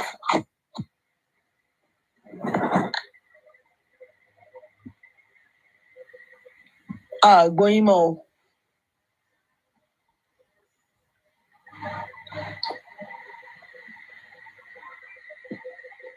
kò bá àdúrà sọ̀rọ̀ but Wùnmí explain nǹkan tó ṣẹlẹ̀ fún pé nǹkan tó ṣẹlẹ̀ ni prime boy ló bá jà asábíàmọ ẹni tí ó bí ọmọ yẹn Prime Boy ló bá jà o. Okay. Prime Boy kí ló ṣe wà tí Mohbad? Kí ló dé tó fi jẹ́ kó fọwọ́ gbá? Nígbà tí Prime Boy máa ṣàlàyé fún wa, àmọ́ nǹkan tí Prime Boy sọ fún bàbá yẹn níbẹ̀. Prime Boy ṣàlàyé fún wa pé òun àti Mohbad jọjà. Ó bẹ̀rẹ̀ sí ní máa nà òun, bọ̀ òun ò retaliate, òun ò ná padà. That means wọ́n jà. But bàbá ó kàn choose láti believe nǹkan tí bàbá fẹ́ believe ni. Bàbá èmi ò rí kankan tó ṣe kíní lára bàbá yẹn. Okay, ìgbà tọ́mọ yẹn kú náà, ẹ wo ilé tí mò ń gbé, ẹ wo ibi tí mò ń gbé, ìyàwó ẹ̀ ti kó fún ẹ lọ, kíní kan, ìyàwó ló ra kíní. Lọ́jọ́ tọ́mọ kú nìyẹn o. Gbogbo hatred tó ní fọ́mọ yẹn nìyẹn o. Mistake tọ́mọ yẹn ṣe ni pé ó tètè fẹ́ yàwó. Ó ralẹ̀, ó ṣe kíní kan, òun kò kówé lẹ̀ fóun, kò ṣe kíní kan, ìyá ìyàwó ẹ̀ ló ra àwọn nọ́mbà náwó ẹ̀ ló ń ṣe kíní kan. Nígbà tó wá lọ sí interview ṣé ní TVC ló lọ sí lọ́wọ́ ẹ̀ pé bàbá nígbà tọmọ yín kú ẹ sọ báyìí ẹni kò ṣe nǹkan kan fún yín. Bàbá ó deny ó lóun ò sọ bẹ́ẹ̀. Pé òun ò sọ bẹ́ẹ̀ pé tóun bá sọ bẹ́ẹ̀ ó dà pé orí òun ò pé nìyẹn. Ẹ̀dẹ̀ ń bìlí gbogbo nǹkan tí màá nìyí sọ fún yín. Ẹ̀ ń gba má nìyí, ẹ̀ ń gbàgbọ́, ẹ̀ bìlí pé má nìyí nǹkan tó máa jẹ ló ń wá. Apart from pé nǹkan tó máa jẹ, ìka ẹ̀dá ni, is wicked, kò love àwọn ọmọ ẹ̀ rárá. Okay, mo ti fẹ́ sáré sọ̀kan kó tó di pé kíní ìṣe nonsense. Now, mo rántí ó ní àdúrà kì í sọ̀rọ̀. Nígbà tá àdúrà sọ̀rọ̀ ní sorry for interjecting you please má lọ gbàgbé. Nígbà tá àdúrà sọ̀rọ̀ tó sọ̀wọ́n bá tó máa sọ tó tún fi sí outside pé òun dì sóun bàbá ẹrú bàbá yìí ṣe ìyá wèrè tó gbaná jẹ. Bàbá yìí subject ọmọ yẹn sí bully. Bukky bá bàbá yìí bully ọmọ yẹn gidi gan. Just because Baba is used to them being keeping quiet and not saying anything. Not query any of his authority. Tó bá ti ní náà ni. The Baba is so used to it. Tó bá ti rí any one of them tó update tó sọ̀rọ̀, Baba yẹn máa gbaná jẹ. Baba yìí lè ti máa sọ̀rọ̀ like 10 times kọ́lọ̀ ẹ̀ ti bọ́ síta. Tí Wùnmí bá kọ update lásán pé ọmọ wàhálà máa dé ni bàbá máa fò jáde. Tí àdúrà bá sọ̀rọ̀, wọ́n búlé àdúrà débi pé àdúrà kí ló ṣẹlẹ̀ ẹgbẹ́ bá mi pa àká. Wọ́n búlé àdúrà débi pé àdúrà is not even updating anymore. Àdúrà ti dákẹ́. Tí àdúrà bá fẹ́ kọ́ drag òun. Tí bàbá bá gbọ́ pé àdúrà ṣe fíìmù wàhálà ni. Ọmọ tó ní kò lè dá ọmọ yẹn ó débẹ̀ kò bá ọmọ yẹn sọ̀rọ̀ wọ́n bẹ̀rẹ̀ pé ṣó bá ọmọ yẹn sọ̀rọ̀ kò bá ọmọ sọ̀rọ̀ because they were not even in good time, they were not talking together. Kò bá ọmọ sọ̀rọ̀ kò bá anybody sọ̀rọ̀. Nọ́ọ̀sì wọ́n mú nọ́ọ̀sì lẹ́ẹ̀dẹ̀ ó ní kí nọ́ọ̀sì máa lọ. Even Prime Boy kó tó di pé Prime Boy wọnú ẹ̀wọ̀n ló ti sọ fún ìyá Mohbad pé mo ti ní kó máa sá lọ. Ṣebí ìyá Mohbad sọ pé mo ti ní kó máa sá lọ. Ìyá Mohbad ẹni ó ṣe máa sọ pé wọ́n kó sá lọ tó bá lóun ló pa jẹ́ kó yọjú sọ́lọ́pàá náà kó lọ wẹra mọ́ bí òun lòun pa bóun kọ́ ló pa náà. Wáì tó fi máa ní kó máa sá lọ, wáì tó fi ní kó sá lọ. Ṣé o ti rẹ́lòmíì tó pa ọmọ ẹ̀ ni? Ṣé o ti mọkú tó pa ọmọ ẹ̀ tó fi ní kó máa sá lọ ni? Ó kó gbogbo wọn wá ní ẹ best father my foot. Ẹni tí ó bá ní bàbá gidi ló máa fi yẹn ṣe best father o. Mi ní bàbá gidi tó dẹ̀ léèyàn gidi ní gbogbo family ẹ̀ ló máa fi yẹn ṣe best father. Èmi léèyàn gidi, èmi ní bàbá gidi o. Ní bàbá gidi mo mọ̀ kan tó take láti ní bàbá gidi. Best father, what kind of best father is that? Bàbá yẹn gbẹ́sẹ̀ lẹ́sẹ̀ 3 building away from where they are burying his son. Ibẹ̀ ló jókòó sí tó ti ń wò lọ́kàn. Tí ìyá Lọ́ládé ti ń throw tantrums lórí òkú ọmọ ẹ̀. Ìyá Lọ́ládé bí ọmọ títí ẹ o. Ló ti ń throw tantrums. Ibẹ̀ yẹn lẹ máa sísí ẹgbẹ́ lọ síbòmí. Àmọ́mọ́ ní ibẹ̀ yẹn lẹ máa sísí. Ìyẹn túmọ̀ sí pé àmọ́mọ́ fi ìyà jẹ òkú yẹn níṣẹ́. Ibẹ̀ yẹn lẹ máa sísí àgbé lọ síbòmí. Kò ṣe bá ṣe máa gbé lọ síbòmí la mọ̀. But ká gbogbo ayé ríbi tí ìyàwó ẹ̀ bá dé. Àwọn eléyìí tún burú èèyàn kú ẹ tún bí ní ẹ lè sí celebrity wo ibi tó máa wà ní. And these people now, they are now judging the fact that Karimo ló kọ́kọ́ bẹ̀rẹ̀. Karimo ló jẹ́ ká débi tá a délé ni máa ń bèrè lọ́wọ́ yìí pé ọpọlọ yín dà. Tẹ́ ẹ̀ bá mọ ibi tọ́rọ̀ yìí dé ẹ̀dẹ̀ lọ bèrè ẹ̀dẹ̀ létí ẹ yọ hatred kúrò, put your hatred aside and listen to people. put your sentiment aside and listen to people. It was because of Iyalolade reactions. That was why Karima fi jáde. It was because of Iyalolade reactions. And even if before they get to the burial, to get to that burial, the biton burial moyensi, that burial site, to get to that place. Want to call ni issue nínú ilé. Karima was on call. Ko eléyìí ò ṣe pé wọ́n sọ fún mi. Kò ń ṣe èyí tí wọ́n sọ níta o. Like tí wọ́n sọ níta tẹ́ ń gbọ́. A jọ sọ̀rọ̀. Èmi àti ẹ jọ sọ̀rọ̀ at length. Karima was on call throughout the whole scenario. Tọ́mọ yẹn ṣe ń fi jìnnìjìnnì sáré tẹ̀lé mọ́tò òkú. At a point mọ́tò òkú tún sọnù, wọn ò rí mọ́tò òkú mọ́, wọ́n tún mísì lọ́nà. Mi tún sọ pé mi ò máa rí wọn mọ́. Wọ́n sọ pé dẹ́ẹ̀bà ẹ tọ́nà ọmọ ẹ gbọ́dọ̀ rí òkú o, ibo ni bàbá ń gbé òkú lọ. Tí wọ́n bá ní destination tí wọ́n lọ sí yẹ kó máa sáré tẹ̀lé mọ́tò káàkiri pé ó dà à ń lọ mọ́gìrì, ó dà à ń lọ báyìí ni, ó dà ẹ má bínú MFM. That means wọn carry wọn along. Nígbà tó tí bàbá gbé òkú yẹn. Carry àwọn tó kú along. Àní ẹnu ẹ̀gbọ́n ni mo ti kọ́kọ́ gbọ́ kó tó di àbúrò. Eléyìí ò ṣe pé wọ́n ní kò jẹ́ ṣe pé ìtàn sọ sórí social media. Her sister was online throughout. Ìgbà tọ́mọ yẹn ti sọ̀rọ̀ tí bàbá ti jágbe mọ́, you know they are not in good time. Her sister she was online. Jẹ́ kí n gbọ́ràn wọ Zakari mọ́ díẹ̀. Ṣé Yorùbá la tún sọ ṣe àtúnsọ English? Ká bá sọ pé bí a sọ English dáadáa. Her sister was on call. She was on call. She said she was on call throughout. Pé ògbà tó sóhun Boss Revolution automatic lòun gbé sí.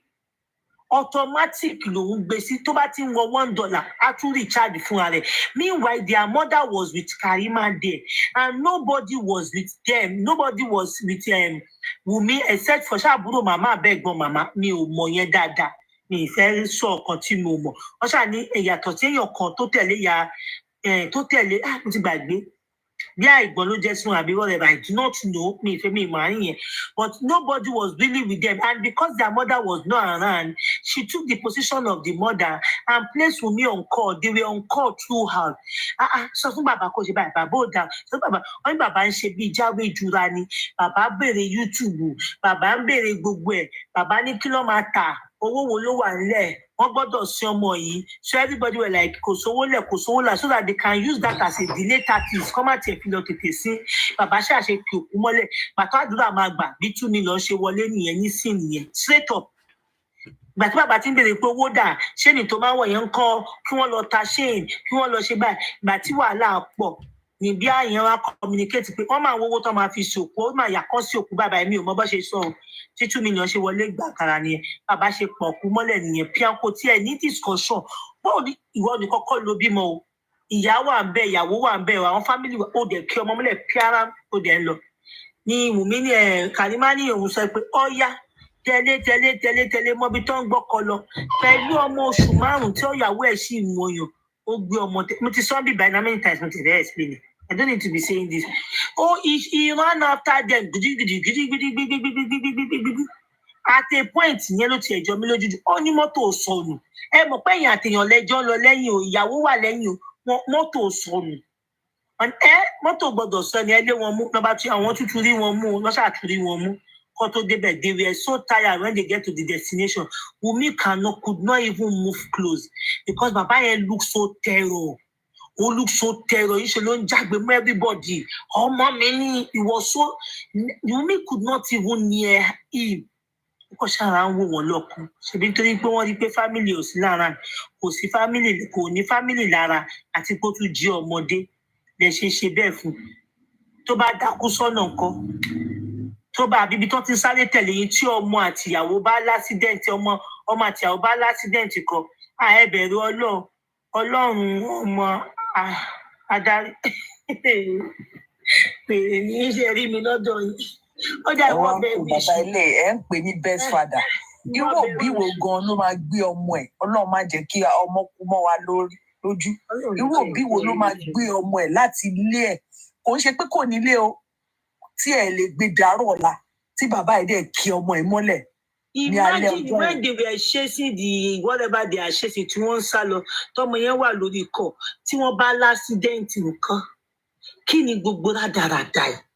irú ìbẹ̀rù wo ló fi sára tí gbogbo wọn ń bẹ̀rù ẹ báyìí kí ló ṣẹlẹ̀ gangan ẹ rí pé àdúrà òtó ẹrú tó ń sọ̀rọ̀ mọ́ wọn ò bí dá kó sọ̀rọ̀ tí ò bá fẹ́ kí gbogbo wọn búlẹ̀ ó ti yà á dákẹ́ irú bàbá àwọn lélẹ̀ nítorí tí Ọlọ́run. ọlọmọ ó mọ̀ pé òun yìí ní live náà ó yìí ní live náà bàbá tó jẹ́ pé ó ti ṣe gbogbo títí ẹ̀ tán ẹ wá fẹ́ ọmọ ọlọ́mọ tó ṣẹ̀ṣẹ̀ bẹ̀rẹ̀ ayé ẹ̀ ó máa irú ọ̀rọ̀ wo ló fẹ́ máa sọ kò make sense láti ti fẹ́ kó máa sọ̀rọ̀. ó yà ti pa bàbá ẹ̀ tí ó yà ti wá ń wò o ò bìlíìfù ọmọ ẹ wà ń bẹ o ò bìlíìfù ó dẹ̀ ní kò lè sọ ṣé o mí pé o tọ́ ọmọ onírọ́ ni ṣé wọn náà ló tún tọ́ ọmọ onírọ́ o ò lè bìlíìfù ẹ̀ the same way you did not believe Mohbad when he was telling you that these people are bullying him these people are tormenting his life you said when you get to there you said you said this, you claim these people are tormenting you but the guy is eating from the same plate from you. They too sọ pé the guy responded that dáàdi mi ẹ má dáhùn dáàdi mi ó ẹkọ rí tó pórí yín ló ṣe ń bá mi jẹun nínú abọ́ kan náà ẹ má dáhùn ta ló gbẹ̀mí sókè àwọn olówó àbí tó gbẹ̀mí sókè. ẹ kalẹ̀. ẹ kalẹ̀ o. Oya, go ahead and with you. wọ́n ní best father ni àwọn tó sọ bẹ́ẹ̀ wọ́n fẹ́ káwọn ọkùnrin náà rí bàbá yẹn ni tó bá bímọ ọkùnrin báwọn ọmọ ṣe máa rí nìyẹn lárúkọ Jésù Kristi tó bá gbé ọmọkùnrin tí ìwà sábà yẹn ń wù ní ìgbàdúrà káwọn ọmọ wọn kú o ṣùgbọ́n ìwà sábà yẹn ní lọ́wọ́ bó ṣe ń fara níyàwó ọmọ bẹ́ẹ̀ ni àwọn ọmọ wọn ṣe máa rí lọ́kùnrin lóbìnrin wọn tó sọ pé best father ni bàbá yẹn ó bàbá já ti jà sí yẹn lọ ní best father bàbá tó ti balẹ̀ ayé jẹ́ tó ń parọ́ fún gbogbo ayé tó bẹ̀rù Ọlọ́run ṣáà gbàdúrà irú bàbá bẹ́ẹ̀ yẹn nínú fámìlì wọn ni tọrọ tó sọ ó náà ṣe máa ṣègbésí ayé àwọn ọmọ wọn tí wọn náà nìyẹn o ìgbà tí bàbá yẹn ń wù fún Wùmí fún àwọn ọmọ bíbí inú ẹ̀ tó bá bí gbọmọ tó bí bàbá ìgbà tí bàbá yẹn ní àwọn ọmọ náà máa jù sínú ayé àwọn ọmọ wọn náà ọmọ bó ṣe rí gbogbo ọkùnrin tó lẹ́yìn bàbá yà tó bí bàbá yẹn bàbá tó lọ ṣe máa jù sínú ayé wọn náà nìyẹn bó ṣe fòrẹ́ mi mú mi bó ṣe dà láàmú Ọlọ́run máa jù sínú ayé ọmọ títí wọ́n fàdánwò yẹn á fi kàn wọ́n mí ní kọ́ ọmọ wọn kú o ṣùgbọ́n àdánwò ojú tọmọ yẹn ń rí Ọlọ́run á fi kàn àwọn ọmọ náà àwọn bó ṣe rí lára wọn ní kú ojú ayé wọn báyìí tí wọ́n pè rí ọkùnrin jẹ́ kó gbádùn Ọlọ́run ṣe máa ṣe fáwọn náà nìyẹn àdàbí tó bá pín ìlú pọ̀ pẹ̀ gbogbo ẹ̀ tọmọ ọlọ́mọ di láti kékeré ayé ẹ̀ tó gbádùn Mohbad tó enjoy ẹ̀mọ́ tó ní mọ́tò tó ní iṣẹ́ tó ní kankan ẹ̀jẹ̀ ní lára ọba Mohbad máa jẹ̀yà látàyé dọ́run ní wà láìtàláì olóògùn wa tó wù yìí. People are not asking me pé kí ló dé tí bàbá Mohbad kí ló ṣẹlẹ̀ tó yẹ pé from the very first day from the moment this whole thing happened kí ló dé tí bàbá yẹn ti bẹ̀rẹ̀ sí ń purọ́ kí ló dé inú bí ni wọ́n bèrè lọ́wọ́ wọn ní kí ló dé tí ẹ fi gbọ́ ti other side ẹ gbọ́rọ̀ lẹ́nu ìyá Mohbad ẹ gbọ́ lẹ́nu Wùmí ẹ kàn déédéé conclude pé gbogbo nǹkan tí bàbá ń sọ òótọ́ ni. a dà fún yín fẹ́ẹ́fẹ́ tó sọ̀rọ̀ yẹn. wọ́n bèrè lọ́wọ́ wọn lánàá náà. ẹ ṣe wòlíì o fún bìdí kílẹ̀ báyìí tí wọ́n sọ̀rọ̀ báyìí first báyìí lórí ẹ̀wùn tó dàbí dáa pé ọ bèrè lọ́wọ́ ẹ̀ first wọ́n ní kí ló pọ̀ ọmọ yín ní ikú Ọlọ́run ní kò wò sẹ́nì kankan ẹlẹ́ẹ̀kejì tó sọ pé ẹ wo ibi tí mò ń gbé wàláì mo fúlùjọ mi mọ búra ẹ̀mí mi lòdì sí pé bàbá yóò kì í ṣe bàbá àti gbà yẹn báyìí mo ti dislike ẹ̀ ọ̀rọ̀ ẹ̀ máa ń kan létí mi ní mi fẹ́ gbọ́ torí Yorùbá ni gidigidi mọ́ ní mi ìrí bàbá tó ń ṣerú ẹ̀rí láyé mi ti rere ń pẹ́ wo ibi tí mò ń gbé kò tọ́jú mi kò ṣe gbà ọmọ tí gbogbo ayé dìde tá a sunkún mi ò lè ló níyọ ọ̀sẹ̀ tí mo fi wà nílé ọmọ mi tó jẹjẹ sẹ́ẹ̀ tó ní ọ̀sẹ̀ tó fi wà nílé tó yẹ pé tí bá mi ṣe bá ti bá gbọ́dọ̀ ẹ̀ báyìí máa ń sunkún ni pé ọmọdé yìí bàbá yẹn ó jẹ́ fi àwọn ọmọ tó bá ń kọ̀ǹtúrò ọmọ tó máa ń lo láìvò ọmọ àwọn mìíràn máa lóyìnbó báyìí o tó máa mọ ọmọ wá sí báyìí wá ṣe irú tó máa ṣe jẹ́ ẹ̀ka tó máa kó àwọn ọmọ yẹn ìwé bàbá yẹn o tẹ́ kó máa kọ̀ǹtúrò ọmọ tó yẹ máa dógò káàkiri ọmọ abímọ kiri wà fẹ́ káwọn máa lọ ṣiṣẹ́ kó máa fowó tuntun kó máa fi sin àwọn ọmọ tó ń bí àtìyàwó àwọn bàbá bí wọn máa wo àwọn bàbá òkú ayé àwọn bàbá jáde jàjàlá tẹ́ kó máa jìyà tẹ́ pé wò ó nígbà wọn lọ́wọ́ ìyá ló gún ọdún o àkọ́jú ni ẹ̀sìn tó máa ṣe ó ń ṣe oògùn níbẹ̀ ṣe rí yẹn ó ń ṣe aláìyá oògùn àtìlẹ̀ báyìí ló ti ń fògùn bá ọmọ yẹn lò lórí ní kọ́ ọmọ yẹn jẹ́ ọmọ tó dúró dáadáa tó dúró re àtọmọ yẹn já wọn lọ́wọ́ àti òun pé kí ló dé wọn lè máa sìn for life náà wọn níyà òun ló yẹ kó rí ẹ̀ yí pátápátá ó mọ̀ pa kú ọmọ yẹn tó bá mú dáadáa ó dùn táwọn ọlọ́pàá ò tiẹ̀ sínú gbàgbà kọ́ kí ìgbálẹ̀ kọ́ kìbọ̀ lórí oko kọ́ kan mọ́ kọ́ tọ́ṣù ẹ̀ gidi gan ẹni kó á sọ̀rọ̀ ó lọ sílé ọmọ ìjọ kejì lọ ní ọmọ àtọmọ ṣùgbọ́n ìjọ tí mo lọ́jọ́ ní ọmọ ni gbogbo àti nọ́ọ̀sì náà ó mọ̀ pa gbogbo every down tí ó plan ìfọmọ yẹn ni sọ̀rọ̀ máa jẹ́ iṣẹ́ pé tó fẹ́ sọ pé ìyá Mohbad fẹ́ gbowó tuntun owó náà gbà ọba yẹn tó bá mú dáadáa tó tọ́ṣù ẹ̀ rí pé ọ̀rọ̀ á jáde ibi tá a fọkàn sí ẹ mọ̀ pé ibẹ̀ gangan lọ̀rọ̀ wà àbóṣì ọlọ́run máa lákẹ̀ láyàtọ̀ wọn. kò nífẹ̀ẹ́ kankan nú àwọn ọmọ yẹn mo sọ́rí láti sọ ọ́ tó bá jẹ́ bí ẹ̀ṣẹ̀ ní kọ́lọ́run dáríjì kò nífẹ̀ẹ́ wọn ókè Mohbad kú ṣé gbogbo àwọn tó wà láyé náà ṣán láti kú ni tó fi jẹ́ Mohbad nìkan ni o Mohbad tó bá máa ṣe lè Mohbad lẹ́lẹ́rìí mi o tó bá máa sọ mo lọ́ọ̀fù Mohbad o mo ṣe kíníkan kí ló dé àdúrà ńkọ́ blessing ńkọ́ ṣé wọn kì í ṣọmọ ni ṣé o ti rò wọn pin ni because I don't know. ọkàn ó náà wòye sọmọ yẹn ti kú yóò ló gbàdúrà kalẹ̀ fọmọ yẹn gba ẹ̀ fún ti gbàdúrà fọmọ yẹn yóò ló ti gbàdúrà kalẹ̀ fún ó sì lọ bí 10 months ń sìn nàbí yóò ló ti gbàdúrà kalẹ̀ fún orí ilẹ̀ tó sọmọ yẹn sí bàtà tó lọ síbi ó lọ ṣépè fún ara ẹ̀ ni ìpínlẹ̀ lọ gbèrè ìṣẹ́ àtàwọn olùfọ́lọ́wàsì ẹ̀ lọ. ó fẹ́ sọ orí ilẹ̀ yẹn di shrine ni now ó fẹ́ sọ orí ilẹ̀ yẹn because ó ló fẹ́ lọ kọ́ church sórí ilẹ̀ ibi tó wọ́n ní Ọlọ́run ọba wọ́n máa jẹ mọ̀sàárì ọmọ ṣàánú mi. àmì o àti gbogbo wa àtàwọn tó bá fẹ́ ti wù mí. àmì o orí ilẹ̀ yẹn ló máa sọ pé òun lọ ibẹ̀ ló ìfẹ́ sin ọmọ yẹn sí ẹ̀kọ́ déètì ní ìsílẹ̀. ó ti ń kọ́ ṣọ́ọ̀ṣì náà kọ́ ọ̀gbọ́n síta ni.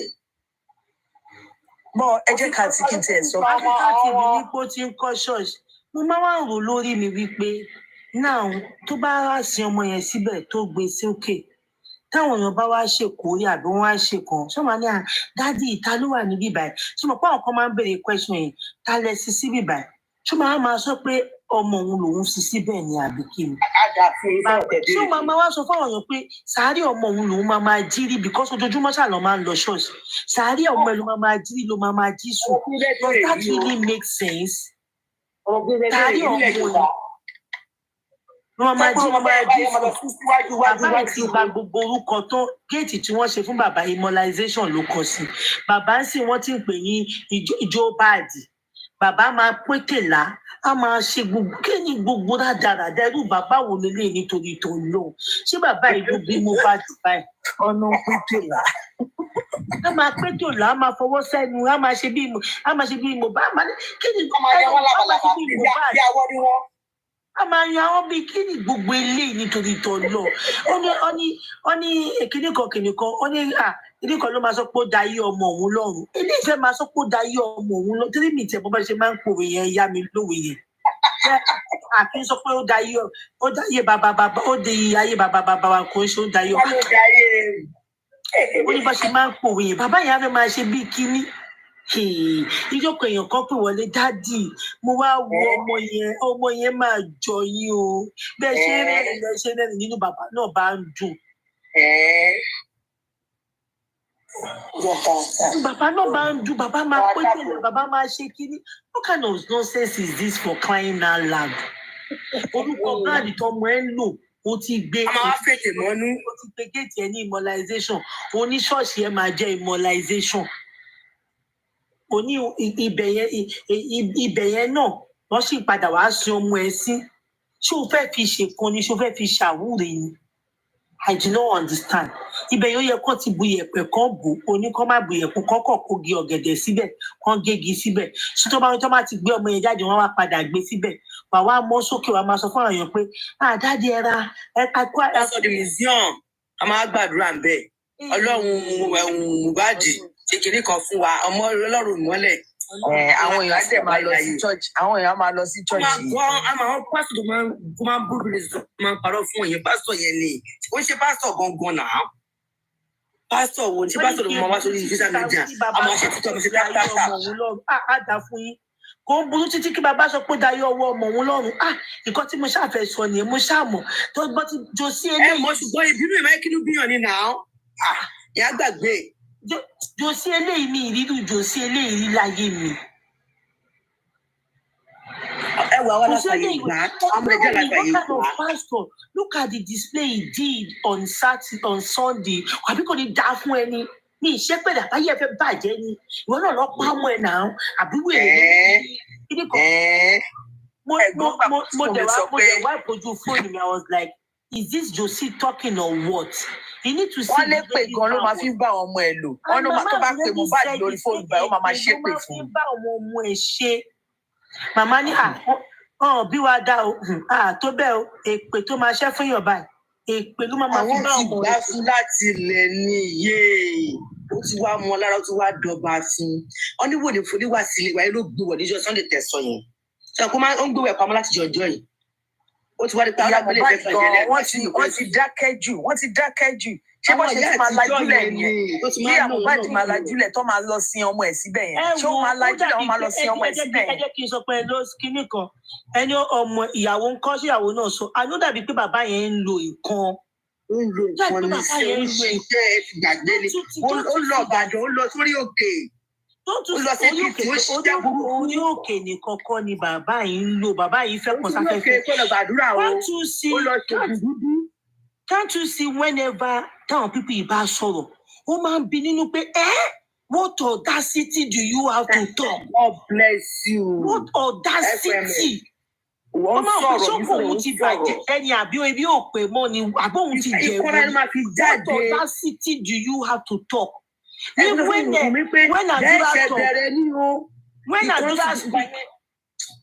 When Adura speak ẹ̀rí ni tí ó wà bẹ́ẹ̀ tí Bukky Jesse ń pa àdúrà pé alọ́kó lóhun kígbe ọmọ òṣì ọmọ ọ̀ranù àbí kó kú dànù kí Mohbad wá ìwọ wo ló sọ pé wọ́n ó ní iye ọjọ́ tán fi búlì ọmọ yìí bàbá òṣì dáradára yìí kò sọ̀rọ̀ ó wá sọ wípé láti ń lo studio ó ń lo gọ́tà fún studio ó wá bínú ó wá ń bú African TV but wọ́n bú ọmọ ẹ wọ́n bọ́ ọmọ ẹ ó wà ń bẹ̀ o káti sọ pé òkè ìyàwó ẹ ń bí ẹ nínú pé torí pé ìyàwó ẹ jẹ́ ẹ̀sìn àdúrà náà tó ṣe ṣépè fún tó ti gbogbo ayé ṣe ṣépè fún you never caution them káti sọ pé òkè Liam torí pé you are not sure is your grandchild Wunmi you are angry what about kí ló ń porúkọ ẹ àdúrà. What about Blessing that Bukky Jesse drag? Pé ìwọ àtiwá àtọ́kọ ẹ la máa drag. Àtiwá àtọ́kọ ẹ. Because you justify your dirty action, your stupid action. Because African TV went for drag lórúkọ bọ̀bọ̀ yìí. Olórí ẹbí àwọn mùmú. African TV drag guy. That was what you used to justify your action. But when they were dragging Adura, ó ṣe be deaf and dumb. You never use your platform for him. You never caution anybody. Ó ti hypnotize wọn, ó ti ṣe voodoo tó fi hypnotize wọn, gbogbo wọn máa dákẹ́ ni. Wọ́n máa rí tó ń push narrative ràgbà, wọ́n máa ra dákẹ́.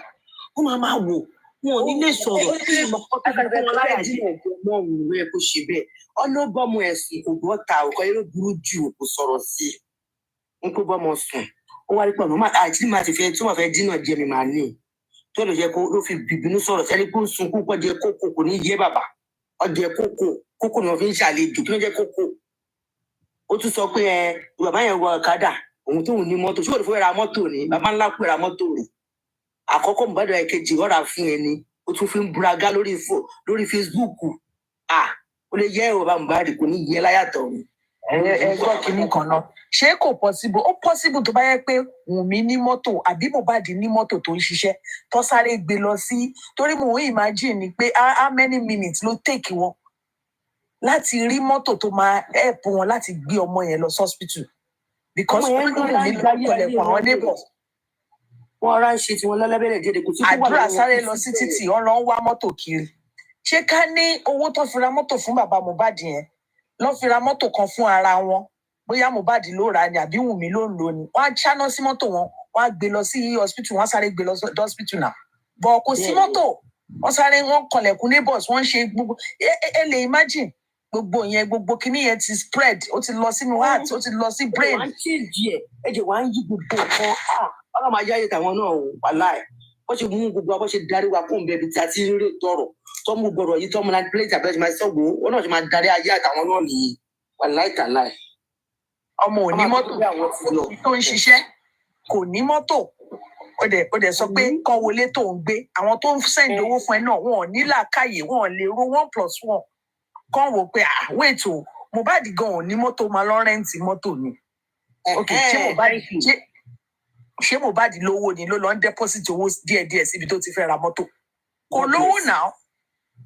Lówó. Mo tọ́ra fún ẹ̀gbọ́n ròyìn bó ṣe fún wọn gbẹ. Wọ́n lọ fún wọn gbẹ ni.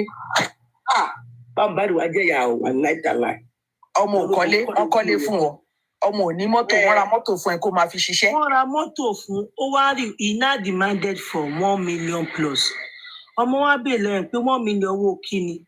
Ó lóun fẹ́ change táyà, òun fẹ́ kun mọ́tò yẹn náà. Dáàdì ṣèbí mọ́tò move, ẹ́ńjìnì dà, gbogbo ẹ̀dá, nídìí 1 million plus. Ẹ gba owó kẹlọ repo sí. Àwọn ṣẹ̀ṣẹ̀rẹ̀ ẹni tẹ́fẹ́ ṣe sí yẹn, máa ṣe sí létà. Bàbá yẹn tún fi ìbínú yẹn bínú. Bàbá yìí tún sọ wípé mọ́tò tán gbé wá náà, mọ́tò tán gbé wá náà, bàbá wo lélẹ̀? Mọ́tò tán gbé wá náà, ìyàwó ló fi rán mọ́tò sí mi. Tẹ́ bá rí mọ́tò náà, mọ́tò yẹn nídìí kan pẹ́ǹtì ẹ̀, mọ́tò náà kò kí ń ṣe tuntun. Irọ́, bàbá ló la tẹ́rọ̀bà fún ẹ̀. Ẹni tó ní mọ́tò fún ara ẹ̀ ò ní mọ́tò nídìí o. Mọ́tò 5.5 million as at then. As at 2022, 5.5 million.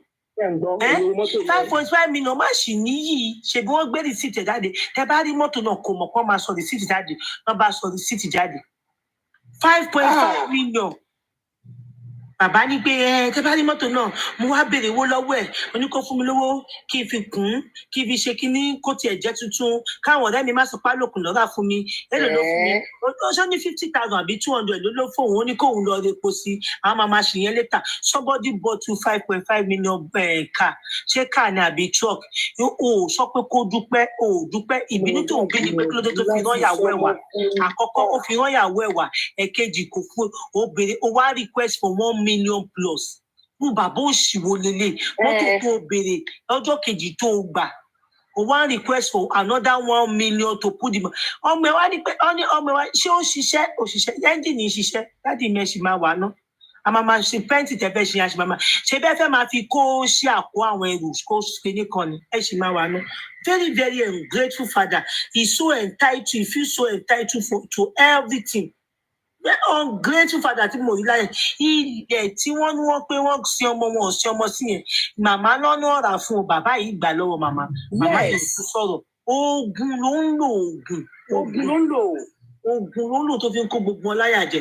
Ọ̀nà náà ló ń lò fún àwọn ará social media náà nǹkan tó ń lò fún wọn nìyẹn tó fi ń gbowó lọ́wọ́ wọn. Àwọn ará social media wọ́n máa fẹ́ ìdáwó oríṣiríṣi a ti sin nǹkan mọ́ra a ti sin nǹkan sẹ́nu. Àṣírí ẹ̀ máa tẹ̀ tí. Wọ́n máa fẹ́ dáwó kù ní àwọn yẹn. Àwọn àdúrà tó bá ti ń bọ̀ online á wọ aṣọ àdúrà tó bá fẹ́ jayé orí ẹ̀ á wọ aṣọ Mohbad. Olóbùkọ̀ náà sọ ń jọ kan bí ajọ Sunday náà ni ó pèsè orí kiri báyìí ó ní bàbá aṣọ táwọn ọmọ yín fi ní ẹ máa wọlé kọ̀ọ̀kan. Bàbá àdìwọ̀ arẹ́jọ́ rẹ̀ lọ́wọ́ ajíyẹ látàyé dọ̀rùn ni Ọlọ́run sọ fún àwọn obìnrin àtọkùnrin ọmọ tàbí bá ṣe tó wọn fi arẹ́jọ́ rẹ̀ lọ́rùn. Bàbá Smiley yìí yẹn bàbá bá bẹ̀rẹ̀ sí rẹ́rìn ló bá ń pín tèlà Smiley yẹn ń dá mi lọ́rùn. Mo ní ṣé àjọyọ̀ là ń ṣe níbí ìbàyìí ni àbí tó abọ́mọ bàbá ìkọlùkù nàbí kí ni gbogbo rádaràdà ẹ̀. You guys would call him. I will not give you good submission. You don't ask for question. Dáàdì bó ṣe parí gbogbo ṣọ́ yẹn dáàdì agbọ́pọ̀ ti ṣọ́ tọ́sí tán báwo wá ni tẹ́bà tiẹ̀ fẹ́ sọ́lọ̀ online ṣé èsì dáadáa ni ṣé kíní kan. Wọ́n mọ̀ bẹ́ẹ̀ òṣì ló máa sọ dáàdì ẹ máa ṣẹ́kì BP yín o dáàdì ẹ pẹ̀lẹ́ o dáàdì bí nínú mi wájú bí mo ṣe nílà ṣé àjọyọ̀ lẹ́ ń ṣe ni ṣé nonsense kí ló ṣe ní gbogbo wọ́n ti béèrè lọ́wọ́ wọn pé dáàdì ẹ ṣe make peace pẹ̀lú àwọn ọmọ yín tó kù ẹ ṣe fàdúrà mọ́ra ẹ ṣe fa ìbùkún mọ́ra àwọn ọmọ yìí náà wọ́n yìí lè ju Mohbad lọ wọ́n yìí lè ṣe kíní kan lọ mọ́ra. Tó bá fa àwọn mọ́ra kó má lọ pa wọ́n. Bẹ́ẹ̀ ni kọ́kọ́ fún bá ọmọ wa because láti ilẹ̀ nítorí pé wọ́n support orí gbogbo tó ń ṣe yẹn òkìní yẹn bí nínú. Èmi tí ẹ wò pé ọ̀rọ̀ tó make sense táwọn èèyàn lè béèrè lọ́wọ́ ẹ̀ nìyẹn pé dádì. Àwọn kọ́kọ́ ló kú ṣe kó má fa àwọn ọmọ náà àwọn kọ́kọ́ ló gbọ́ ọmọ ṣépè náà àwọn tó náà ọmọ ti fún wọn nífẹ̀ẹ́ ọmọ tí wọ́n ṣe gbọ́dọ̀ gbọ́mọ lọ́mọ ṣépè àbá àwọn kan náà bá gbọ́ àwọn yẹn ṣépè torí burúkú ara ẹ̀ ní òsọ̀rọ̀ síta gbangba ọba bí mo máa wò ọba jáde jálajàla aṣòṣì máa mọ̀ ọ́rọ̀ bí yẹn lórí burúkú bàbá. Kí ló dé? Kí ló ṣẹlẹ̀? wọn ní bèrè nǹkan tó wà meaningful, nǹkan tó wà helpful, nǹkan tó yẹ kó máa títí tẹ máa fi ṣe òṣìwọ̀n tó máa fi ṣe òṣìwọ̀n tán báyìí ọ̀rọ̀ sọkúsọ náà máa sọ dádì ẹ pẹ̀lẹ́ kẹ́ lọ ṣe check-up kẹ́ jẹun dáadáa dádì kìnìkan ògóyín tó ti tàn yìí kò ní kú mọ́ màá máa pé ṣé ọ̀rọ̀ làwọn lè sọ nítorí ìtọ́ lọ́ọ̀ àbí tó bá tún máa wọlé kó tún máa ṣépè àwọn anti justice yẹn ẹ lọ observe bàbá o tó bá sọ pé gbogbo àwọn tó bá lọ́wọ́ nínú ikú ọmọ bàbá ò kì í ṣàmì o ẹ lọ observe ẹ mo sọ dáadáa níjọ́ ẹ mo wò dáadáa ọ tó bá sọ pé àwọn tó ń bú yín yẹn ògbóná lé wọn máa ṣe gbáyìí bàbá àmì bàbá kìrìkọ ẹ lọ observe ẹ tó bá ti ń ṣépè tó ti ń gé àwọn kìnìún yẹn ikú bàbá ò ní ṣàmì ó máa dákẹ́ ni same thing táwọn àwọn mẹ̀wá ẹ̀ ṣe ń jọ ẹ̀ kò ní ṣàmì torí mọ̀ pé ọwọ́ òun ò mọ́ ẹ lọ wo bàbá yẹn dá èmi tí kí tó sọ mo ti study ẹ tó bá di next week sí ẹ máa wo next week Sunday ẹ máa wo bàbá òṣì yìí o ìgbà ó máa tó bá dẹ̀ ti ṣàmì sí báyìí pam ògbìn náà ní straight up tó bá pretend ìṣàmì lásán ògbìn náà ní àyà bẹ́tà kò continue that way torí a ní gbogbo fídíò tó ti ń ṣàmì gbogbo ẹ̀ wà ká bàbá máa dákẹ́ ni very wicked soul. And we are now trying this why we are here, trying to push this narrative for you people to see. See for yourself. Ẹ kò tí ẹ jókòó, ẹ wò nínú ọpọlọ yín, ẹ digest nínú ọpọlọ yín, ẹ ṣàkẹgbẹ irọ́ o. Àwọn people wọn kọ yìí síbi. Ẹ máa fẹ́ dáwó kú fún bàbá. Ẹ ti ẹ sọ kínní kan lálẹ́ tó make sense ni. Ẹni bàbá African TV yẹn ló ṣẹ̀ṣẹ̀ wá ń kọ ní gbogbo àwọn irọ́ tó ń pa tó ṣẹ̀ṣẹ̀ wá ń pọ́mọ ẹ̀ lé because ìgbà tí kinní yẹn ṣẹlẹ̀ ọmọ yìí bàbá ẹ̀ kàn máa sọ ni pé kò ṣe nǹkan kan fóun wọ́n ti kọ́ pọ̀lọ́ ẹ̀ lọ all of a sudden ló kàn déédéé change ni pé lọmọ tó jẹ́ pé kejì mi ni lọmọ tó jẹ́ pé ó tọ́jú mi ó ṣe kinní kan. Bàbá yẹn ló brush up pé first and foremost you have to go outside there apologize to people for burying your sons that quick hurriedly, then explain to them why you did that, and after then make sure you speak good about your son. Bàbá yẹn ló kọ́kọ́ brush ẹ̀ up bó ṣe wá kọ́kọ́ wá bẹ̀bẹ̀ yẹn tó ní ṣé màá máa jòkó ẹ̀ ní ẹ má bínú sí mi ṣé kìnìkan ni àwọn èèyàn wá ń gbà wọlé pé wọ́n wá ń gbà wọlé but they never knew the truth. Ṣé mo aristocrat ní nǹkan tóun fi gba ẹni yìí wọlé ní tẹ́lẹ̀ ni pé he thought that he wasn't have the knowledge of the death of that guy before he get to the destination. But the moment he realized that wọ́n ti sọ fún tẹ́lẹ̀ kó tó dé destination ẹni wọ́n pé something is fishy, something is not right. This Baba need to be asked what he knows about everything. Who put a court to him? Who asked him to go and bury that boy? What happened? If tó bá jẹ́ pé lóòótọ́, why was he lying from the onset? I still keep saying it. Why do you say that you heard it from Mama's phone?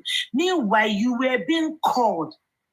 When you were called, even before you get to the destination, you were not telling somebody, you were giving somebody information about the death of that guy, that ikú owó ló pa. Màmá dẹ̀ kọ́ ti kọ́ọ̀lì títí ẹ̀ immediately pé kí ló sọ ọmọ ẹ̀wọ̀n ló kú. Bàbá dẹ̀ swear me pé why would you confirm that to somebody else's phone? But you change the narrative by saying that Mama was called on the phone and your instinct as an elderly person just asked you, instructed you to collect the phone from Mama and they're supposed to cook. Make that make sense. You were called.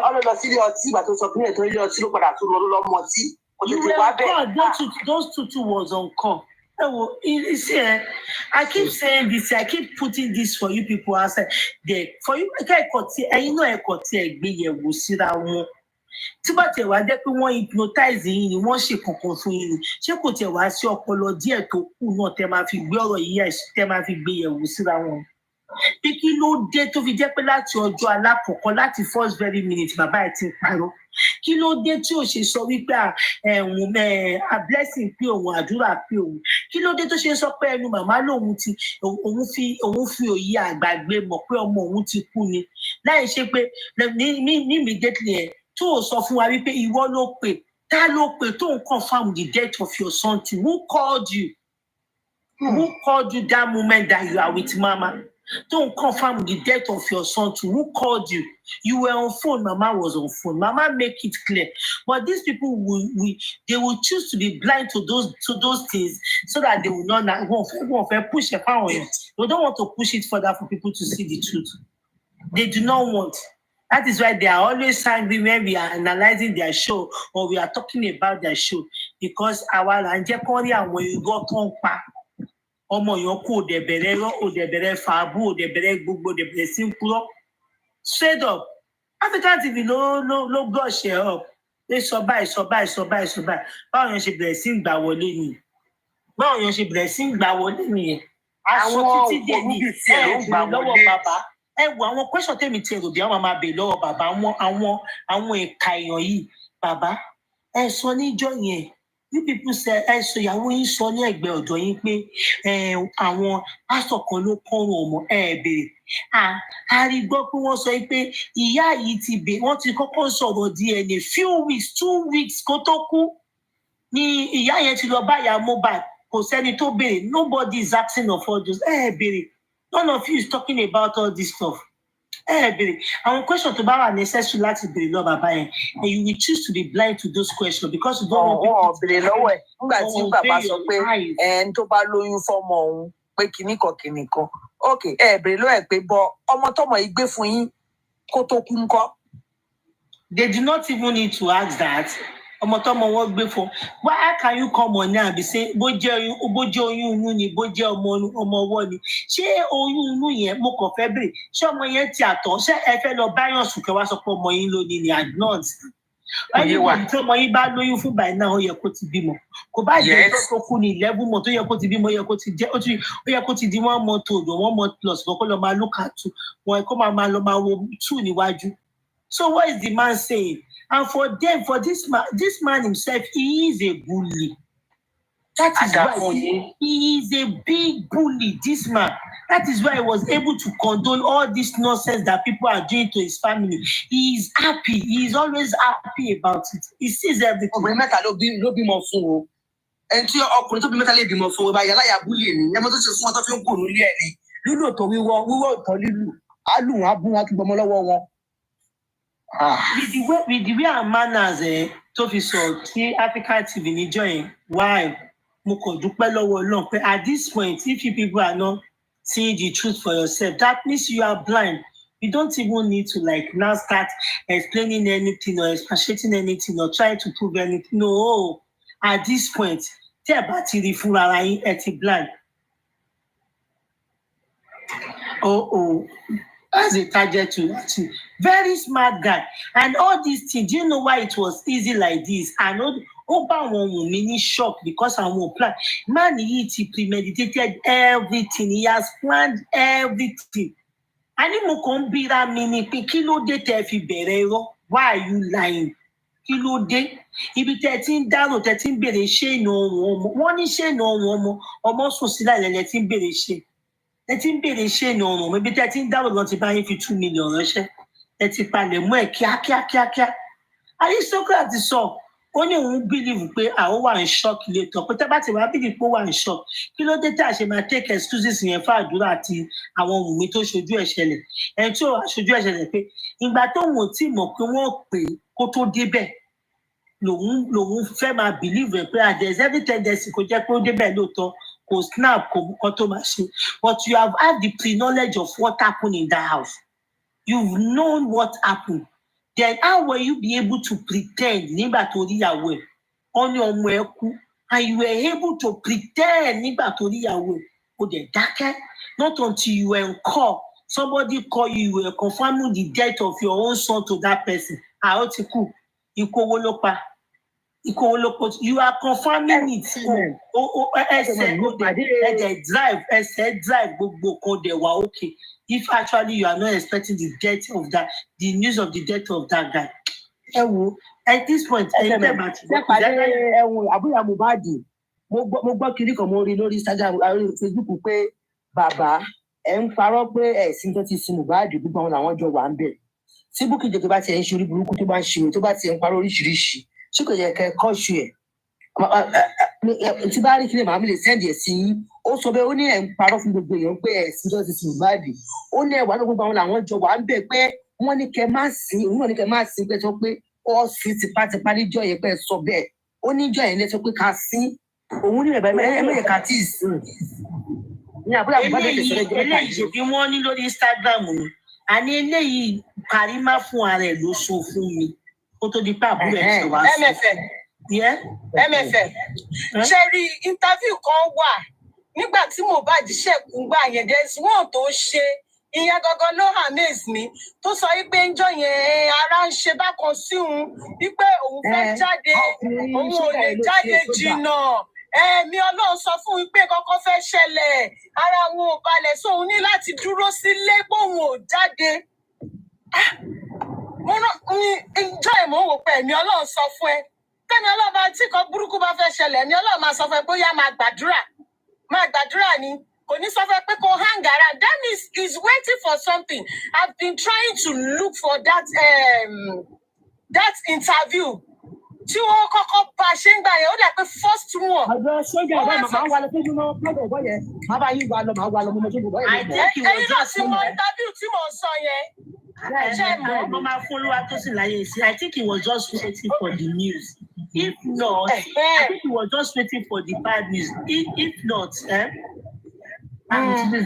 this is line in Emma one. I'm not going to tell I lost my. So that means that Fanboy wouldn't have the effort to put a call to you. Exactly. Bàbá yín pé bàbá ẹgbọ́ ṣé Mohbad ti kú ìkíní ẹ̀kejì ìkẹta and Fanboy was not there o ó dẹ̀ ń pè é léraléra kí ni connection kí ni àrífín Fanboy ò lọ́rẹ̀ẹ́ tó máa pè ọ̀rẹ́ tó gbé báàgì fún kò rí pé ẹ̀yin ló pè ẹ wo ọ̀rọ̀ yìí we are just saying it for those of the people that believe them àti bá pàdé àwọn Nàìjíríà mi lọ́nà tó máa sọ pé especially tó bá gbọ́ pé mo play show yẹn gbà ṣé kò ṣe ọ̀rọ̀ Mohbad ni sọ fún ìyàwó yẹn náà kékeré kan ibo lẹ ti ń gbọ́ kò gbòkò tẹ̀ ń gbọ́ yìí dẹ̀ ṣe sùúrù ẹ ṣe sùúrù o ẹ má lọ forí kókò. ìfọ̀tẹ́ni yẹn bá wà jáde ó máa tó bá wa wá fídíò yẹn jáde that means ó máa connect dotting yẹn wípé for real is ready and is preparing to hear the bad news. So kó lè take action yẹn tẹ̀ máa ń fúnyàn ní more insight. Yes. Tó bá ti gbé wálẹ̀ lọ sí platform yẹn, ọ̀dà sọ́jà yẹn, ọ̀dà olóhùn lálà, wípé yẹn pé ní àlàyé kan yìnbọn kìnìkan pé òun ò wá fura òun ò pé ẹ̀rọ mu. Ó gbọ́dọ̀ dáadáa fẹsẹ̀ yẹn á gbọ́dọ̀ tó bá ti gbé wálẹ̀. Ìjọ tó kù yẹn ara ń fún un ẹ̀mí Ọlọ́run ní kó. àní ṣebí mo máa play one of these days máa play ọ̀rọ̀ màmá fún yín again ṣebí gbogbo wa ò notice àní màmá ni pé ó wà lórí ikọ́ òun náà wà lórí ikọ́ màmá lòun wá ń kẹ́tí màmá ni mo wá ń kẹ́tí mo fẹ́ mọ ẹni tó pé but mi ò mọ ẹni tó pé o ọmọ ṣáàrí pé yàn pé wọ́n ó ní mo wá ń kẹ́tí mo wá ṣe gbọ́ pé jòsí ṣe sọ wípé ó ti kú ikú owó ló pa á. But kí ló dé tí bàbá yìí ṣe wá láti sọ wípé mo já fóònù gbà lọ́wọ́ ìyá pé bó ṣe ń pè léraléra yẹn ti pọ̀ mo wá jagbà lọ́wọ́ ìyá mo wá ní ó ti kú ní ìwà ìwẹ kò sẹ́ni tó confirm ìwọ ló ń confirm ẹ̀fẹ́ yàn but tó o mọ̀ pé màmá máa kẹ́tí màmá wa lu ẹ lọ́sọ̀ mú pé kí ló sọ ká ló pé ọmọ mi ti kú kẹ ọmọ wọn ti kú kẹ ká ni wọ́n confirm the death of your son too well how was it possible for you to pretend tó gbọ́ pọ̀ ọmọ ẹ ti kú torí ìyá ọmọ ẹ tó get compose how was it possible for you to get if not that you have been expecting the news wo kí n fọlọ́wà tó sì ní ìgbà. ó ti ẹ̀ ju màmá yàn máa ń jẹ́ kó òun fi lè kó òdìbò ṣe ìkànnà àná tó bá ti ẹ̀kú kẹ́sì ẹ̀ ti kán dànù báyìí ó wà ń gbóbi tó máa mọ̀ kó lè burúkú tó máa padà ṣe lélẹ̀. MFM mo kì í jàre ṣé kí n sọ nǹkan fún yín ẹ rí ọ̀rọ̀ jòsí yìí ẹ̀ ń tèkì ẹ̀ fà ẹ jẹ́ ká mú ìtò ṣẹlẹ̀ fi ti Mohbad yẹn lẹ̀ kó tiẹ̀ dàbẹ́ nípa ẹ̀ mọ́ pa ẹ̀ ẹ jẹ́ ká mú ìtò ṣẹlẹ̀ lórí ọ̀rọ̀ African television àti kíní gbogbo 70-30 tó ẹ̀ṣẹ̀ come to light nsìnyí láti ilẹ̀ jòsí mọ̀ fúnra ẹ̀ wípé African television kọ́ ni originator 70-30 what did he do? Ó dákẹ́ ni náà tán fi drag man yẹn tán ba orúkọ ẹ̀jẹ̀ tán ṣe everything ṣó ṣe anything ni not until now. So irú èèyàn bá yẹn lẹ wá feel wípé kò mọ nǹkan tó ń ṣe. Josie is very, very, very, very smart. Ẹni sùúrù, ẹ jẹ́ kí n bi ní question kan. Ṣó tí Mohbad lọ ní Kòròdú yẹn, do you think Josie is not aware of that show? So possible? Ṣé fi pé Josie ò mọ̀ wípé bí a pé Mohbad ń bọ̀ wá ṣe show ní Kòròdú? Because even if you listen to the plan of which Mohbad and Wunmi and tó fi jẹ́ kán gbélé Amudani was the fact that after the show they were going to lodge in Ikorodu. Ṣé fi pé Josie ò mọ̀ ni? Ṣé kò tí ní gbọ́n pa ṣó yẹn pé Mohbad ń bọ̀ wá play ní Ikorodu ni? Ṣé ẹ feel pé ṣé ẹ rò wípé ẹ má bínú o. Ṣé mọ̀ pé ó wà bẹ́ẹ̀ níjọ́ Saturday? Definitely ó máa mọ̀ pé wọ́n máa lọ show níjọ́ Sunday. Definitely. So ṣé ẹ rò wípé ṣé àìsíjà ṣẹlẹ̀?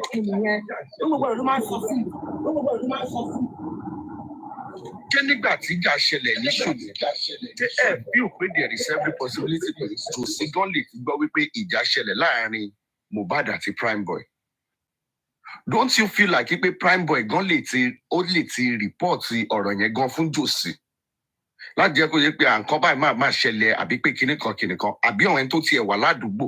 Ṣé kò sọ ọmọ ilé ìtú kankan tó lọ sí ṣòro? Olúwa tó ṣe kí n sáré sọ lé fún yín. Ẹ má gbàgbé pé Primeboy make a statement pé ará chọ́ọ̀chì Josie ló padà wá fi mọ́tò gbé òun. Yes, now. So what are we now saying? So ṣá máa sọ wípé Josie ò tí ì gbọ́ wípé nǹkan kan ṣẹlẹ̀ ní ṣò yẹn ni.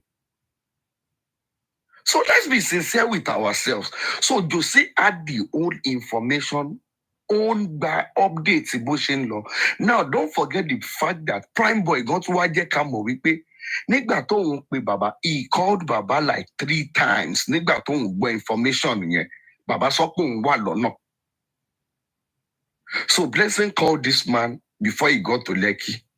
Primeboy called you and spoke with you 3 times before you got to Lekki. So where's the old ideology pé wọ́n pè mí ní ìgbọ́n kankan bó ló ti ń jáde? So Josie knows everything. And the thing is, Sherry, I know àwọn tó ń tẹ̀lé Josie blindly run wọn Gregs and conclusion. Josie is smarter than them all. Ó smart gan. Josie knows ó dàbí ẹni tó jẹ́ pé ó ní nǹkan tó fẹ́ achieve. So kò gbáriwo ọjà gbogbo ìtẹ̀sọ̀ yìí kò kan anybody. Ẹni tí ò bá wù kó go down the line. He does not care. All he wants to do is to achieve this thing. He knows his target and that is what he wants to do. Sherryman here, tẹ́lẹ̀, is greedy. He wants to achieve some certain things. He does not know how to go about it. Ọlọ́run wá fi African television kẹ́. African television ló gbé template yóò lè yẹn wá fún. Ipò kí a lè ṣe lè báyìí, a lè ṣe lè báyìí, a lè ṣe lè báyìí, a lè ṣe lè báyìí, a lè ṣe lè báyìí, a lè ṣe lè báyìí, a lè fi rí owó. Then Latino wọlé, Gurexi náà wọlé, all of them. Torí ẹlẹ́jẹ̀ máa jẹ́ wípé you will see this. Go and Edodoko wo dada. You see that there is something connecting all of these people together. It is not because they love Mohbad or whatsoever. It is because there is a common interest and common goal for all of them, which is money. They all are making money and they know Josie is making money. Torí ẹgbà Iamyinkaade sọ pé ó lóun fẹ́ gbà lórí wípé Gurexi lóun fẹ́ gbà lórí gbà. Mi lè doubt it because they know the whole agenda. Pé gbogbo àjọ ń jalè ni, èmi ń jalè, ìwọ náà ń jalè. So kò sọ̀rọ̀ pé kò fọ́ọ̀mù saints for me. So they know the whole thing. So they know the whole thing. So gbogbo wípé Josie ò mọ̀ yẹn, he knows everything from start. Ṣé rí gbogbo problem tó kàn wá tí wọ́n ní pẹ̀lú Josie is the fact that wọ́n fi sí in charge láti control gbogbo nǹkan tí Mohbad fi sílẹ̀. That's the only problem he has with Liam because Wunmi kọ́ ló ní problem fún. Ìgbà tí lọ́ọ̀yà ti dé, tí lọ́ọ̀yà ti jẹ́ pé nǹkan tó wà nílẹ̀ ó tó pín o, ṣùgbọ́n ẹ mọ̀ wípé Liam ló máa kọ́kọ́ tèkì lájàṣẹ. Ibi tí problem Josie ti bẹ̀rẹ̀ nìyẹn. Nǹkan tí ibi tí Josie ti kọ́kọ́ ní problem pẹ̀lú gbogbo wọn nìyẹn. And reason tó ṣe ń fi ìyá Mohbad lẹ̀ fún dragging ni wípé ó ti ẹ̀ gbà wípé òkè ò ṣe bí normal ìwọ tó ń pe dádì tẹ́lẹ̀ ó ṣe jẹ́ kí dádì take charge nísìnyí. If you listen to this man when he went to Berekete tó dárúkọ Fálànà, ó ní kí Fálànà lé justice, kí Fálànà ṣe justice, but kàn jẹ́ kó òun tó family òun. So kí ni ò clear níbẹ̀? Kí ni nǹkan tí ò clear níbẹ̀ ṣe ti anybody tó bá jẹ́ wípé èèyàn fẹ́ sọ tọrọ? Oní Fálànà kíníkan onípinnu ẹ jẹ́ kí Fálànà ṣe justice, but ẹ jẹ́ kí èmi tó family mi. Ẹ jọ kí ló wà ní family ẹ̀ tó fẹ́ tó? So this man has his own goal and his own agenda. And nísìnyí, ó ti wò wípé òkè tí property Mohbad ò bá sure fún mi or anything, ṣe rẹ́yìn public tẹ wá yìí, ara yín ni màá ti gba ogún tèmi. So it is not gbogbo ìtàn ṣe yìí, it is milk them dry, take every opportunity, every penny from them till when we can do. Ẹni sọ̀rọ̀ on a normal day tí ò bá ń ṣe pé bí a pé wọ́n lo iṣẹ́ àbí wọ́n lọ àfọ̀ṣẹ́ fún yàn láti snack kan wà lórí platform. Ó yá ìwọ lọ gbé good form mi jáde, a fẹ́ donate sí lẹ́nì. Á dẹ̀ bẹ̀rẹ̀ sí ń sọ̀rọ̀ from nowhere. Ẹ dẹ̀ máa bẹ̀rẹ̀ sí ń sọ wípé à ń donate. Ṣé kò ń ṣe wá wèrè nìyẹn? So this whole thing is a syndicate this thing. Sherry, if Wunmi also was actually greedy, to not fair make owó, with the love and the passion and the emotions stored in your face, Wunmi would have also made money from each and every one of us here. Just imagine, ní ìgbà tí wọ́n lọ sí inquest ńgbà yẹn tó jẹ́ pé fúnra wọn náà dé tán sọ wípé Fálànà ti withdraw kúrò ní kéèsì yẹn. All it takes for me that time, if she wants to make money, is to come outside and says that, oh, I need to get a new lawyer. You know, Fálànà is also a son. Tí Fálànà bá gba kéèsì, then I need to get another son. Tí Wunmi bá jáde ńgbà yẹn tó bá sọ pé òun need the 25-30 million láti gba lọ́yà ńgbà yẹn. Bí kéèsì yìí ṣe mú everybody lára ńgbà yẹn, àwọn èèyàn á dá owó yẹn. But it shows that this person is not greedy. She has not come out to tell you like, okay, I need 1 naira for anybody from my legal team. This lady did not come out to take advantage of anybody.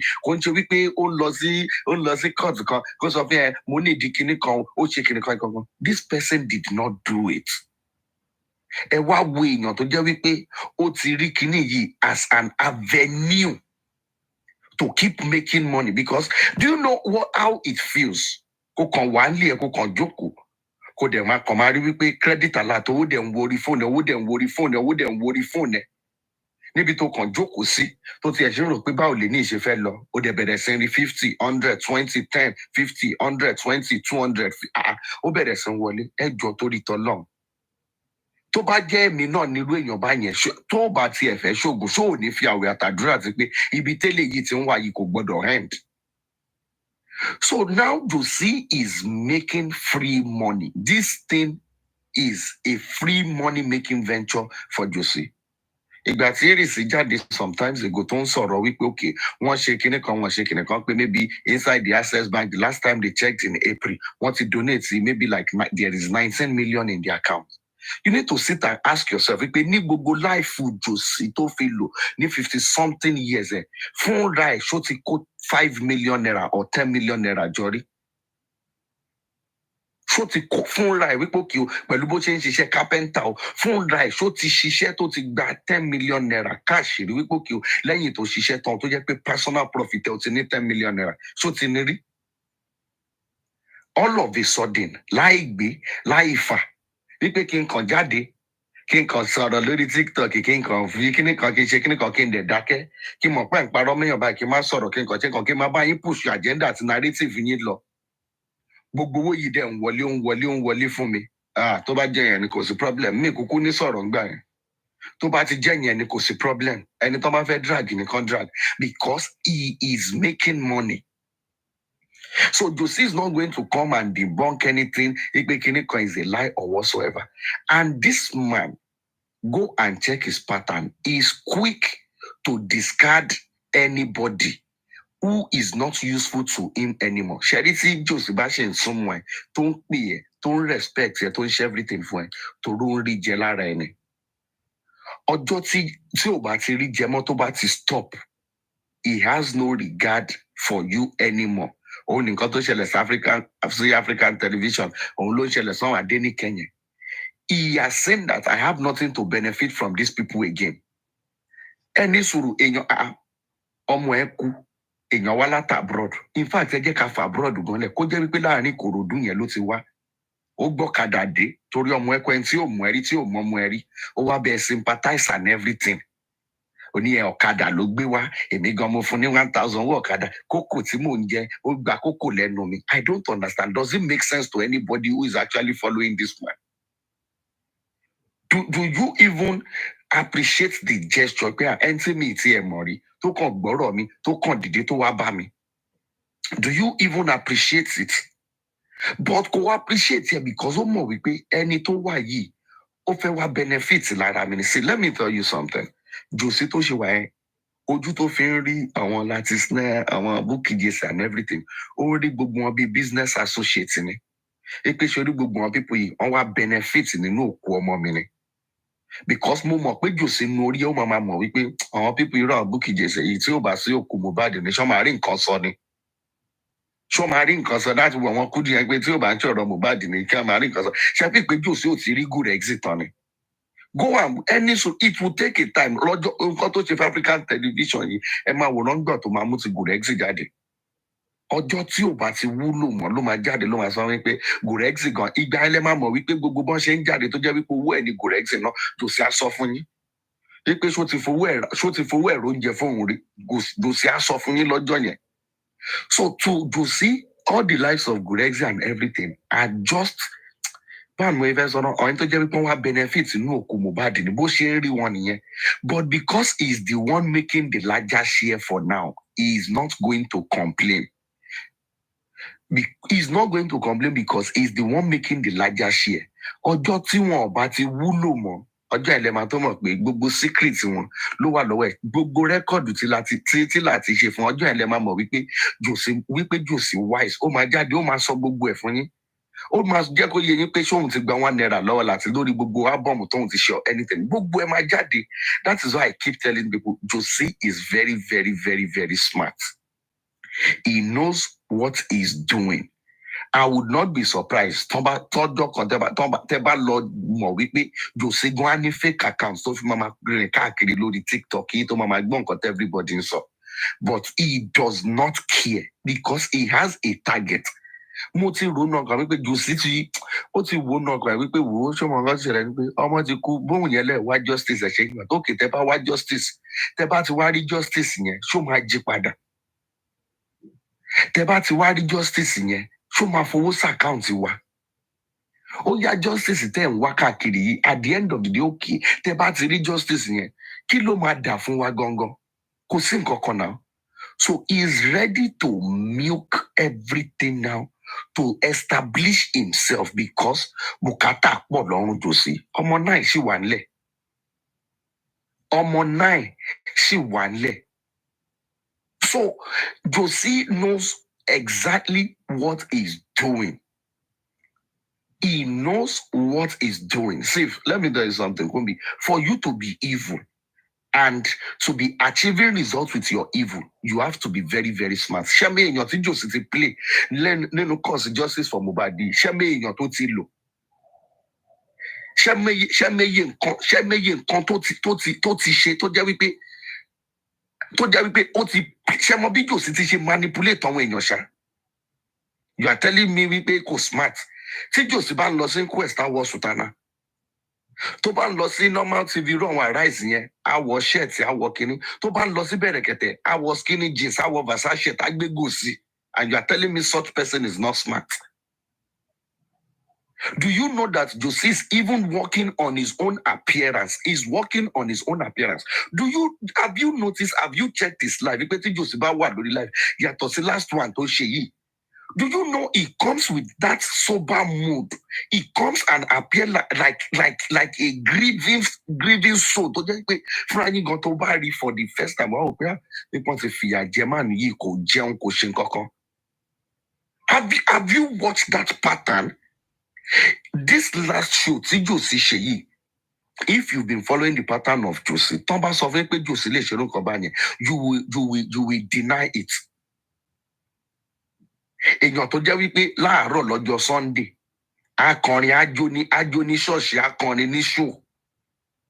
Á dẹ̀ wá sórí live nírọ̀lẹ́, á dẹ̀ bẹ̀rẹ̀ sí ń sunkún, and you are telling me such person is not smart.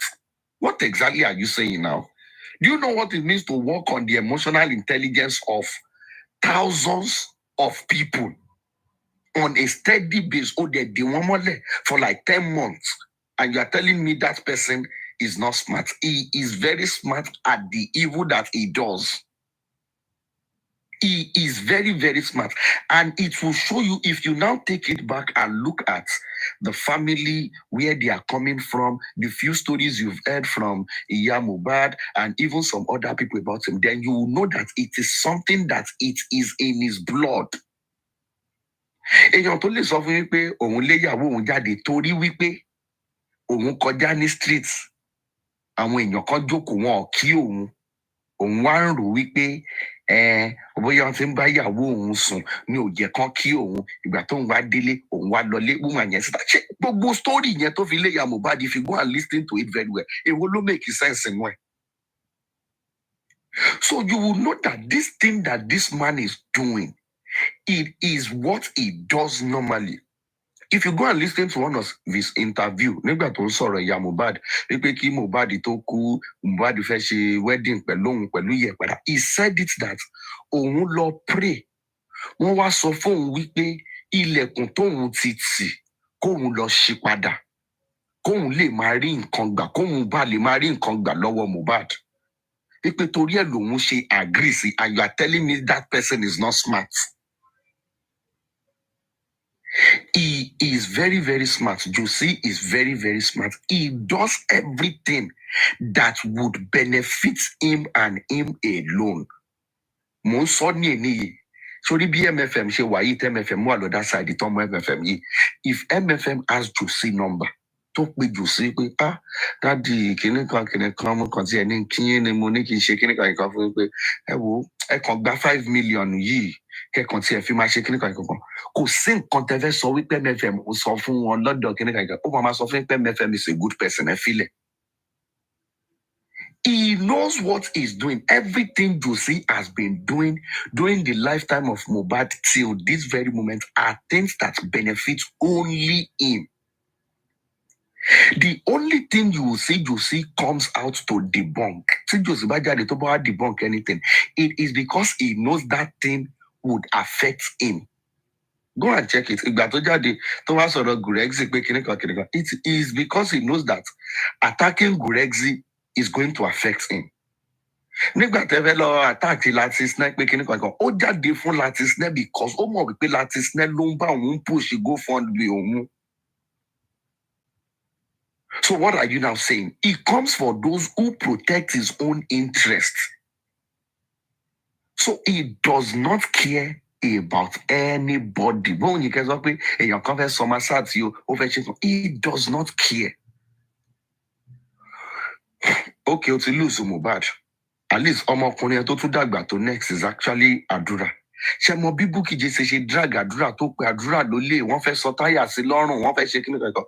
Ṣé Josie ti jáde lọ́jọ́ kan ní kó defend ọmọ yẹn? Àbóhùn náà kan ló tún bí Àdúrà. What exactly has he done? Ó dákẹ́ ni now. So now, tí wọ́n bá ń bully, ẹ máa wòran, mo fẹ́ jẹ́ kẹ́ compare nǹkan kan nísìnyí.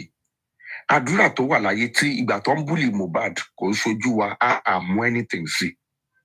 Bukky Jesse is bullying Àdúrà, ṣépè fún, máa drag ọmọ yẹn, máa pè lólórí burúkú, pè lólè, ṣe kíní kan. Josie did not even deem it fit to tell Bukky Jesse to stop. He has not come out to even defend his own son or say anything good about that boy. Imagine, kí ni reason tó ṣe ń ṣe? Because he's actually benefiting from Bukky Jesse. So nígbà tí àwọn Samilari in conjunction with Naira Marley tó ń bully Mohbad, tó ń na Mohbad, tó ń ṣe kíní kan, And Josie was actually benefiting from those set of people. Kí lẹ feel pé, ṣé feel pé Josie sọ̀rọ̀ nígbà yẹn? So this should actually go down to the line that you will know that there is actually a deep and strong connection between Josie and Samilari and the likes, even when Mohbad was alive.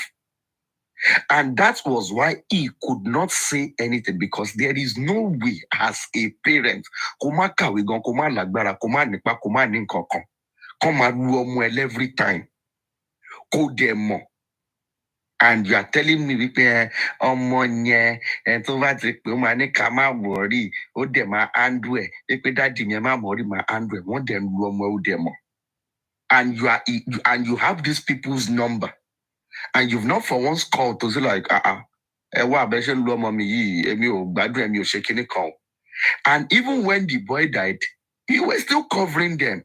Till date, you are still covering them. Mr. Tosema, daddy me, what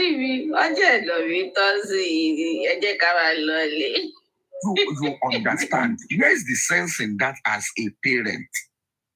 Sense, just make it, just let it make sense to me. And some people is like, he's a father, he's a shaking. Okay, it's your experience, it's Mohbad. Okay, it don't share. Okay, Buki just said, Madura sowo, or to move blessings sowo, or to move ya Mohbad sowo. So, a one one you say, Jadi to defend it, no, Iya Mohbad, I should lose some money now. I must buy your marrow, or you to your long to buy your penny family, Tony, and my drag you. He did not do anything. He has not protected anybody. The only reason Josie will come out and protect Mohbad or tomorrow, Tebari ti Mohbad ba jáde leni yi, àbí tó lọ pé Josie bí chairman ṣe fẹ́ ṣe ń gbà yẹn, tó ń fẹ́ lo scope yẹn, ká ní pé scope yẹn lọ work ni. Tí Mohbad ò jára wọn, tó ń lọ s'Abuja, tó ń settle, tó ń ṣe kíní kankan, tí Mohbad yà agree pé okay, ẹ jẹ́ àjọ fight justice papọ̀ pé kíní kan. You will see how Josie will take turn and start defending Mohbad. Is someone like that.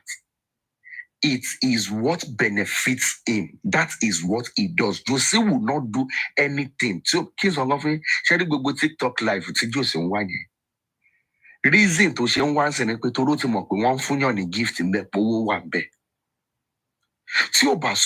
He would not come and do it. He knows. See, Josie is about money-making enterprise.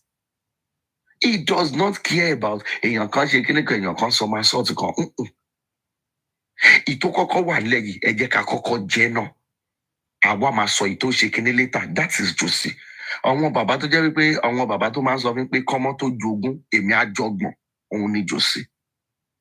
He does not care about every other person. It is about himself. He feels like it is when I'm okay that I can take care of any other person. So I just came and okay now. At what point did Josie feel okay? Oh no, I'm cautious. Oh, fair ramoto. Oh, fair shaking it come. So he's saying, "Ye lomo wipe olowo jo African television lo. Nígbà tí African television wa. Wait, ejo to the long me more if." You people followed this case from day one. That's the first interview Josie to ọkọ ṣe lórí share to jókòó yẹn. Ẹni sùúrù tí irú Josie bá ń sọ wípé òun wà okay. You African television law. I wonder bí condition African television ṣe rí ngbà yẹn. Tí Josie nígbà tí mo bá kọ́kọ́ kú yẹn. Bó ṣe rí níbi tá kọ́kọ́ rí mí sọ Josie sìn yìí tó ti chop up o. Bó ṣe kọ́kọ́ rí ngbà yẹn. Tó bá sọ wípé òun wà okay ju African television lọ, then fúnra wa gan yẹ ká bí African television pé ṣóṣù ọ̀pọ̀ òun dá broad rẹ̀, because ten tó bá wà ní Kòròdú gbẹ̀rígbẹ̀ bá sọ pé òun fresh òun wà okay ju ẹ lọ pé in fact gan òun tọrọ kókó àti 1,000 lọ́wọ́ òun ni. So Josie has his own mission, he has his own agenda. So can anybody, if by now there if you don't see the clear picture, ṣé ní gbogbo àwọn tó ń tẹ̀lé wọn yẹn, go and write it down. Ẹ lọ kọ sílẹ̀ nígbà tí ojú wọn bá máa là. because they are all bounded by wickedness. Torí ẹ̀ ló jẹ́ pé kò sí nǹkan tẹ́ fẹ́ sọ fún wọn. Wọ́n ti rí Jose bí mini God that cannot do wrong.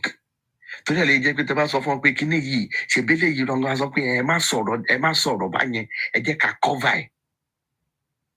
They are not, because they all know they are not looking for justice. So Jose ti gbé wọn lọ síbẹ̀, ó ti níbi tó ti capture mental intelligence wọn ni kí n pè, ó ti capture ẹ̀ lórí kéèsì yìí.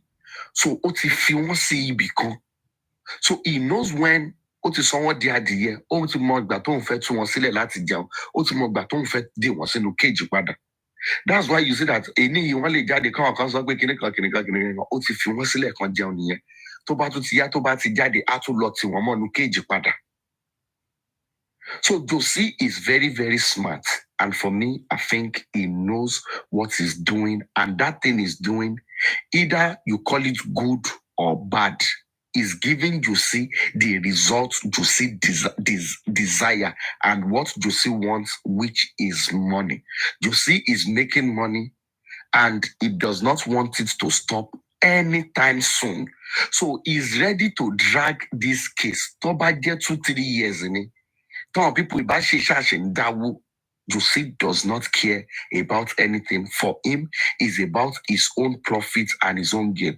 And to round it up, because mo fẹ́ jẹ́ kí gbogbo wa rò ní wípé ẹ lọ jókòó kẹ́ lọ wò wípé láti ìgbà tí Mohbad ti kú di èní yìí tá fi jọ ń sọ̀rọ̀ yìí, ẹ lọ jókòó kẹ́ lọ wò wípé ta ló ti benefit jù nínú òkú Mohbad. Jose has benefited so much from Mohbad in death than when Mohbad was alive. So that is my own submission. Eshe Gonjari, everybody, thank you very much.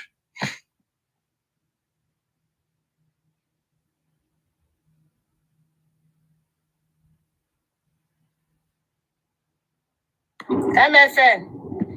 MFM ẹ pàtẹ́wọ́ fún Mr. Tosin o. Ẹ pàtẹ́wọ́ fún wọn o. MFM. Bóyá MFM ti sùn. Ọ̀nìọlọ́ni.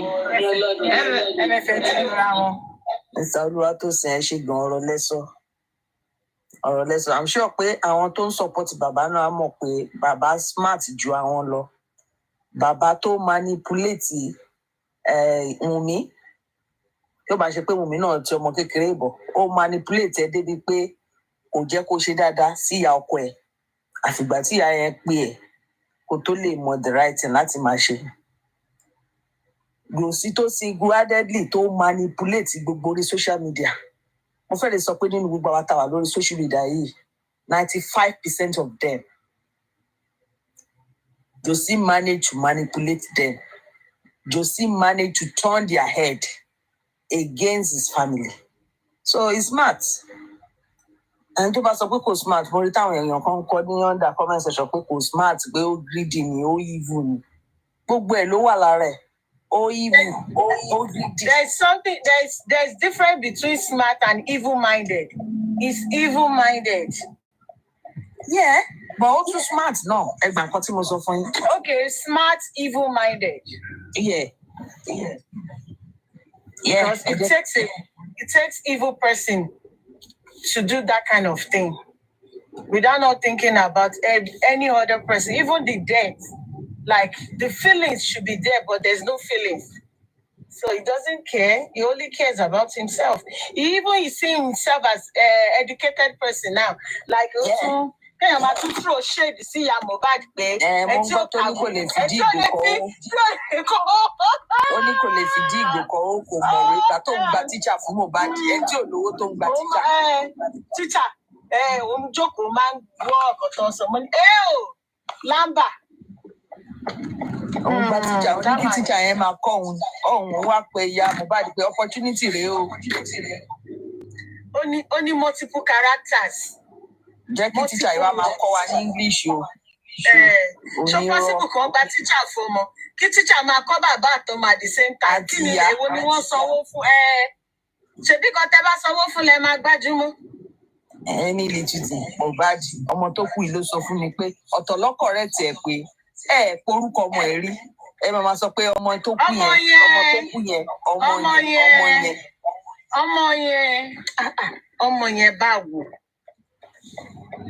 ọmọ yẹn ló wá sọ pé ìgbà tí Bella jáde nígbà yẹn pé kán jẹ́ káwọn lọ sí Mohbad ó ní ẹ má lọ sin ọmọ yẹn o, that boy belong to me. Pé kí ni má nìyí ń sọ torí Ọlọ́run, kí là ń sọ, kí lẹ̀ ń sọ gan. Wọ́n máa ní ọmọ yẹn kò ní any feelings towards any of them, kò ní feelings kankan fún wọn. Wọ́n á dẹ̀ máa ní bàbá tó single-handedly rán ọmọ ẹ̀ lọ sí school, bàbá tó single-handedly rán ọmọ ẹ̀ lọ sí school, bàbá tí ò mọ orúkọ yunifásitì tọmọ ẹ̀ lọ tó bèrè lọ́wọ́ ẹ̀ ní corona inquest tán ní pé kí lorúkọ school ọmọ ẹ̀, ó lóun ò mọ̀. Lẹ́tà ló ṣẹ̀ṣẹ̀ wá lọ kọ pé nǹkan tó máa sọ fáwọn èèyàn táwọn èèyàn ṣẹ̀ṣẹ̀ wá ń bèrè lọ́wọ́ ẹ̀ ló ṣẹ̀ṣẹ̀ wá ń sọ, wọ́n ṣẹ̀ṣẹ̀ wá kọ pé school tọmọ lọ ní kinní kan lọ ní. Ẹ̀dẹ̀ ń bìlíìfì yẹn, ẹni tí ò mọ orúkọ school tí ọmọ lọ, kò mọ yunifásitì àbí polytechnic tọmọ ẹ̀ lọ, Mr. Lọ́ba ò mọ̀. Ẹ̀dẹ̀ wá sọ pé yẹn ó single-handedly raise wọn. Ó raise wọn, ó raise ẹ̀ indeed, ó raise ẹ̀ gan, ó raise ẹ̀.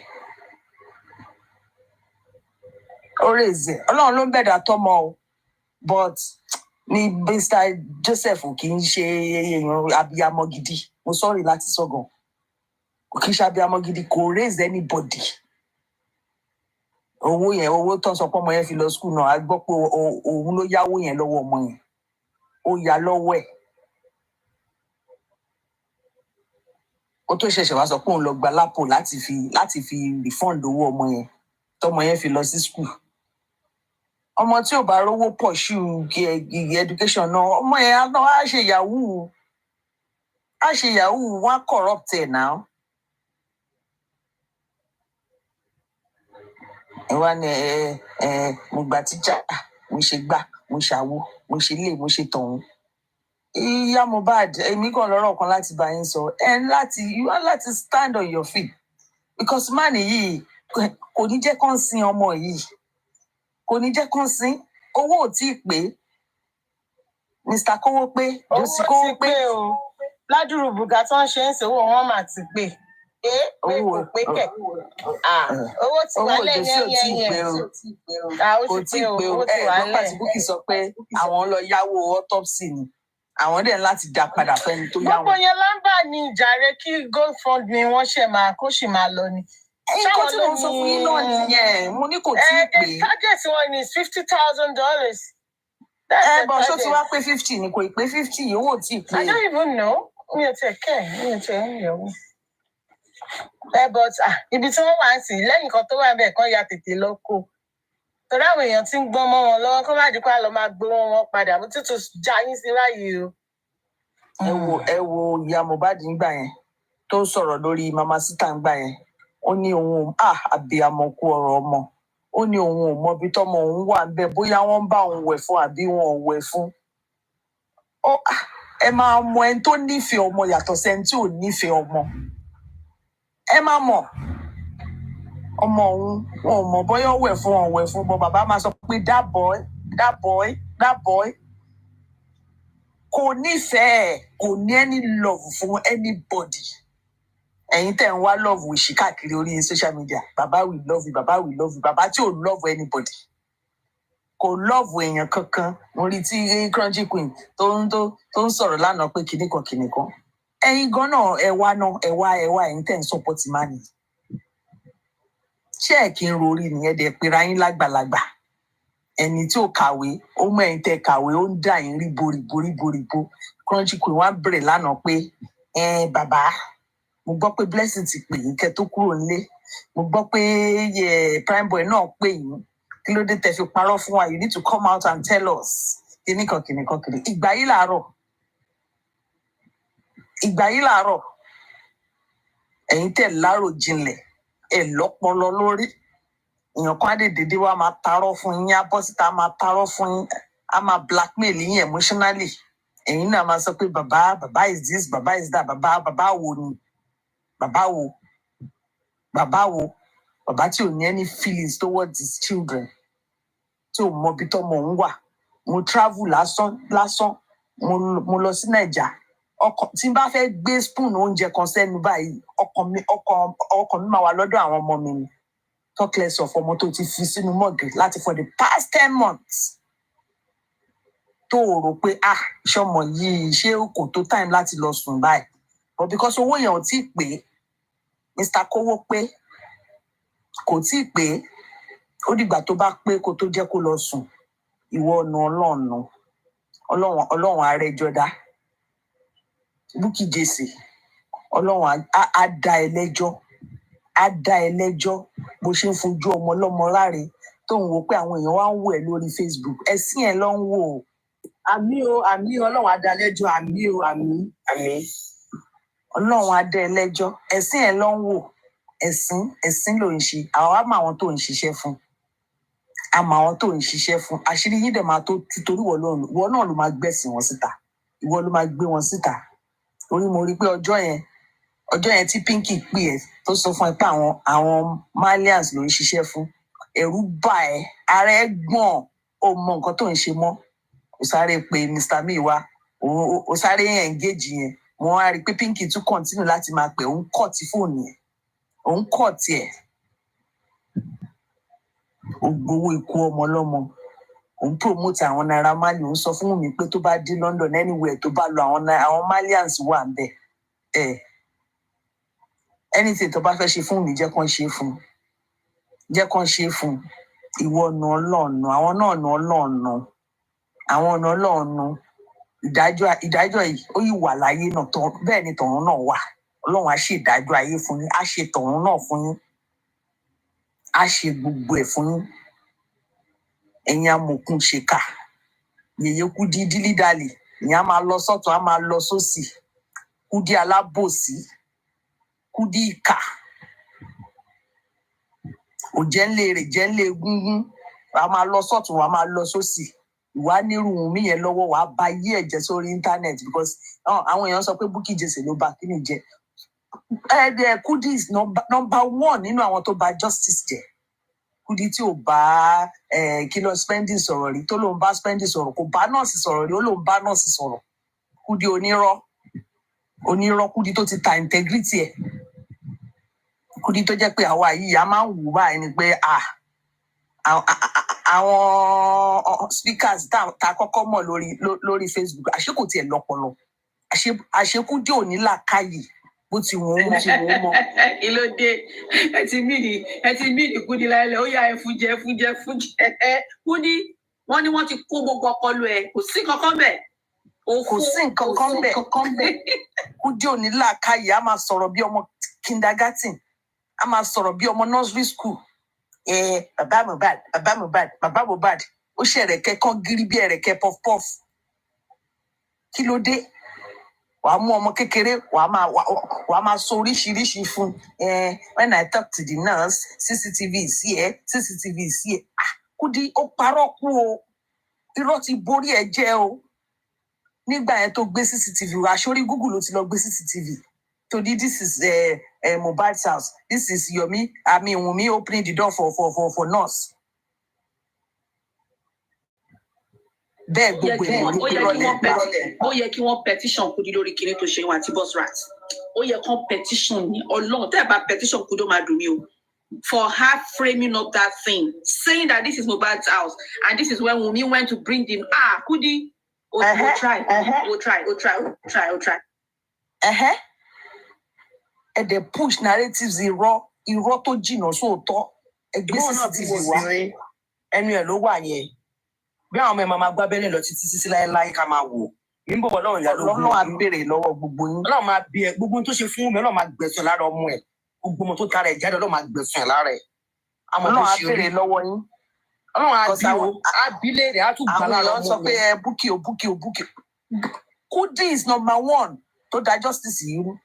Yes.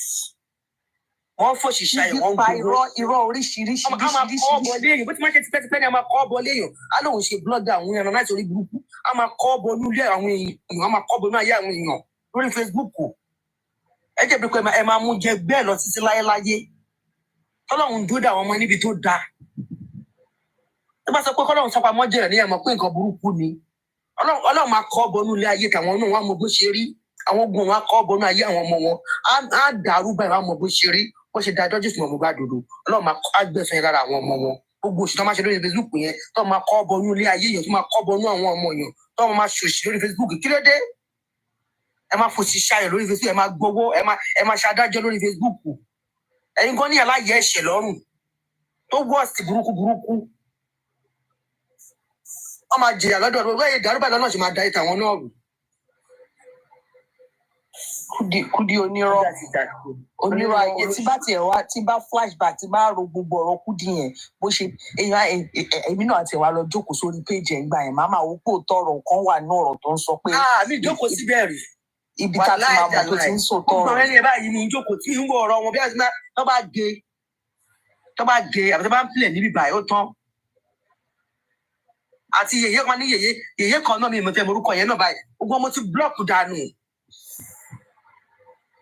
ọmọ kékeré ọmọ 24 years wọ́n tẹ̀ ti kọ́ bọ ọ̀rọ̀ ọmọ ẹ lásán báyìí mo ti lòdì sí wọn pé ṣáàbí ọmọ làwọn eléyìí ṣá obìnrin bíi títí yín ọmọ yẹn lẹ́mìí ọmọ wùmí yẹn lẹ́mìí respect 100 times mo fún ọmọ yẹn mo gbé fún mo salute ẹ̀ bàjẹ́ ẹlòmíì lè ti pokùn tó lè ti gbé nǹkan jẹ. Ẹlòmíì lè ti ṣe o because àwa tá a mọ̀ wọ́n rí ìgan náà tó bá ń sọ̀rọ̀ wọn báyìí a máa wo pé ló dé ṣé èèyàn kan lèèyàn báṣì tó tó yìí. Yes ọmọ kékeré ọkùnrin mélòó ló wà lórí ẹ̀ ọmọ tó ti gbádùn ayé tó ti gbádùn ọkọ ẹ̀ rárá tó ẹ̀ṣẹ̀ bẹ̀rẹ̀ ayé jíjẹ ẹ̀jẹ̀ pípé ló lè pọ̀ ọkọ ẹ̀ just like that ẹ̀jẹ̀ pípé tó ti ń jìyà bọ̀ tó tún wá ń da fún ọ díẹ̀ díẹ̀ kí ló fẹ́ jẹ́ ń bẹ̀ ẹ̀jẹ̀ mọ́ kó obìnrin ẹ̀jẹ̀ mọ́ tí pèrè obìnrin ṣe rí tí ó bá ṣe ń bímọ ẹ̀ṣẹ̀ ní fílíìsì rárá àwọn obìnrin mi dájú o mi ìṣẹ̀ bá àwọn ọkùnrin yẹn àwọn obìnrin ni wọ́n máa ń bí mi àwọn obìnrin tó ń máṣe mọ́ ẹni ni wọ́n máa ń bí mi jù ṣóbìnrin lẹ́yìn yìí ṣá ẹ dájú léèyàn. Social media yóò wá jẹ́ kí n mọ̀ pé common sense is not common kò sọpọlọ lórí àwọn èèyàn ẹni tó lọ́pọlọ báyìí díẹ̀ ni wọ́n máa wo Kúdí yẹn títí báyìí ó dẹ̀ tún yìí ń sọ̀rọ̀ ládùúgbò gbogbo rọ́tẹ̀ pa kíyàn má ní tìjú kọ́bọ̀ kò má ní tìjú orí ibẹ̀ náà lè ní Primeboy ti ń sọ̀rọ̀ sí yín ó ti ń sọ̀rọ̀ sí ẹ pé iṣẹ́ bóra ní abẹ́ pupa pàtó ti mọ̀ pé nírọ̀ ni yín. Primeboy náà ìyẹn ní ẹ̀yin olórí burúkú àgbàlagbà àti ẹ̀mọ́ bóyá bóra ní abẹ́ ẹ pupa ẹ wá sí Nàìjíríà kẹ má lè béèrè òun. tọ́kọ́ra wọn lẹ́ẹ̀dẹ̀ tó bá yarí ayé wọn jẹ́ torí owó ni gbogbo tó ń ṣe yẹ̀yẹ́ kúrò ọmọ yẹn máa sọ bẹ́ẹ̀ fún ọ. Torí owó ni torí monetization ni Kúdí ṣe ń parọ́ tó ń gbé fámìlì onífámìlì tó ń ba ayé wọn jẹ́ ni Kúdí ṣe ń parọ́. Wọ́n jẹ́ máa gbàdúrà kí ayé tàwọn ọmọ tí wọ́n dá kí lè tàwọn náà jẹ́ tòótọ́ alẹ́ wọn. Kábíyèsí Ọlọ́run. Kúdí elétekéte onírọ́ ayé onírọ́ òsọrun tó wájú pọ̀ mọ́ ti pàkọ́ ìkà àgbáyà ó parọ́ gbogbo àwọn tó bá sọ̀rọ̀ ó ló bá wọn sọ̀rọ̀ ọ̀run á bí ẹ. Ọlọ́run rí kí lórúkọ ẹ̀ kí ló gbé ẹ káàárọ̀ Ọlọ́run ẹ káàárọ̀ òun rí kí lórúkọ ẹ̀ sísí kámẹ́rà àwọn rí Mohbad àwọn rí Wùmí ó jẹ́ parọ́ jọ lọ fọ́ọ̀jì ẹlòmíì parọ́ jẹ́ ayé yìí o.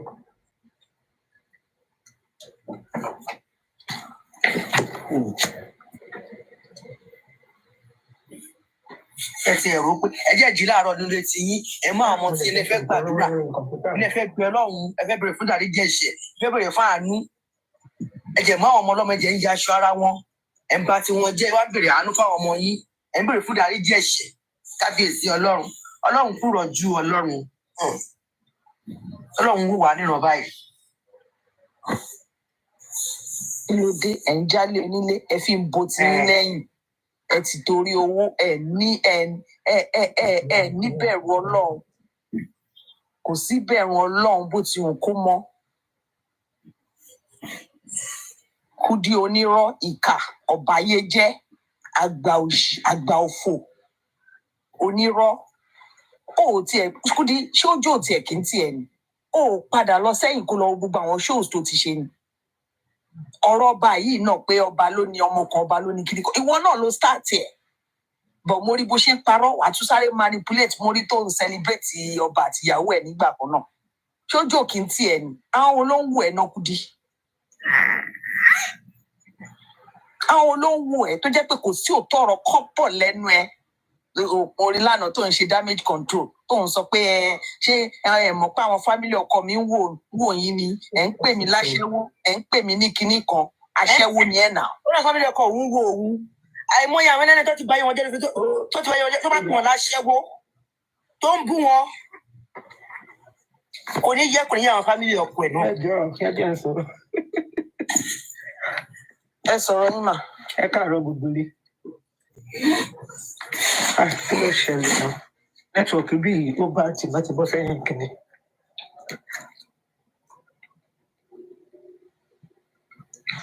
À ń gbọ́ yín. Ọ̀rọ̀ Kudi yẹn ẹ gbàgbé ẹ̀ ṣe rí bí Kudi tiẹ̀ ṣe máa ń sọ̀rọ̀ náà. Ṣé bí àwọn bloggers yòókù ṣe máa ń sọ̀rọ̀ ló ń sọ̀rọ̀ yẹn tó máa ranjú bí Google Eyes? Ṣé wá rí èèyàn wọ́n finá díẹ̀ kínkínní jọ wọ́n lára? Àwọn èèyàn ọkọ ẹ̀ ń pariwo pé wọ́n ń pè láṣẹ́wó àbí kí ló ń wí àwọn èèyàn ọkọ òun wò wù Wùnmí ńkọ́ tí wọ́n ń ba reputation ẹ̀ jẹ́. Is he so as educated as Wùnmí? Because tó bá wà educated tó dẹ̀ jẹ́ kí education pass through òun kò ní máa ṣe wèrè tó ń ṣe yẹn kò ní máa pẹ̀lú àwọn ọ̀bọ burúkú tó ń rí tọ́jọ́ ń káàkiri máa jáwòrán ó ní máa ọpọlọ ẹ̀ ò ní lọ síbi kó máa disrepute ọmọ ọlọ́mọ nítorí pọkọ ẹ̀ kú. Now I will tell you something. Classmate mi, Prince ni Gbádébọ̀ ṣẹ̀bẹ̀ pọ̀ Gbádébọ̀ ló ní ọba lábẹ́òkúta. Wọ́n text mi lórí WhatsApp pé ó fóònù àwọn ọmọ ẹ̀, ó lọ gbá golf, ó padà, ó fóònù àwọn ọmọ ẹ̀ lórí video call, ó ń throw banters, then ó wá ní òun ní chest pain. No, ó lọ sí toilet, ó wá wọlé lóun ní chest pain, ó sùn sórí bed.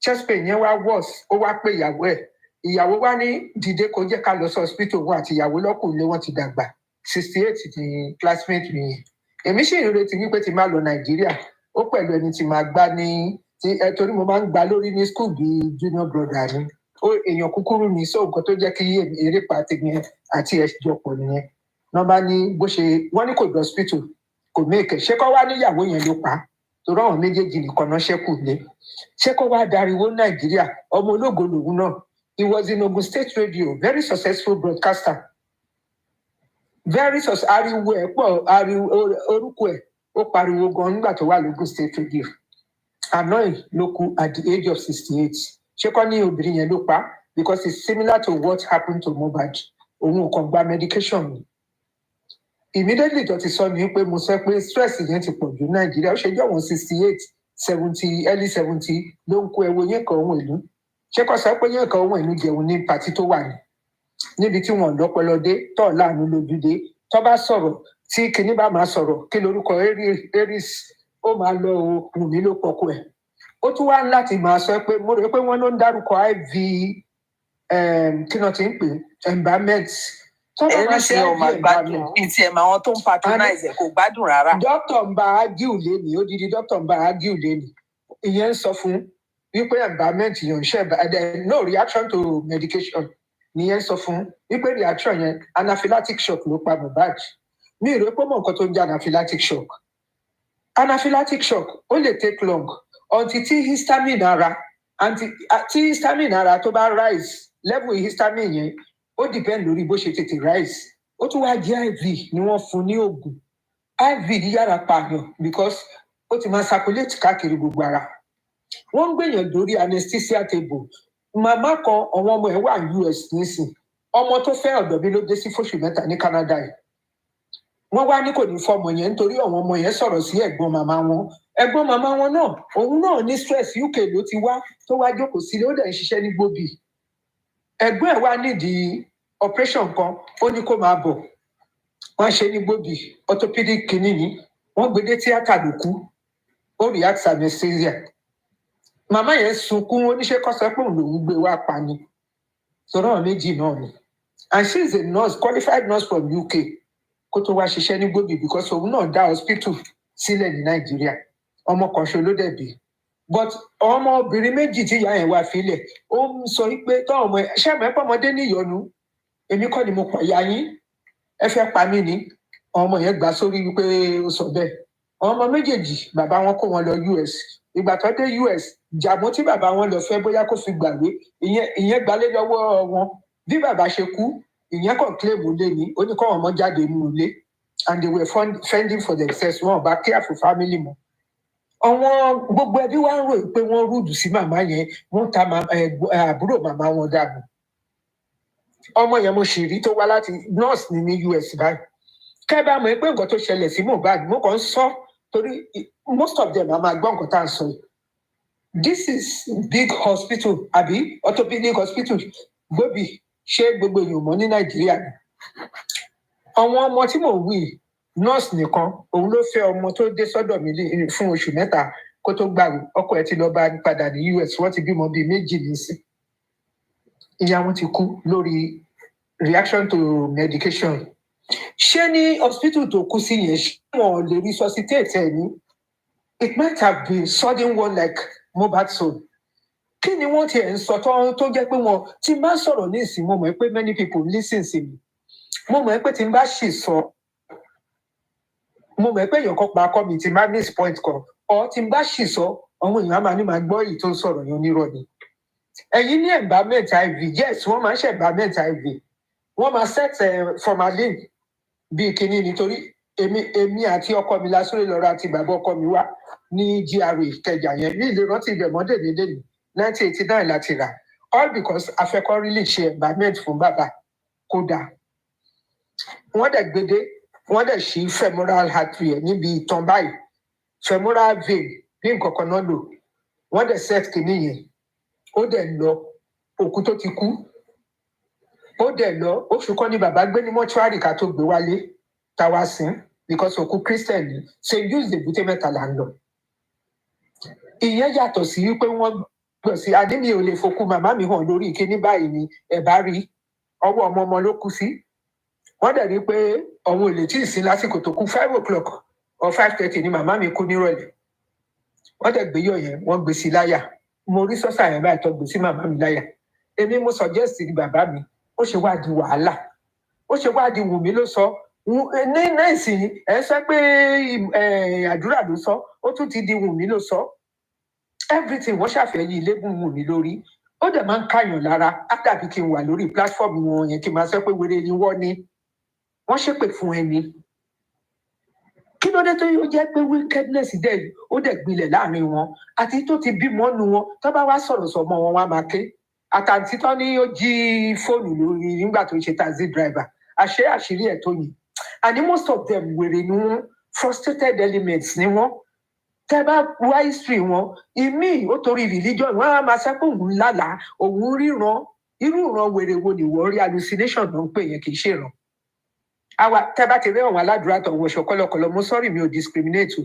ṣùgbọ́n tẹ́ bá ti rí àwọn tó ń wọ kọlọ kiri yẹn wèrè ni wọn òun ni adexi káwá ṣẹ̀ṣẹ̀ wá sọ ti Kúdí bí history ẹ̀ ṣe dọ̀tí tó ṣó yẹ kó máa dọ̀tí irú ọmọ yẹn wọ́n níjẹ̀bú òjòjò Ìjẹ̀bú lọmọ yìí náà tẹ́ bá máa sọ torí wọ́n máa ń pè wọ́n níjẹ̀bú 106 láyé àtijọ́ 106 ló fi wọ mọ́tò ẹ̀ pé àwọn Ìjẹ̀bú wọn tún máa ń discriminate ìlú láàrin ara wọn wọn á bú Jẹ̀bú gbó wọn á bú Ìkòròdú wọn á bú gbogbo ẹ̀ bàbá tó dà wá ní kókó arúgbó tó jẹ kókó arúgbó mọ́ lọ́wọ́ ṣe rí bí bàbá ṣe ń ṣe Mohbad ó kú iṣẹ́ spirit ọmọ yẹn le ó kàn dùn mí pé spirit ẹ tó le yẹn ó fi jà kó má kú mọ́ sí kó má kú fọ́tàyọ̀ tó bá yẹ pé kò kú fọ́tàyọ̀ ìbádùn mọ́ mi yẹn ni mo fi mọ̀ ẹ́ pé bọ́tẹ́ ẹ lè mú ọ̀dọ́ kí ọ̀dọ́ kú lójijì á ro ilé yẹn rògbòrògbò ọ̀dọ́ òkú abiyamọ wọ́n máa ń rolé tó bá jẹ́ tọmọdé ní ọmọdé yẹn ẹ kàn lè máa rí kó máa ṣeré kiri bó ṣe bá ń ròyìn mi ò rí wọn rí gbogbo homes tá máa ń ṣiṣẹ́ ní ọmọ foreign country náà máa sọ pé wọ́n rọ́mọ kan tó ń ṣeré kiri wọ́n rọ́mọ kan tó ń káàkiri inú ilé ọ̀hún tó lè rí ni èmi ò rí rí mi ò rí rí o bóyá spirit olúwẹ̀ náà tún le ju tiwọn lọ́nà ṣe ń súnmọ́dọ̀ ìlú torí mo ṣiṣẹ́ ní Salvation Army rí nígbà tí mo ṣẹ̀ṣẹ̀ dé ní Canada ibi Salvation Army village tó wà ní Broadview yẹn ni ilé yẹn farm kìíní náà pé bẹ̀yẹn tẹ́lẹ̀ so ó possible pé àwọn tó ní farm yẹn ọmọ yẹn kú lójijì so ọmọ yẹn sì máa ń ṣeré kiri bó ṣe ròyìn wọ́n ní blonde ni èmi ò rí rí but let me tell you something Yorùbá ni gbogbo wa kíní yìí sì máa ṣẹlẹ̀ òun ni mo sọ fún yín pé èèyàn kan kú suddenly lánàá nísìn oyè kan wẹ̀ ní kú ìjẹta suddenly ṣẹ́rí stress Nàìjíríà gan ti tó àwa tá a wà ń bí gan tá a wà ní foreign country a mọ bó ṣe máa ń rí lára téèyàn bá ti wà stressed tó bá ń fi ìpè ara heavy àbùké bákan àbí wípé you know you will feel odd bí ìgbà tó ti ń ṣiṣẹ́ kó wá ní ó ti rẹ̀ mí o but ara ẹ̀ á máa sọ fún yín pé ó ti rẹ̀ òun èmi máa ń ju báàgì nù ní ibikíbi tí n bá lè sùn sí báàgì orí rug á sùn síbẹ̀ tí n bá wá sọ ohun yẹn tó tẹ́ mi lọ́rùn mo lè sọ ohun 12 hours láì wà disturbed tí n bá dẹ̀ ti sùn bẹ́ẹ̀ màá wá rí para mi padà sípò you have to ṣe rí tá a bá kí n study ara wa ó máa ń fa stress yàtọ̀ sí ẹni tó ti wá abuse ṣé bóun là ń rí yẹn ìtara yẹn ló jẹ́ kí gbogbo èèyàn jáde wọ́n na ọmọ yẹn báyìí ara dẹ̀ ń ká mi gbogbo ìgbà tó ń sáré jọ̀nàjọ̀nà tó ń sáré nu estate kan yẹn ìyẹn tiẹ̀ ká mi lára jù wípé àgbà tọmọ yìí ò jalè ájọ ọmọ tèmi mi ní wá bọ́ síta then bàbá tó tún lóhùn rẹ jẹ tó ń give narrative jàtijàti síta pé kọ́ lè wù mí ṣá lójú àdúrà àdẹ́gbà kò gún bọ̀ dáhùn kò ní kọ́kọ́ mú wù mí kó kọ́kọ́ gba nígbàkúgbà kò máa ní kíá wèrè ó máa ya wèrè sí wù mí lọ́rùn ní kábọ̀ torí ṣe wù mí kínkínní fájá wù mí yẹn á wá lè kápá Mohbad pẹ̀lú háìtì Mohbad yẹn mẹ́pẹ́ tó bá dojú kú agbára máa ń lé gbà kan sí ni téèyàn tó bá débi tí danger wà báyìí agbára ẹ̀ máa dọ́bù wà ní kò sí bó ṣe lè weak tó so Mohbad àwa làjúlẹ̀ àwa jẹ́ kí wù mí wọ́n tún ní 100 tó fọ́ ẹ mọ̀ bóyá bó ṣe rẹ́ǹtì ilé yẹn nìyẹn tó máa pe láńlọ́ọ̀dù pé kó wá tó ṣe bá rẹ́ǹtì ilé ń bí náà tó jẹ́ pé èyí tó bá jẹ́ pé ilé tó jẹ́ bóyá high-rise building lẹ́ máa ní ó dìgbà tó bá tó ṣe kẹ́ tó kó síbẹ̀ wọ́n á dẹ̀ wá tó ṣe ẹ lè ní kó change bath ẹ lè ní kó change anything fún yín tẹ̀rí pé ó dùn níbẹ̀ ilé tẹ́mi ń gbé ìní sí mo rí i pé ta ló lo kúkà mo ní mi tiẹ̀ lè wo láńlọ́ọ̀dù yẹn àfìgbà tó change ẹ̀hún mo ní mi fẹ́ rí i torí mi nílé ṣe oúnjẹ ní kitchen yẹn ní ìmọ̀ bẹ́ẹ̀ nìyẹn ṣe obìnrin ló dẹ̀ gbé bẹ́ẹ̀ last but ní Nàìjíríà anything goes ní wọ́n máa fojú fò dání dẹni pé CCTV wà ní ilé yẹn ó sọ fún prime boy pé CCTV ó mọ̀ pé prime boy wà dangerous ló ṣe tètè ya ṣẹ́ẹ̀mẹ́ pé ẹ lè má làjá lé kẹsẹ́ pé ajá wà lé yín mo náà wọn ọ̀rẹ́ kan tọkọ bí wúrẹ́ thank you so much ma thank you so much ma ó lè jẹ́ ó mọ̀ọ́mọ̀ sọ bẹ́ẹ̀ fún prime boy ni nǹkan tí mo lè sọ fún yín nìyẹn ó mọ̀ọ́mọ̀ sọ fún ni because ó mọ̀ pé dangerous ó mọ̀ pé ó ti mọ̀ pé tó gbà because ó ti mọ̀ bó ṣe máa ń ṣe fóun ara àwọn enemy tó ń wí nìyẹn unfriendly friends tó ń wí nìyẹn ṣé bẹ́ẹ̀ gbọ́ tí wọ́n ń sọ níbì kan pé ìyàwó ẹ̀ sọ fún yín pé wọlé wá ó tún dúró ti prime boy alone ìyẹn ń remind ẹ̀ pé ṣé o mọ̀ pé dangerous nìyẹn definitely there is something going on about that guy irú wọn ni bàbá yìí wà lọ apply ìyàwó oníkójẹ ká ìpúrọ mọ ìyẹn màmá ọmọ níláyé òun ò ní ṣerú ẹ̀ nígbà tó ní conscience tí ìyá ẹ̀ jẹ́ good Christian tí kì í ṣe Christian àtọwọ́dá bíi tiẹ̀ tí kì í ṣe pastor kẹrù bíi tiẹ̀ ó tún pé ọmọ ẹ̀ oníkọ́mọ sọ bẹ́ẹ̀ ẹ wá torí ẹ wá yípo àbí kò mọ̀ pé orúkọ ayérayé lòun sọ ọmọ yẹn wípé wọ́n ti sọ táyà sí lọ́rùn rí ìyá prime boy náà ìyẹn náà wá ṣé ọmọ ẹ̀ ló ń dìfẹ́ ló wá fi tàrà sọ òun pẹ̀lú ẹni tó gbà ìtọ́jú fẹ́ yìí kí ọmọ èyí wọ́n jẹ́ olè ní Mohbad ní mo sọ́dọ̀ kí wà wọ́n dẹ̀ jọra ṣé rí àwọn ọmọ tá a bá bí wọn àwọn ọmọ kan wà tó jẹ́ pé inú kòkò dúdú ní ẹ̀kọ́ funfun ti ń jáde náà wọ́n ti ríru bàbá tó bí ọ̀wọ́n àwọn ọmọ yẹn ò dẹ̀ fẹ́rù fámìlì yẹn àwọn tó ń associate mọ́ níta tó jẹ́ ọmọ ajẹbọ́tà ọmọ gbá ọmọ àwo gbogbo ẹ̀ náà ti máa mix wọ́n ti rí bọ́wọ̀n yẹn ṣe live láìfi dẹ̀ wọ́n ọmọ yẹn that is the life they wanted to live wọ́n ṣe rárá múra wọn tó dẹ̀ rárá ń tèmọ̀ ara wọn tó rárá ń tọ́jú ara wọn á nírú ẹ̀ lára èmi náà first cousin tó jẹ́ pé ṣe rí ọmọ yìí ó ròyìn ó wà notorious ní Sùúrùlérè yẹn àwọn tó wà notorious ló máa ń bá ṣọ̀rẹ́ to the extent wípé àdúgbò àwọn kìíní náà ń gbé kí lorúkọ máa tó máa ń kọrin iná ọmọ Benin ó ti kú o tó kọ wíṣọ Nàìjíríà àdúgbò wọn náà ń gbé Ládìpọ̀mọ̀wé to the extent pé ńgbà tó jalè nílé kejì torí wípé ọmọ yìí mú gbọ́n ọmọ ṣíta lọ́ ṣe ní tó bá mu òun náà wọ́ wọn jáde màmá wọn sọ fún mi náà kì í jẹ́ ṣé kó ń jalè ẹ̀gbọ́n ẹ̀dẹ̀rẹ̀ amúsọ́dọ̀ lápapá road KLM ló ń ṣiṣẹ́ bóyá ti rìtáyà báyìí KLM ló ń bá ṣiṣẹ́ ní airport ẹ̀gbọ́n náà ló jẹ́ kó wọbẹ̀ irú ẹ̀ ni Mohbad yìí ìpè this is the life we want to live life ta ìtọ́wọ̀n òbí bí wa àwọn òfẹ́ yẹn àná wọn mọ̀ yìí dẹ̀ fẹ́ compensate loss wọn past loss wọn wọ́n fẹ́ compensate ẹ̀ ní Mohbad ṣe struggle bàbá yóò jẹ́ kó fọkàn balẹ̀ ìwọ gan tún pressurize ẹ̀ tó bá ní kú lé ló tó bá ń tẹnumọ́ kú lé ló pa òun gangan ní kú lé tó pa. This is what is raising the boy's blood pressure and the abuse he's having from outside. Combination forces wọ́n fún ní high blood pressure àtòwítọ̀ ẹ̀ tó lọ gbẹ̀nù entity nurse kò wá treat ẹ̀ nurse yẹn ti sọ pé òun ò mọ spending o ṣàwárí ibi tí spending ya criminal sí òun ní pé ọ̀tọ̀ ní statement tó ti make innocently ó wá torí owó wọn wá ń ply ẹ̀ ó wá tún lọ purọ́ kì í ṣe ní ibi tẹ́mi ti máa kọ́ mi ní pé diaspora ò ní gbà yín fún ẹsẹ̀kẹsẹ̀ náà ti máa arrest wèrè ẹ̀ ẹsẹ̀kẹsẹ̀ nǹkan tó lọ give ní inquest ó yàtọ̀ sí nǹkan tó ń give ní kí náà ti tó first statement to make. Àwọn ìyá burúkú ìyá rádaràda àwọn tó fògùn wẹ orí ọkọ wọn tọrọ ìpọ wọn rọkọ wọn a máa ná wọn ní happy home wo rewo ìjọ tí mo ti rí picture màmá ẹ ni mi ti ń tẹ̀lé mọ́ ó máa ń sọ àwọn true to life story experience àwọn èèyàn nǹkan tó ju wọn rí especially obìnrin àtọkùnrin ó máa ń sọ ìyẹn ni mo ṣe ń follow page ẹ tẹ́lẹ̀ but ìgbà tí mo ti wá rí she is boring àti pé bó ṣe máa ń kun lipstick tí gbogbo ẹ máa ṣe yan yẹn inú ẹ̀kọ́ tiẹ̀ máa ń bí mi máa kọ̀ wí pé kí lè ṣe kò kí n mọ ẹ̀kọ́ àwọn èèyàn ń wò wọn ni.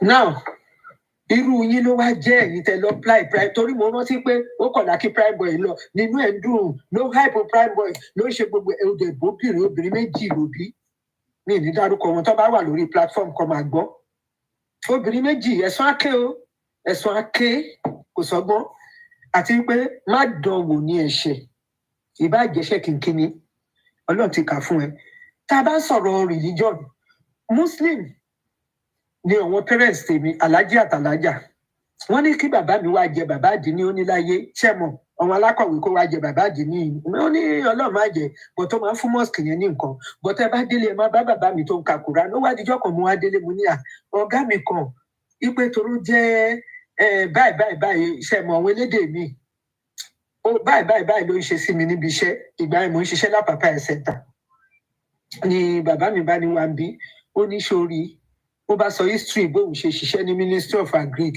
tó jẹ́ pé ọ̀gá kan wọ́n gbé òun lọ inú igbó òun sọ pé òun ò lè lọ lòun ṣe resign òun pẹ́pẹ́pẹ́ kóun tó torí iṣẹ́ mi ni bàbá mi wá ń sọ fún mi pé sórí tó bá ní èèyàn yìí o tẹ́ ẹ̀ ní má ẹ̀ bá roku sí i ó ní nínú Islam ó níjọ́ tó bá ti roku sí ọ̀tá ẹ̀ ó níjọ́ ẹ̀ náà ti dájọ́ kú fún òun náà lọ́rùn ẹbí wọn bí táwọn ti religion ayé ìsìn ti rí tiwọn tó jẹ́ pé ìpè ṣáá ni wọ́n á bọ́ sórí platform wọ́n á máa ṣépè wọn ò mẹ́kúrì wọn lè pè yẹn lọ ní wọn ò dẹ̀ wá mọ̀ tó máa dàbí àdàbí ò máa gbóògùn sórí tó bá fàdàbí ṣépè tó bá falájọbí ṣépè méjèèjì yẹn ṣòro torí Granny mi falájọbí ṣépè rí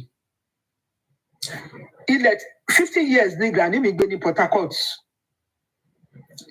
was 15 hot ni mo wí o ilé kókó tí màá Granny mi fi débẹ̀ council wa sọ pé kọ́kọ́lé yẹn tẹ́ bá gbọ́ yẹn tó fi ń kọ́lé ńgbà yẹn 106 ẹ̀gbọ́n ẹ̀ ló dẹ̀ ní kó ọmọ ọ̀yẹ́ ẹ̀gbọ̀ngàn ló ní kó lọ òun lòun nílé yẹn lọ gbà á àwọn ọmọ ẹbí tó yí ẹ̀gbọ́n yẹn wá rán lọ sí school tí gbogbo wọn di director of this ambassador in this country this and that gbogbo wọn wá lọ sílé màmá náà fẹ́ gbalẹ̀ lọ́wọ́ màmá wọn fẹ́ gba ilẹ̀ Port Harcourt ni màmá ní nǹkan tẹ́gbọ́n òun fún òun lòun kọ́lé òun sórí ẹ̀ mo rántí pé lọ́ọ̀yà Douglas ní lọ́ọ̀yà ń gbà yẹn màmá máa jí láàárọ̀ máa bọ́ síbi òòrùn báyìí ọwọ́n màmá àtijọ́ ní kò ní kínníkínní anybody lọ́kàn á ní Christopher gbógun tì mí kíní kan gbogbo á dárúkọ gbogbo àwọn first cousin bàbá mi á ní alájọbí á da ìwà alájọbí jẹ́ kóun borí wọn èmi sọ fún yín pé pẹ̀lú gbogbo ẹ̀ náà after the war tí màmá ti kú tán bàbá mi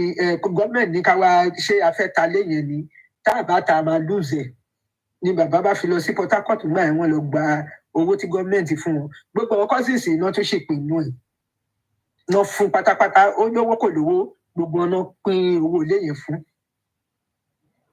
kì í ṣe pé wọn ò ní but wípé bílọ̀f ṣe wà látijọ́ kí wàá ló ṣe bàbá burúkú yìí àdúrà ló yẹ kó máa ṣe gbogbo nǹkan tí bàbá yìí tó ń ṣe kiri kọ́ máa ní àdúrà kí bàbá máa ní tẹ́jẹ́jẹ́ ìyàwó èèwò ọmọ ẹ̀ náà lọmọ yìí ìyàwó yìí a mọ̀ pé ó sì kéré ó máa a lè ní kó má lọ fọkọ míì àwa ní young widow ní family tó sọ fún yín pé kó lọ fọkọ míì boys méjì tó bí wọ́n ti ọmọ yẹn ti fẹ́ wọ late 40 nísìn wọ́n ti wọ late 40 wọ́n jọ ọmọ mi lọ àbí kò ti wọ 50 pàápàá ìjọ tó ń ṣe wedding báyìí wọ́n sọ pé bàbá wọn kú kò sẹ́ni tó mọ̀ pé bàbá wọn kú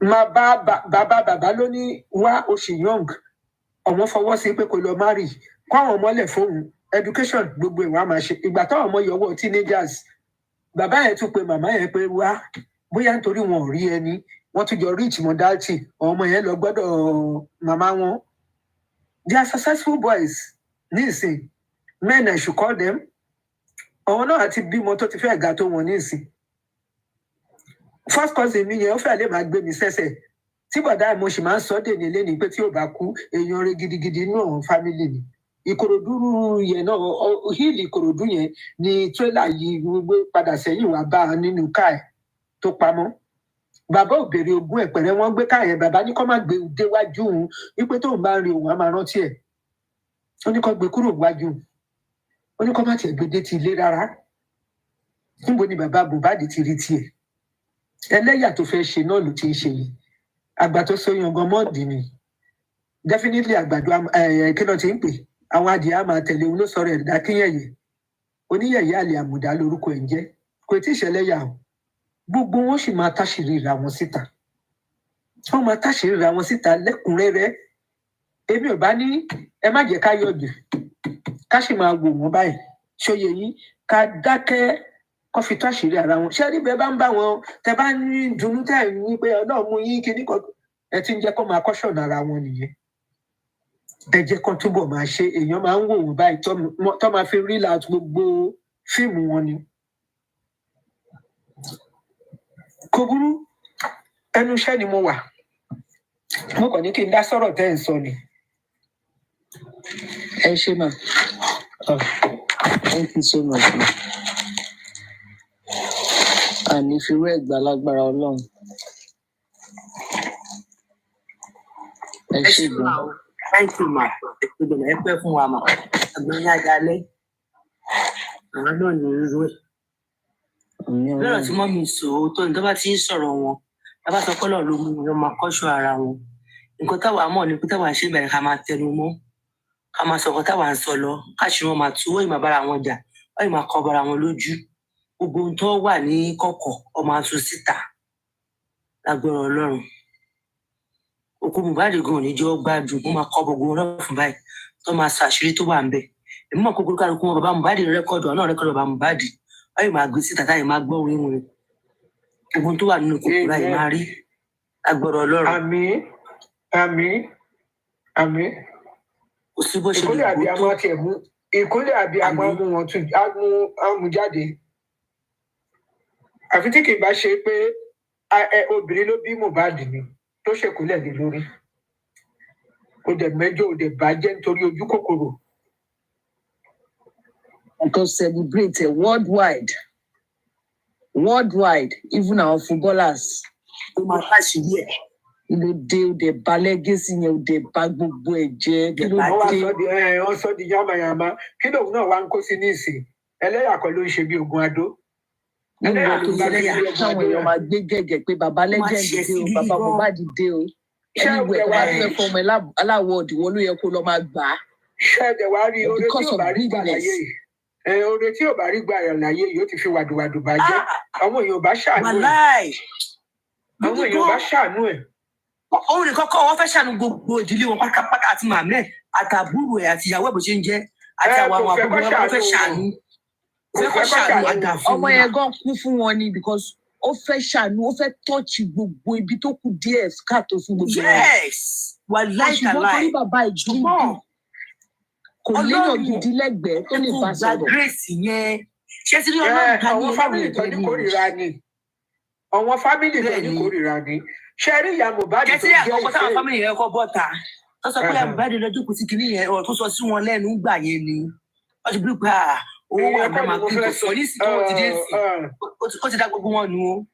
Ọlọ́run ò ní jẹ́ kẹ́ rí acidic family kò yẹ yín ṣe rí ìfẹ́ ìgbà ìwé tẹ́ bá wò dáadáa most of especially ẹni tó bá ní máa fẹ́ ẹni lágbájá yìí tẹ́nìyẹn lọ fẹ́ tó ń wò pé ìgbà táwọn bá mẹ́kẹ̀ tán tí ọmọ bá ti wà ń bẹ̀ family máa wọn á yọwọ́ ní ọ̀rọ̀ wọn ló ṣe bí mẹ́ta kí bàbá ẹ̀ tó bá a sọ̀rọ̀ but irú wọn mi ò fi blame ìyá Mohbad ó máa ń sábà pọ̀ pé ọkùnrin yẹn ò kí ń wà grateful fún mi fi wọ́n kọ́lá kàrọ̀ ìjọba mi blame rárá tó lóbìnrin mi. ọkùnrin yẹn ò wà grateful fún sacrifice tó ṣe ṣé wọ́n rí ìyá Mohbad kéré ṣóye yín lọ́wọ́ èèyàn ṣe máa convince lọ́wọ́ èèyàn ṣe máa convince ẹ pé ó máa jájú.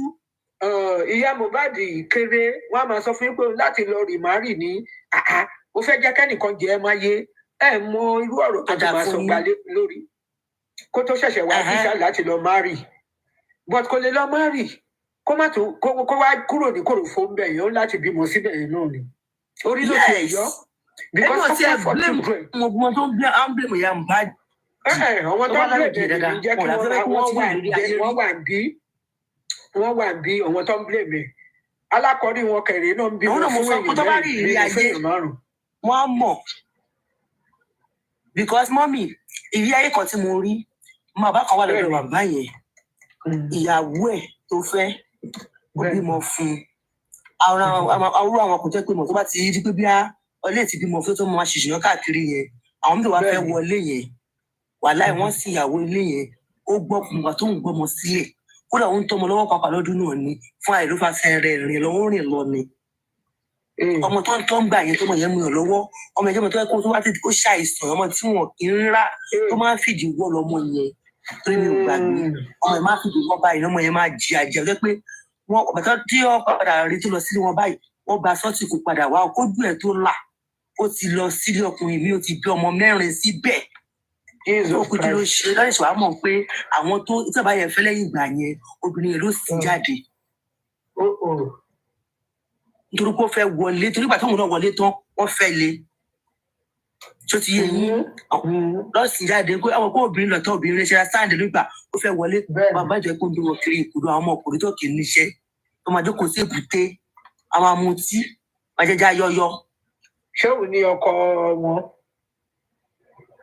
bàbá mo náà mi sọ no bàbá Mohbad mi kò fi sọ pé bàbá Mohbad pé àwọn ọmọ òkòdù tọ́ọ̀dì kì í níṣẹ́ gidi lọ́sẹ̀ pé káfíńtà ló ń ṣe wọ́n jẹ́ kó sí tí odò máa mú wọn tí máa mú jẹjẹ ayọyọ ọkùnrin tí mò ń sọ èmi ń sọ fún àwọn obìnrin mi tó ń bí màríyá Mohbad gbágbá ẹ pé obìnrin mi ò ń fẹ́ lọ́gbà ẹ pé màá fẹ́ bàtí àbá fẹ́ pa lórí òfin fẹ́ bá ti ti ẹ̀gẹ́ máa mọ tí tó náà fẹ́ gùn pa tó jẹ́ ẹ̀sà ọmọ kékeré ara kọ́kọ́ ṣe é mọ̀ pé ó yọ̀gbò tí obìnrin yẹn sáwọnú mọ́sálásí ó tún lọ bá ń bẹ̀ ó fẹ́ kọ́ mi tó bá ọmọ ẹ̀ kú. tó bá rí ibi gonígò yẹn agùnpa ni ṣe rí ní ìjókòó tẹ́ ń rí yẹn of recent bíi last year ṣe mọ wọ́n gbà tí wọ́n lọ bá star kan níjókòó tó jẹ́ pé kó tó dáwó fún tó ti kú táwọn ọmọ ẹ̀ fi ṣòkú ẹ̀ mi lè rántí ṣe ẹ̀rí àtẹ̀jáde ẹni obìnrin yẹn ó kúrò ọkùnrin ilé kúrò nílé ó dẹ̀ ń dátọ̀ ọmọ ẹ̀ 3 mo rò pé ńgbà tára wa ní ló fipá lọ bá ọkọ pé kó fún un lówó oúnjẹ o láti máa contribute owó oúnjẹ ni kíní yẹn ló lọ bèrè kọ́kọ́ tó gùn pa òun ọkọ gún máa yẹn pa òun. náà ẹ sọ fún mi ó lọ bèrè fún ọmọ tájọ bí. ẹ sọ fún mi ọ̀wọ́n ọmọ yẹn ní ìsìn ẹ sọ fún mi ọ̀wọ́n ọmọ yẹn nǹkan tó máa ṣẹlẹ̀ sí wọn. Àdìyà náà máa pe títí wa níyà tó bá jẹ́ tún lọ kàrà kó tún lọ bèrè kó tún lọ síbòmí lọ kó tún lọ fọ́kọ mi ìgbà kàwó kan wọ́n tún máa bú.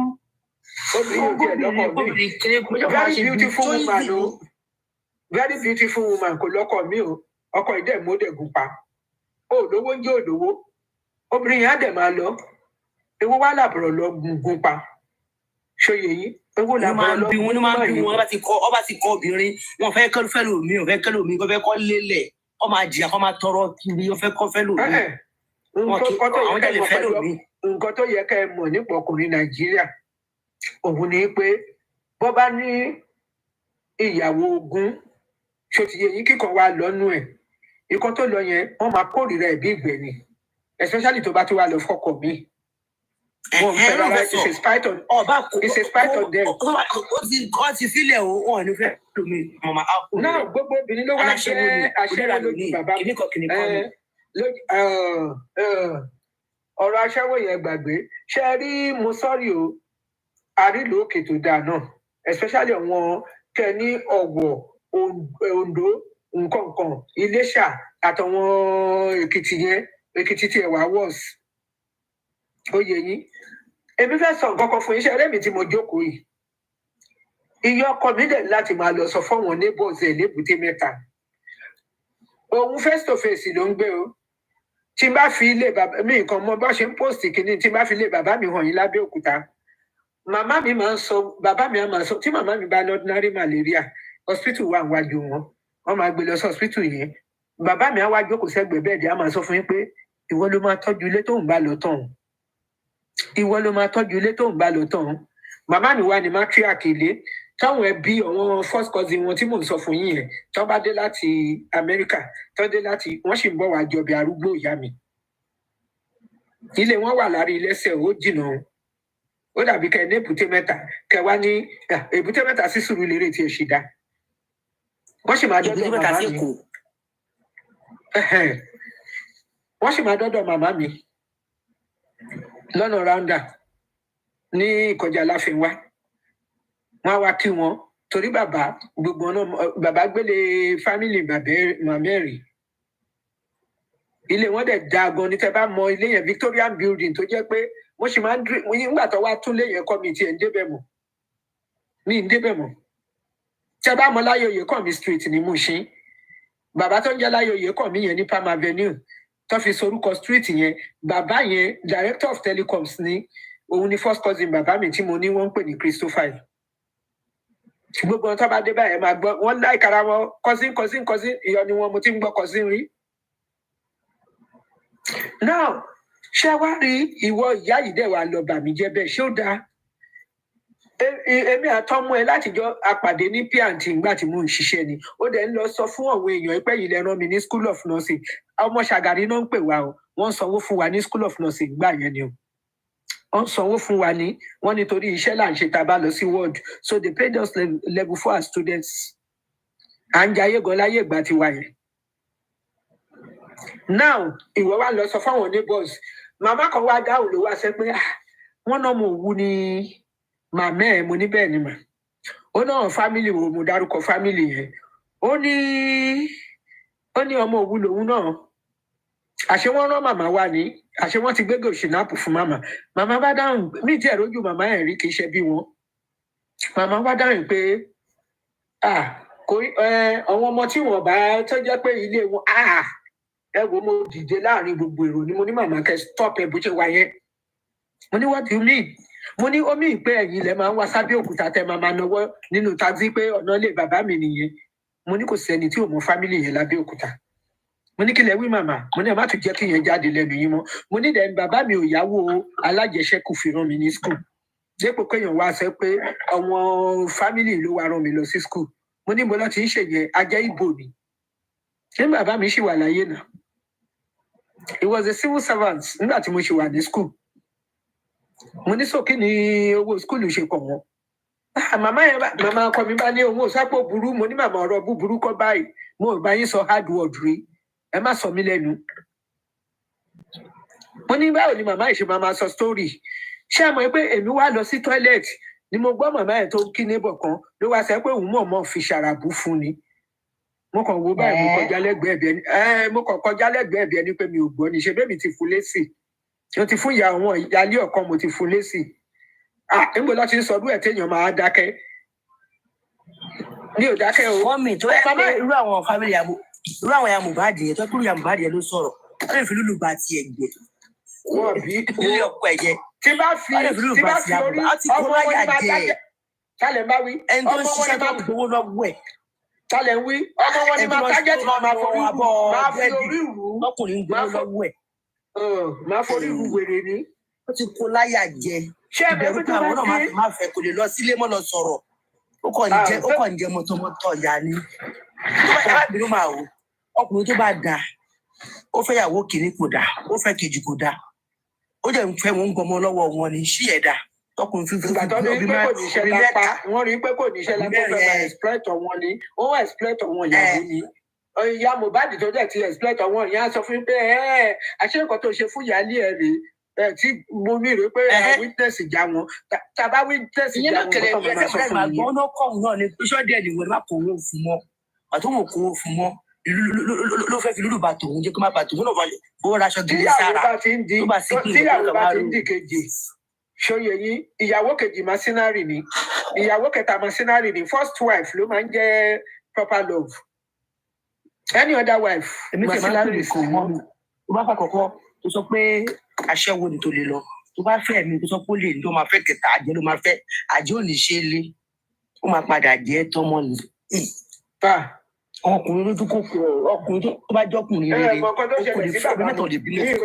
ó dàbẹ̀ ní pé ẹ̀ overlook ẹ̀ ṣe rí ṣe bọ́ ní ìyẹ́ òótọ́ èèyàn dẹ̀ ní bàbá ẹ̀ ṣe bóyá orogún èèyàn dẹ̀ ní mi orogún bàbá wọn ní ìyẹ́ ẹ̀kú bó ṣe bí ni ṣe rí àwọn ìyàwó yòókù tí bàbá yẹn bá jẹ́ni tó ń kọ́ ọmọ bàjẹ́ ó ti rojọ́ wọn níbi fún bàbá ẹ̀ tí bàbá ẹ̀ ti torí ẹ̀ gbá wọn létí rí àwọn èèyàn dẹ̀ máa ṣépè fún un bẹ́ẹ̀ ni èpè yẹn ló wá ń jà léni ó kàn yẹ pé àwọn ọmọ ń forí ko kọ́lọ́hún yọ èpè yẹn kúrò lórí àdúrà kó yọ kúrò lórí because màmá wọn innocent ikú àdúrà kúlẹ̀ tí màmá wọn máa sọ nìyẹn ìgúndílé kó má ṣẹlẹ̀ lórí ọ̀hún mọ́ kọ́lọ́hún bá wọn break ẹ̀.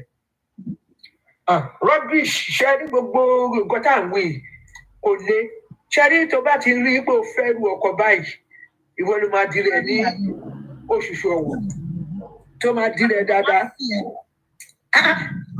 Níbo ló ti ń ṣerú ẹ̀ ó dẹ̀ mú ẹbí ẹ̀ ó dẹ̀ tú yẹ́bẹ́yẹ́bẹ́ even ọmọ tó kú kan ó bàjẹ́ ẹ wo bàbá star o ẹ wo ibi tí mò ń gbé ṣèbọn ọmọ yẹn ló bá ẹ kọ definitely kò tí ì pẹ́ tọkọ ilé yẹn ìyàwó tó fẹ́ wọlé dọ̀tí ni ọmọ bẹ̀rẹ̀ òṣì bẹ̀rẹ̀ ọmọ yẹn dẹ̀ tún pọ̀ níbẹ̀ ibẹ̀ yẹn ò ṣe ní dọ̀tí ibẹ̀ dàbí ilé bá boot òun náà wá bọṣọ lé ó dàbí kí náà ṣe ń pè wọ́n ti túùtù ẹ̀ up kò yẹ kó má ṣàkọ wọ́n ti túùtù wèrè up kò yẹ kó má ṣàkọ.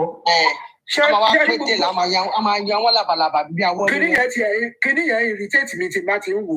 bá jẹ́. wọ́n dẹ̀ sọ di star. àbòsí ló ń jẹ́ káwọn olórí burúkú kì í ṣe pé wọ́n rí fault àbòsí àti wickedness àti wípé gbogbo wọn there is something tó fẹ́ gain nù kìíní yẹn èyí tó ná òun ná 3 million fún lọ́ọ̀yà òun ná kinní kan òun ló ń pe pírẹ́sì kiri ta lórun ẹ̀ṣẹ́ tó joyè bólódé fẹ́ lójú ìwọ ló náwó pírẹ́sì ló náwó there is something tó fẹ́ gain ní ìró pé owó ẹ̀gbọ́n ni pàápàá ó lè jọ̀wọ́ àwọn tí wọ́n rò pé wọ́n máa ná wọn pa. ṣe wá rí pọ́ǹchì tó ń bá wọn gbé pọ́ǹchì tó ń bá wọn twist story yẹn náà máa ẹ̀kọ́ gba láísẹ̀sì wọn gbẹ̀yìn ẹ̀yẹn jẹ́ kọ́kọ́jà òyìn wọn sí ìjọba ẹ̀rí nísìn nàìjíríà ọ̀dájú ló wà nàìjíríà wọ́n á gba láísẹ̀sì lọ́wọ́ wọn nísìn kí bọ́ ìyẹn má lọ ṣọ̀rẹ̀ ìyẹn journalist yẹn ṣé irú story tó yẹ kó máa gbé nìyẹn story tó máa gbé tó jẹ́ pé tó bá fi journalism sílẹ̀ èèyàn náà wọn bàbá kí lorúkọ bàbá yẹn tó jẹ́ pé first journalist in nàìjíríà náà bàbá yẹn pẹ́pẹ́pẹ́ over 100 kó tó kùnà ọlọ́kọ̀ àbí kí lorúkọ bàbá yẹn náà mi rántí orúkọ ẹ̀ tẹ bá rántí wọ́n gbé bàbá yẹn sórí pépà ńgbà kan wọ́n gbé jáde wọ́n focus ẹ̀ ńgbà kan bàbá yẹn ti kú ní ìsìn àwọn yẹn ṣe journalism bó ṣe yẹ náà èèyàn kan láwọn àbàtìtọ́ interview bàbá wèrè lórí kí náà ti ń pè PVC àbí kílẹ̀ ti ń pè station tó ti interview ẹ̀ wọ́n wá sọ kínní náà di rádaràda irú gùrẹ́sì tó yẹ kó máa lọ ṣe ẹrù fáwọn alájàpá lóko kí náà ti ń pè oko Ìbàràpẹ́ ìyẹn náà joyè nonsense oríṣiríṣi ọmọ àlè Nàìjíríà ti dàgbà ni ọmọ àlè Nàìjíríà lẹ́rí yẹn especially ọmọ àlè Yorùbá àwa nìkan náà dá kí náà ti ń pè social media lẹ̀ fún mi tá a dẹ̀ wá balẹ̀ ayé jẹ́ bí wèrè ẹ wá ń búra yín ẹ ń fúra yín ní kinní kan kámẹ́rà dáhùn ó gbé tì fún kinní kan ó gbé ọyàn fún kinní kan irú láti burúkú rádaràdá rédèrèdè yẹn ìyẹn náà lẹ́nu ọ̀rọ̀ ó wá ṣe tó lọ́hùn lọ́wọ́ ṣe kéèsì Adédoyin ẹni tó ṣe kéèsì Adédoyin ni Fálànà náà Fálànà ló ṣe ìgbà tó kó gbogbo sáànì tó fẹ́ ṣé bàbá yẹn ò lo ẹni tó pọ̀ ọmọ lọ́mọ ṣé kò lówó ni. And that is a clear case of murder. Clear case of murder. Ìyẹn ò tiẹ̀ ní à ń bò lójú. Ẹ tún fi aṣọ òtẹ́ẹ̀lì yẹn gbà tọ́lọ́ máa mú wọn. Wọ́n tún fi trail sílẹ̀. Báyìí pé kọ́ lọ fa aṣọ òtẹ́ẹ̀lì yẹn sin bọ́ yẹn. Wọ́n tún wá gbé shallow grave nínú igbó láì ṣẹran. Odidi accountant ẹ lọ sí sínú igbó. Tíyàn bá ń sọ fáwọn èèyàn ẹ̀ ń kọ́. Ikú yẹn bá lójijì nínú àwọn.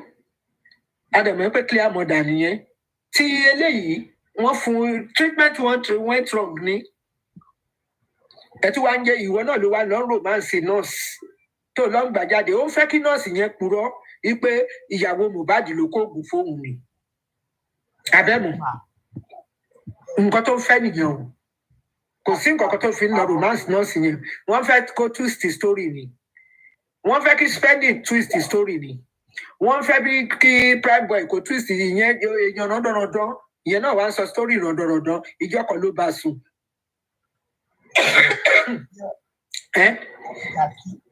Ọ̀rọ̀ tí ò ṣe gbọ́ létí ọmọ kékeré tó ti mú tó jẹ́ pé tó bá bọ́ sórí láìní ẹ̀ ti mọ̀ pé ògógóró ti balẹ̀ ayé ẹ̀ jẹ́. Ṣẹ́pẹ̀ tó mú kiri títì tí ò jẹ́ kó gbádùn.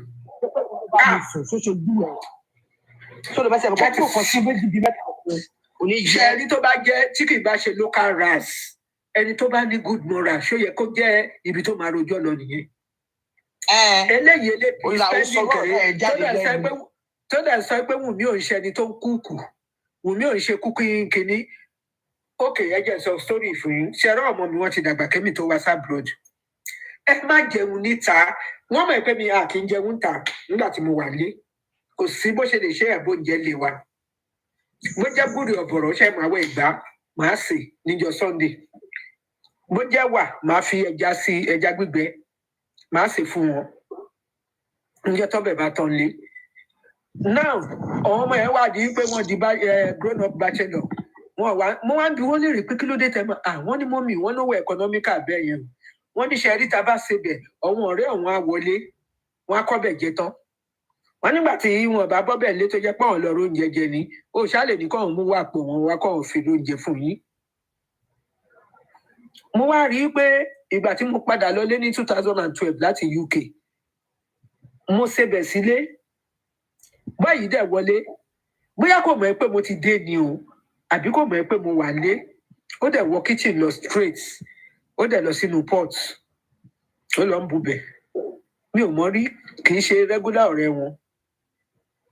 Mo bá pe ọmọ mi mo ní wá bí mo ní this is spiteful mo ní ìgbà tó bá mi bí mo jọ girlfriend yín ni ṣé kò rí i pé màmá yín ni mo jẹ́ ó dẹ̀ wọnú kitchen ló lọ bubẹ̀ mo ní ṣé bẹ́yìn ṣe ń wọlé ìyá wọn lọ bubẹ̀ nìyẹn mo á sọ̀rọ̀ sí bọ́ yẹn pé ó kọ́ lè déédé wọlé kò disregard èèyàn náà ebi wo ló ń pẹ́ anyways ìyẹn ni mo fi mọ̀ pé àwọn ọmọ yẹn ń ṣe bẹ́ẹ̀ ó lè jẹ́rú system táwọn Mohbad ń lò nìyẹn àìyàn 15 tó ń nulẹ̀ kí ló ṣe fẹ́ lówó tó láyé ìsìn tó ń jẹ wọ́n. ẹ ló mà ó ṣẹlẹ̀ sí mi tí mi sọ̀rọ̀ yìí mo ti fọ́kọ̀ wà láì tí bá parọ́ Ọlọ́run ló dùn àìmọ fi ṣẹ̀rí tó ṣèdájọ́ tí bá dáná tó ń gbà mí tí bá bubẹ̀ fara bubẹ̀ fún ẹlẹ bubẹ̀ fílẹ inú kọ́kọ́ fún ara mi tí mo ṣe oúnjẹ yẹn mi kì í lóúnjẹ jẹ ó lè jáde pé máa padà jẹ má rí jẹ nù màá dára báyìí máa làágùn wà wàhálà ọmọ yẹn pápá tó tẹ fi ń dáná fún tó fi ń ṣe wàhálà fún wọn tó wá ń parọ́ ọmọgàn máa bí wọn So orí sì kiri ọ̀dà náà ni. Ẹ tó bá ti jẹ́ nítorí pé ó kóyàn mọ́ra tó lọ́ọ̀rẹ́ ṣé ti yé iṣẹ́ ra stand ẹ̀. Á dáná fún wọn náà, wọ́n máa ṣe oúnjẹ fún wọn. Èyí spending tó sẹ́ pé kò sí oúnjẹ ìwù mi ò ṣe cooking type ni. Èyí spending tó lọ ń rojọ́ yẹn ṣé irú ẹjọ́ yẹn ṣe é rò síta ni. Irú ẹjọ́ rádaràda wo nìyẹn? Ó yẹ gẹ́gẹ́ bí kúkẹ́ ló yẹ gẹ́gẹ́ bí ọmọ ọdún ẹ̀ àbí bí ewu ẹ̀. Torí bí ẹ̀ nínú tó fẹ́ fún un. Níbo lòun gan ti wá sí òníyà tó lè sọ pé kí ló ń sùn ta fún. Torí ọmọ tèmi ò lè sùn ta kí n má bèrè ìbò lọ́sùn. Ìgbà tí mo ti ní 2012 the next week lọ ṣeré lọ o ṣó ti yé yín. Àwọn ya ti fi sọ kò sí dáadáa nù. Ó wá ń jábọ́. Tí bá wá pè wọ́n báyìí lórí fóònù ǹjẹ́ kan lọ́wọ́ méjèèjì bá wọlé mọ́mí àkíṣọkọ yìí náà. Mọ́mí àkíṣọkọ yìí ṣé gbàtẹ́dé ẹgbẹ́ pé wọ́n kó wa lọ police station rí ẹgbẹ́ páládùúgbò wa gbà wá lẹ́rìí mọ́mí ọ̀dọ́ ọlọ́gbàjá báyìí iṣẹ́ rí bọ́ọ̀ yẹn tẹ bá rí jẹ́tú jayà tí tẹ bá rí bó ṣe ga tó is about 6 feet. So sójà ni bàbá ẹ̀ bàbá wọn ti kú màmá ẹ̀ wà ìyẹn náà wà ní London nísìn. Abacha náà máa ń pè nítorí ẹ̀ but Abacha tó ń pè very iṣẹ́ rí bó ṣe ga tó ẹ̀ ló ṣe máa dọ̀bálẹ̀ fún mi bó tẹ̀ ṣe ń gbọ́ ọmọ mi sọ lẹ́nu ijọ́ mẹ́ta pé it's so quiet ìyàwó èmi àti mo lọ sí birthday party kan lọ́dọ̀ èmi àti ìyàwó ẹ̀ lájọ ń jó ìyàwó yẹn àjọ ní ọmọ mi ní ìyàwó ẹ̀ lọ́yàyà and she's a UK nurse tí ẹ wá rí èmi gan èmi àti ìyàwó lájọ wá ń jó ṣe lọ́kọ́ jókòó tó wù báyìí ṣe rí ohun tí mo fẹ́ bring out bẹ́ẹ̀ ni pé mo like privacy mi ní purọ́ fún yín èmi ò lè stand nǹkan tí Wùnmí stand yẹn kì í ṣe pé mo kàn ra o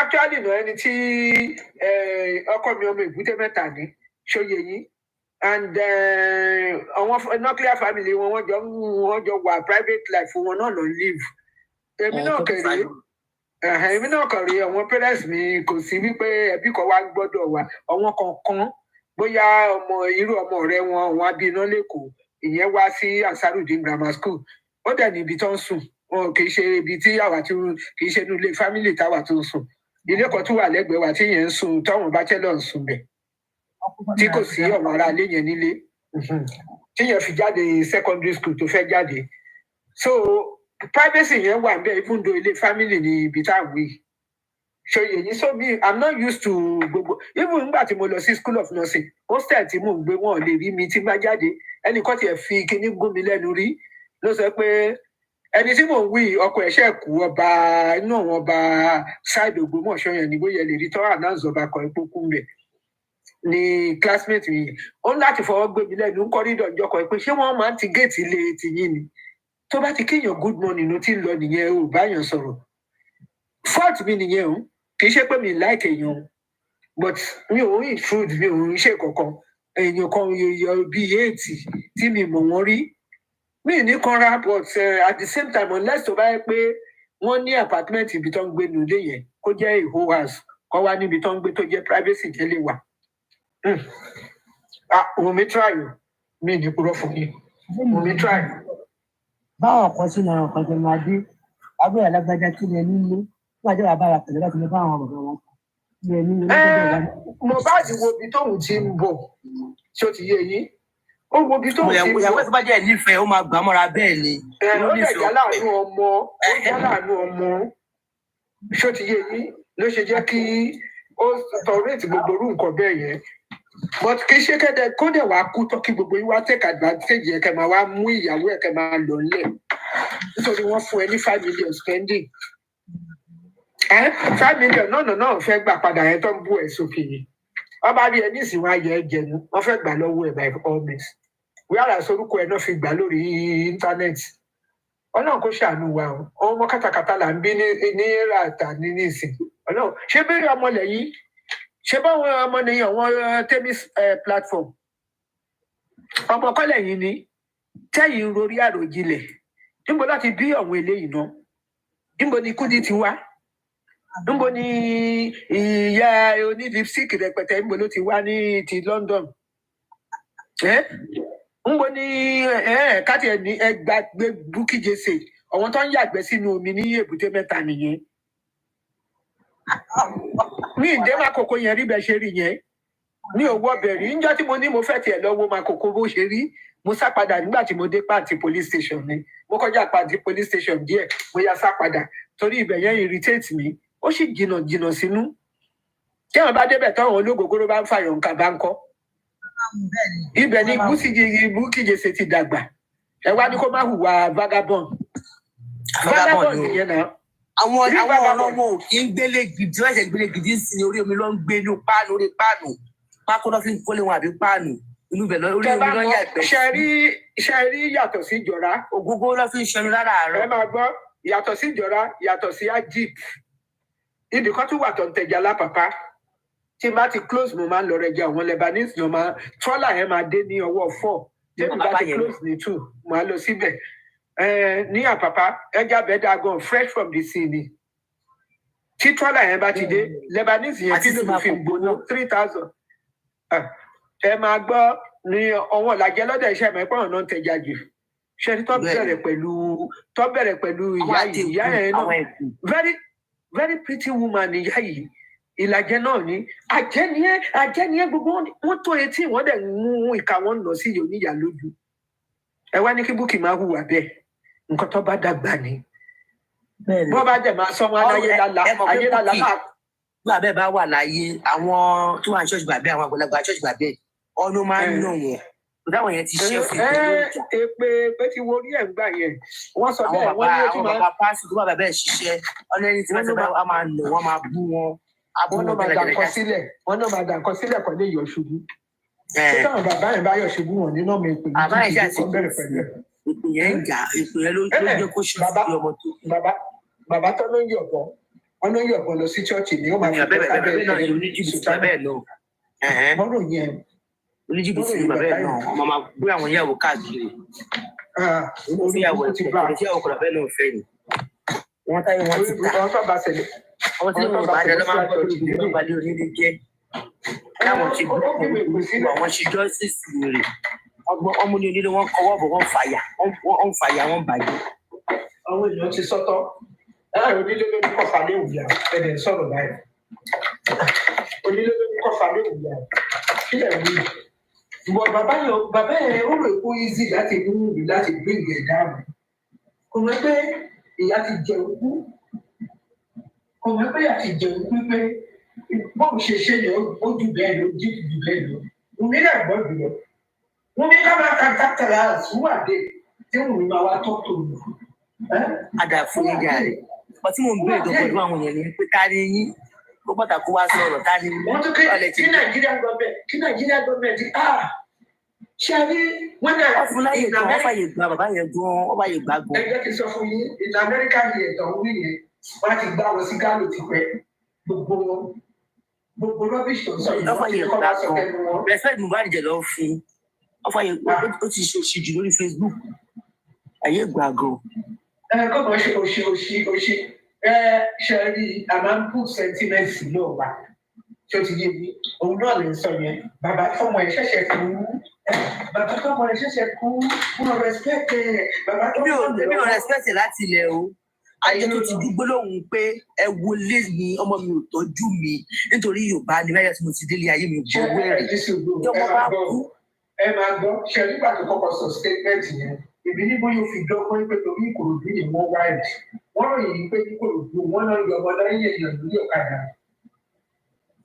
mọ́mí ẹ má bínú mà mo rò pé ẹ̀jú mi rẹ ti máa bí mi lọ́mọ àbíkẹ́ gbà mí láàbúrò tó ti yé yín mà látàrí dáyé tèmi ti délé ayé a ò ní rò tó mọ́ bá kú kódà bàbá gan àti lọ sọ fún pàápàá sáré sọ fún àwọn ọ̀rẹ́ àwọn èèyàn náà ti lọ sọ ọmọ nìyẹn létà lọ́mọ bàbá àti àmà disrespect àwọn àfà àbáwọn pásítọ̀ wọ́n máa lọ preach èyí tí wọ́n ti sọ pé ṣẹ́gun tí nǹkan bá dé báyìí tí kìíní kan ṣe wọ́n á kọ́kọ́ pààrọ̀ wà ṣé ọ̀pọ̀ tó ń yàrá wá wọ́n á kọ́kọ́ pààrọ̀ wà bí ẹni pé wọ́n preach wọ́n á ṣẹ̀ṣẹ̀ wà gbé bọ́ọ̀lẹ̀ even láti jọ tí èèyàn bá lose precious child lọ hospital ṣó ti yé yín ẹ mọ̀ nǹkan tó máa ń ṣe màmá kan lose àkọ́kọ́ mú ìpínyà ìdíwọ́ àti àrùn director for no knowledge ni wọ́n sọ fún bọ́ọ̀ yìí ní HND ayé ìgbà yẹn HND ṣì nìyí pé wọ́n ṣáà ń ṣe pàrẹ́sì àìpé kí ló ṣe ń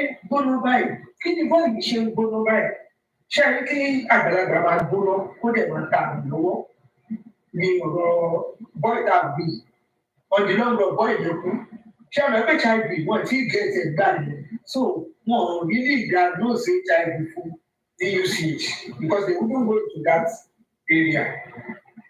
Ẹ kò kàn tí bàbá ṣe nígbà tó wá tí bọ́ọ̀ ìlú wa kú wọn náà wọn kàn tí ìyá yẹn bí yẹn ìyá yẹn ti wọ 70 nígbà tó gbé hospital àṣìfíà tó wá kí ọmọ wọn jẹ́ kó wọlé wọn ìtàkéèdè wọn fi bẹ́ẹ̀lì sínú tí ètò máa mú kí ó lè tranquilize màmá díẹ̀ wọ́n ti pe social worker sí tòsí wọ́n ti gbá ambulance sí tòsí so that tọ́ba wọ́n ṣe break news ní fún màmá yẹn báyìí wọ́n máa pe owó ọ́fíìsì ní tọ́ọ̀dù wọ́n sọ gbogbo gbọ́dọ̀ fẹ́ sọ fún wọ́n lè gbé lọ rí ẹ̀ ìgbà kan gbé dédé ó bẹ́tà kí kò já sí títì lọ ṣé o ti yé ṣe ti rọ́pọ́n tọ́ lò láyé ìgbà tí ìlú ṣì dá o tí kì bá ṣe yẹn wá ní kẹ́yìn yẹn lọ pé ọkùnrin wá lé èmi mọ nọ́ọ̀sì kan tó kú ní general hospital ìjọ tó kú báyìí mi náà ní malaria tí mo ti ń kó bọ̀rẹ̀ ó bọ́ sí ìjọ sátọ̀dẹ̀ àṣejẹ́ ìlú ti lọ jẹ́ kí abẹ́rẹ́ ní hepatitis dùn lọ́wọ́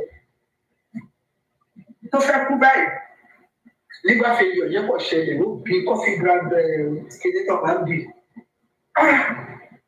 Janet òun nìkan nìyẹn ẹ̀dẹ́gbẹ̀ láyé lọ́rùn wọ́n wá ní gbàlágbé ni wọ́n gbé wọ́n wá ní kí ìyẹn ẹ̀dọ̀ ọkùnrin wáyé pé wọ́n fẹ́ fi lẹ́jẹ̀ ọkùnrin yẹn lè wọ́n tó ní ìtẹ̀jẹ̀ ṣe ń gbọ́ mi ṣe ń gbọ́ mi mo gbọ́ ẹ̀dọ̀ gbọ́ ẹ̀jẹ̀ tàbí kan dúlé wọ́n ní kí ìyá lọ pọkùnrin wá lé ìgbà tí ìyá dé náà break news gẹ́ẹ̀ yẹn fẹ́ máa rìn ní lọ́ọ̀yà lẹ́ni tó fẹ́ fẹ́ Janet kú ní 1986 màmá ẹ̀ ní oorun ti wọ̀ ṣọ́ọ̀pù tọmọ yẹn ṣí fún màmá ẹ̀ ṣọ́ọ̀pù mineral tó ṣí fún màmá ẹ̀ ní Badagry màmá yẹn ti pààyàn kò ta mineral bí wọ́n ó kó wọlé ní ìwà mọ rìsọ́ọ̀tì kí ni nǹkan tó ṣẹlẹ̀ ojú mi báyìí nígbà yẹn ṣe kó ní casualty general hospital Èkó níbo ni ti bàbá Mohbad ti wá ní kẹta mi bí léèrè níbo ni tiẹ̀ ti wá tó doyè ọ̀dájú òbí ọ̀dájú bàbá that's the problem it has ṣòye yìí problem tí bàbá yẹn ní nìyẹn ọ̀dájú gidi ó wá wí pé the next thing ni pé kó o wá sọ pé ọmọ ẹ ìràwọ̀ ẹ ló gbà o wá ní Wùmí ló wá sọ fún ẹ ṣé Wùmí lè sọ ọdún ẹ síta Wùmí tẹ rí yẹn ṣé kò gbọ́n títí a wá lọ sọ fún bàbá yẹn pé a lọ síbì kan wọ́n ní ìràwọ̀ yìí lọmọ yín gbà èmi ò sí ní ìbùkún lóhùn pa àwọn ọmọ ìlú bẹ́tà wá di bọ́ǹkì ló sì ń parọ́ bẹ́ẹ̀ àwọn tó bá jẹ́ gbọ́ ló rọ́ bẹ́ẹ̀ àwọn ọ̀dẹ̀ bíi tiẹ̀ náà èmi mọ̀ pé kò sọ bẹ́ẹ̀ àní pẹ̀sìrì mi yìí ẹ bá yẹn bá sọ̀rọ̀ jáde ní mo kúrọ́ ló ń pa. ọmọ Yorùbá mà ní Wùmí olùbíyẹn ṣe máa yàgò títí alọ́bá bàbá ọkọ ẹ̀ alọ́kọ mi sọ pé ìràwọ̀ yín lòún lò lórí ẹ̀ fòlù. kò sí bó ṣe lè jọmọ àtijọ́ kó gọ̀ títí ara bá. kódà kó gọ̀ títí ajẹ́ lọ sọ bẹ́ẹ̀. Tí bàbá rẹ̀ fún bàbá ó ti wá fún ara rẹ̀ ṣe lọ́wọ́ sáìdì yẹn mi ò trọ́ọ̀sì bàbá yẹn mi yọkọ mi ti kú ní ìsinyìí o but ṣe lọ́wọ́ sáìdì yẹn wọ́n formulate story báyìí ẹ̀rọ pé story gidi ni wọ́n á dẹ̀ máa sin pọ̀ formulation of story mo mọ̀ wọ́n dáadáa irú ẹ̀ ni bàbá yẹn wàá jókòó wà fọwọ́ ti orí wàá dẹ̀ máa sọ story àwọn èèyàn á dẹ̀ máa gbẹ̀ ẹ́ gbọ́ storyteller and he's a very stupid man ibi tó kò rí beyond his nose ló ṣe ń gbúrò burúkú yẹn because kò mẹ́pọ̀ àwọn ẹlòmíì irú èmi mo lè bí lọ́mọ tí n bá kàwé òótọ́ lẹ́gbọ́n yẹn mo lè bí lọ́mọ tí n bá kàwé òun nìyẹn èmi ò fẹ́ gbàjẹ́ lọ́wọ́ ọmọ mi ò fẹ́ dúró de ọmọ mo ti mọ ìsìn bó ṣe rí ṣe ayé táwọn ọmọ mi bó ṣe wà ní England yẹn kó lóun ra lélẹ̀ nínú rẹ̀ adùn ẹ gbọ́ mi mo mọ̀ pé stepstone fún ni torí ṣe rí what do I call it kẹ ní property tẹ bá go into property lè tú ilé yẹn tà kẹ má jẹ £50,000 lórí ẹ gbọ́ mi so ibẹ̀ yẹn lèèyàn ti ń lówó so mo ti mọ̀ pé ọkọ̀ mi balẹ̀ pé ọmọ ìyá ọ̀jẹ̀ wọn mọ́ nìyẹn ipe mo gé ẹnì lára wọn láì jẹ́ pé mo gbowó oúnjẹ lọ́wọ́ wọn kò sóbì ibi bàbá ti pé yẹ. bá Mohbad pé ó fọ́ọ̀mù ẹ̀ ń kájà níbi sọ̀rọ̀ ní pé ó kọ́ ọmọ mi ní kọ́ ọmọ mi náà di star ó wá jáde ó wá gbogbo fọ́ọ̀mù ẹ̀ ọmọ yẹn lo ògo yẹn kò ní kó tẹ̀lé jáde tó wáyé pé òbí gidi. irọ́ ló ń gbà ń bọ̀ níbo ló ti ṣe gbáwò tọ́jú tẹ̀lé tó fi ogún ọmọ mi ní ogún mi ní ogún fún ọmọ mi ọtí ogún mi ní. ẹ gbàgbé kò lè gbé fún kò lè gbé fún láéláé kò lè gbé fún bàbá tẹ̀lé rí olójú kòkòrò yẹn kò lè gbé fún bàbá olójú kòkòrò yẹn ò lè ẹ gbàgbé ògùn ẹ̀fọ́ ẹni bọ̀dù ẹ gbàgbé ní tó fẹ́ ṣe ló fẹ́ ṣe lọ́pọ̀ ẹ̀ ibi tó ti ń ṣígbáwò kiri náà ti sọ̀sọ̀kúsọ fún àwọn bàbá yẹ̀mí wò ṣé mi ni máa lọ sọ́dọ̀ ẹnìkan ní ìsìnkú máa kúrò orí burúkú kan fún mi kó wá kí nǹkan sẹ́nu wọ́n ti máa ń fi nǹkan sẹ́nu tó jẹ́ pé mo débi 10 wọ́n á máa sọ fún ẹ pé iṣẹ́ rí tìbẹ́tàn yẹn ìgbà kan ló ń ṣe kinní lórí rédíò tó ń tú àṣírí ọ̀hún aríran yẹn ọwọ́ 11 ló máa ń bẹ̀rẹ̀ níjọ́ Wednesday kí tìbẹ́tàn tó di àbí kílẹ̀ tí ń pe pásítọ̀ yẹn kó tó di ìranù nísìn tìbẹ́tàn nígbà tó sì gùd gbogbo àṣírí ọ̀hún aríran yẹn ló máa ń sọ̀rọ̀ ipe ẹ lè torí ipe fẹ́ lówó ẹ sọ pé kọ́ lọ da ẹrù wọn kọ́ lọ dànù sókù èmi náà yín great aunty kan náà aunty màmá mi ni màmá yóò bímọ ló ṣe dé dọ́dọ̀ wọn tó ń wọ́ ọmọ nígbà tí ṣẹlẹ̀ ṣì wà ń ṣẹlẹ̀ wọ́n bá ní kó lọ da gbogbo góòlù ẹ̀ sókù wọ́n máa gbẹ̀yìn lọ́kọ́ ọmọ lọ́kọ́ ni wọ́n ní kó lọ tíbẹ̀ tó sọ ó ní wọ́n máa ń ṣe é ṣáwárí ń yọkàn mo lọ sọ́dọ̀ ọ̀rẹ́ mi yẹn ń tajà ní ìyànà brown ọ̀rọ̀ owó àwọn almaroof ló ti rẹ́ǹtì shop mo wá lọlẹ̀ mo fẹ́ lọ sábẹ́kúta mo wá sun ilé ẹ̀ olùdásílẹ̀ ní ọkọ ẹ̀ torí ó nílẹ̀ kan tó fún wọn ní ìjókòó yìí pé kó fi kọ́ Celestial Church ọkọ ẹ̀ kẹrẹ 24 hours on the road la máa ń pè ó ń bóbìnrin ló ń bóbìnrin bọ̀ ní àwọn yẹn àrìnkà ń já bàtà ṣètìmọ̀ kọkùnrin lọ fá ọkọ lọ gbé pẹ̀lú obìnrin yìí àwọn sẹ̀lẹ́kẹ̀rẹ̀ wọn máa ń di polygamy kíní yẹn ló fa kí ọ̀rẹ́ mi yẹn àtọkọ ẹ̀ ọ̀rẹ́ mi yẹn náà second wife ni o bó ṣe jẹ́ ọmọ ilé ọlátọ tó jẹ́ pé màmá ẹ̀ nìkan ni bàbá ẹ̀ fẹ́ o but ṣe rígbà tó yá ṣòye yín níṣe ni ṣẹlẹ̀ kan bá wá tó jẹ́ olùṣọ́ àgùntàn chọọchì ibi tí ọkọ ẹ̀ jólùdásílẹ̀ ọkọ ti dùbọ obìnrin mi ló ti pẹ́ wọn wá mọ ọkọ mọ ẹgbẹ́ mi wà ní yàrá ló bá ń tó àṣírí ìjọ náà ní pé tó bá ti lọ gbàgbára tó ti lọ sínú igbó kan tó ti lọ gbàgbára wá wọn á sẹ pé àríran pàtàkì kan dé o kinní kan dé o ìgbà kan dé ó ní wọn máa ríran fún wọn church ó lóun pè wọn pé wọn ìyẹn ọmọ yìí níta ìṣe yìí wàhálà ilé ayé ẹlòmíì ilẹ̀ yìí kó mọ́ra yìí tẹ́ máa gbà kọ̀rọ̀ lọ tẹ́ máa ní kọ́ ṣe nǹkan kan tẹ́ máa gbà kọ̀rọ̀ lọ tẹ́ máa lọ kó kinní náà nítorí ẹ fẹ́ lo mọ́tò má yẹn táṣìírí ń jọ yìí ọ̀rẹ́ mi ò dé stop pé kó má sọ̀rọ̀ ṣé ẹmẹni tọkọ ẹ ti ṣeré lọ tí ò tiẹ̀ mọ ibi tọkọ wà tó bá pẹ́ máa ń lọ sẹ́kù dáadáa area Martin Street ilé kan wà láàrin títì ó divide Martins àti ọ̀nà Balógun báyìí ilé yẹn lady tí yẹ ẹ ní ilé yẹn òun ni ìyàwó ọkọ ọ̀rẹ́ mi yẹn kí ni má yìí rí irú wúmà yẹn fún ṣe rán ọ̀sẹ̀lẹ̀ mo sorry ẹ̀yin tẹ́ ẹ bá jẹ́ sẹ̀lẹ̀ polygamy tọwọ́ encourage yẹn kò lè jẹ́ kí n fi bẹ́ẹ̀ láìkí wọn ní ìlú láìkí fún polygamy tọwọ́ encourage wọn encourage yẹn gbà yẹn ọkùnrin àlọ fámíà bó ṣe wù ú kó sọ kò jẹ́ kó rẹ̀ mi yẹn stop ẹ̀ pé kó má sọ̀rọ̀ pé àjèjì wà nù yàrá òun mi náà dẹ̀ bí dèmi lẹ́yìn mo kàn fi gbá ṣeré wọn kọkùnrin wà kó jẹ́ pé wà kàn jáde lé ohun tí ó ń yóò ya Mohbad rí tóbìnrin yẹn fi rí bẹ́ẹ̀ yẹn ṣẹ́gun tí ò dẹ̀ wá aṣẹni tó wà much educated o tún wá ń take advantage ẹ̀ wọ́n tún fún lówó ọmọ ẹ̀ tún fẹ́ dá lọ́lá ó ní ọmọ ṣe burú ẹ̀ fún oníṣòtì ẹ̀ ó sì manage 500,000 rí dépò 5 million. Who are you to determine somebody's fate or somebody's ability? Ìwọ ọmọ ability obìnrin yẹn mọ́ ni ó pẹ̀lú nǹkan tó fi pọ̀ mọ́ ẹ̀ ó pẹ̀lú nǹkan tó fi pọ̀ mọ́ ẹ̀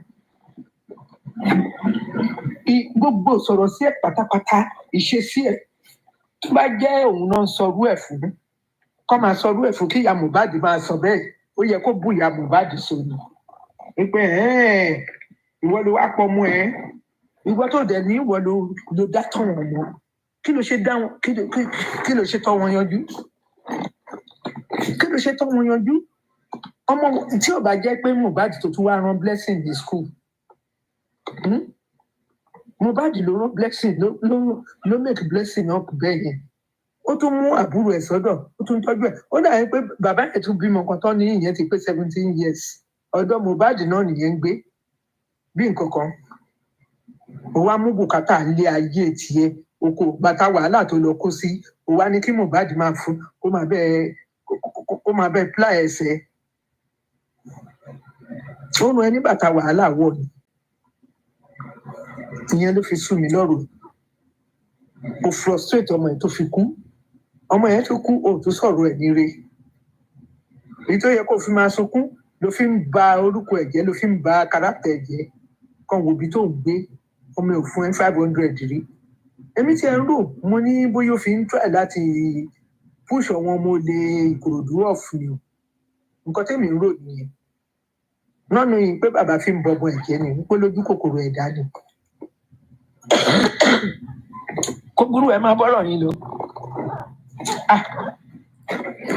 gbogbo yín ti sùn ẹ̀yin ará ẹ ti sùn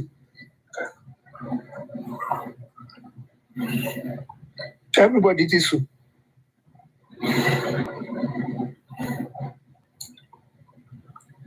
ẹ wò ó ẹ jẹ́.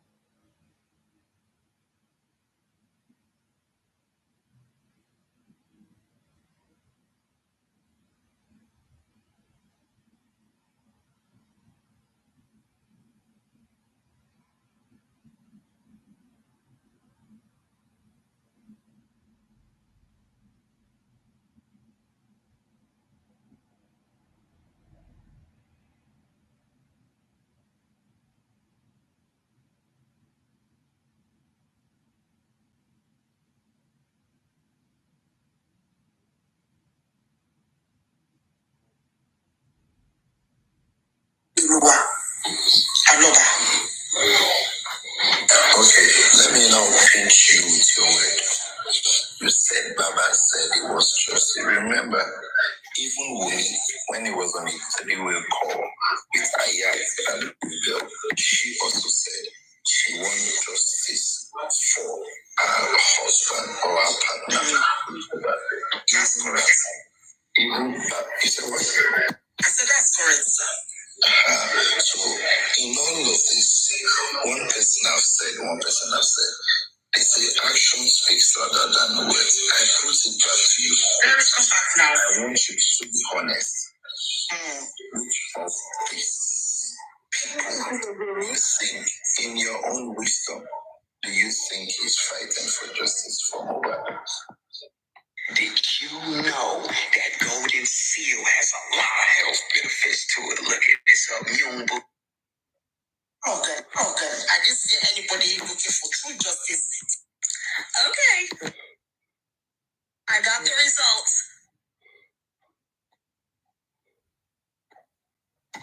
What nobody is fighting for justice for Mohbad. What are you doing in justice for Mohbad? Well, if I said I'm looking for justice for Mohbad, I'm not fighting for what time Mohbad in the house. You're not getting me now. You're not getting me. From your answer, obviously, nobody's, according to you now, nobody's looking for justice for Mohbad among the family. And there is no any statement that was released that the public are the one looking for justice. There's no, if you want a statement of fact,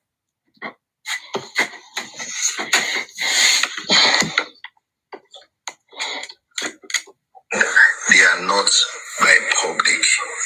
It is the people, the lawyers that are still representing Aloba that is carrying it out. So, hold on.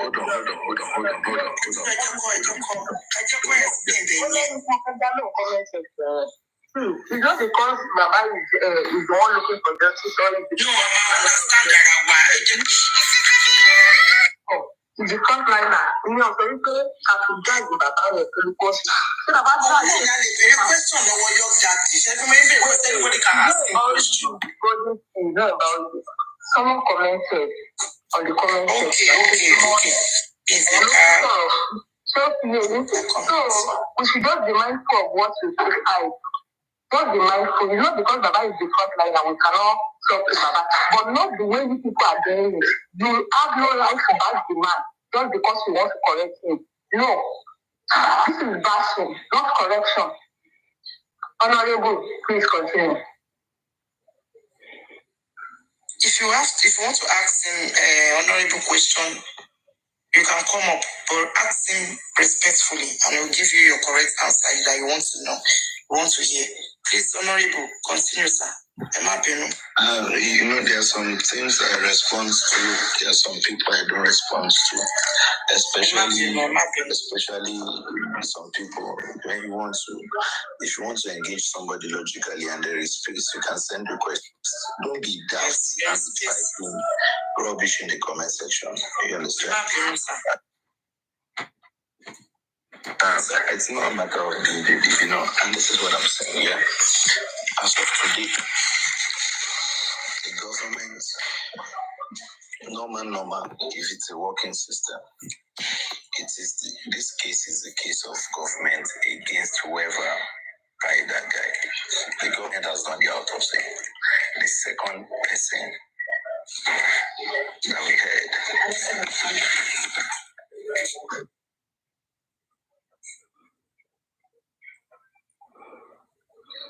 we're done for him. He will be right back. We just need to understand ourselves. The second person that we heard that that went for the autopsy is the father. And from the statements from his lawyers, they said they were not okay with what the government presented, and they pushed to have their own autopsy, and they were granted, and they're in that process. So now, if you're saying that nobody is fighting for justice for Mohbad amongst the pick out one or two instances where I believe that the father is fighting for justice for his son. You understand? And that is everybody is entitled to his own opinion. We will see. So I am a true-born Nigerian. I'm a politician to the core, and I understand how Nigeria works. I understand how technical this case is. And I understand, I've sat down and I've studied that this case, the way we are looking at it, that is a small case, which 1 week should be sorted. But because of the power play, because of the people involved in this case, it's been dragged like this. I understand that fact. And for the case to have come this long, I can tell you for free, if it was easy for the government to have thrown it away, either by politics or by technicality or by these delay tactics, I bet you for free they must have done it. But it's not easy. And that is why I keep applauding the people that are standing tall.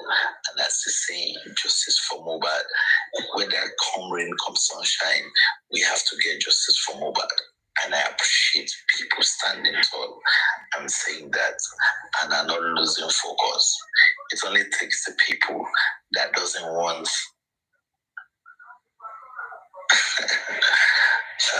don't let me see what I want to say. But it is well. I think you understand what I'm saying, Auntie Godesi.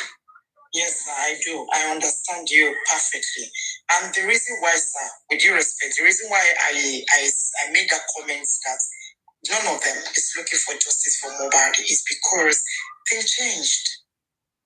Everything changed. At least Baba have a legal team. And the legal teams are not doing what they're supposed to do, but everything is under G. Remember the question was being asked to Baba? Let me ask you a question, please. Okay, sir. Please. What are they supposed to do that they are not doing? Okay, sir. Like the autopsy results that was being out, when there's even before the results came out, they were asking, some of us were saying, let's try to do our own, let's try to know what's going on. And unfortunately, it came out the way we don't like. Understand? Look at that. Let's assume we've done our own ahead. We will not be here now. That's number one. And number two, Baba is not giving, we don't know what those lawyers are doing with Baba. We don't know. They are not, what are they told us? Look at, what's it called? DNA, ordinary DNA.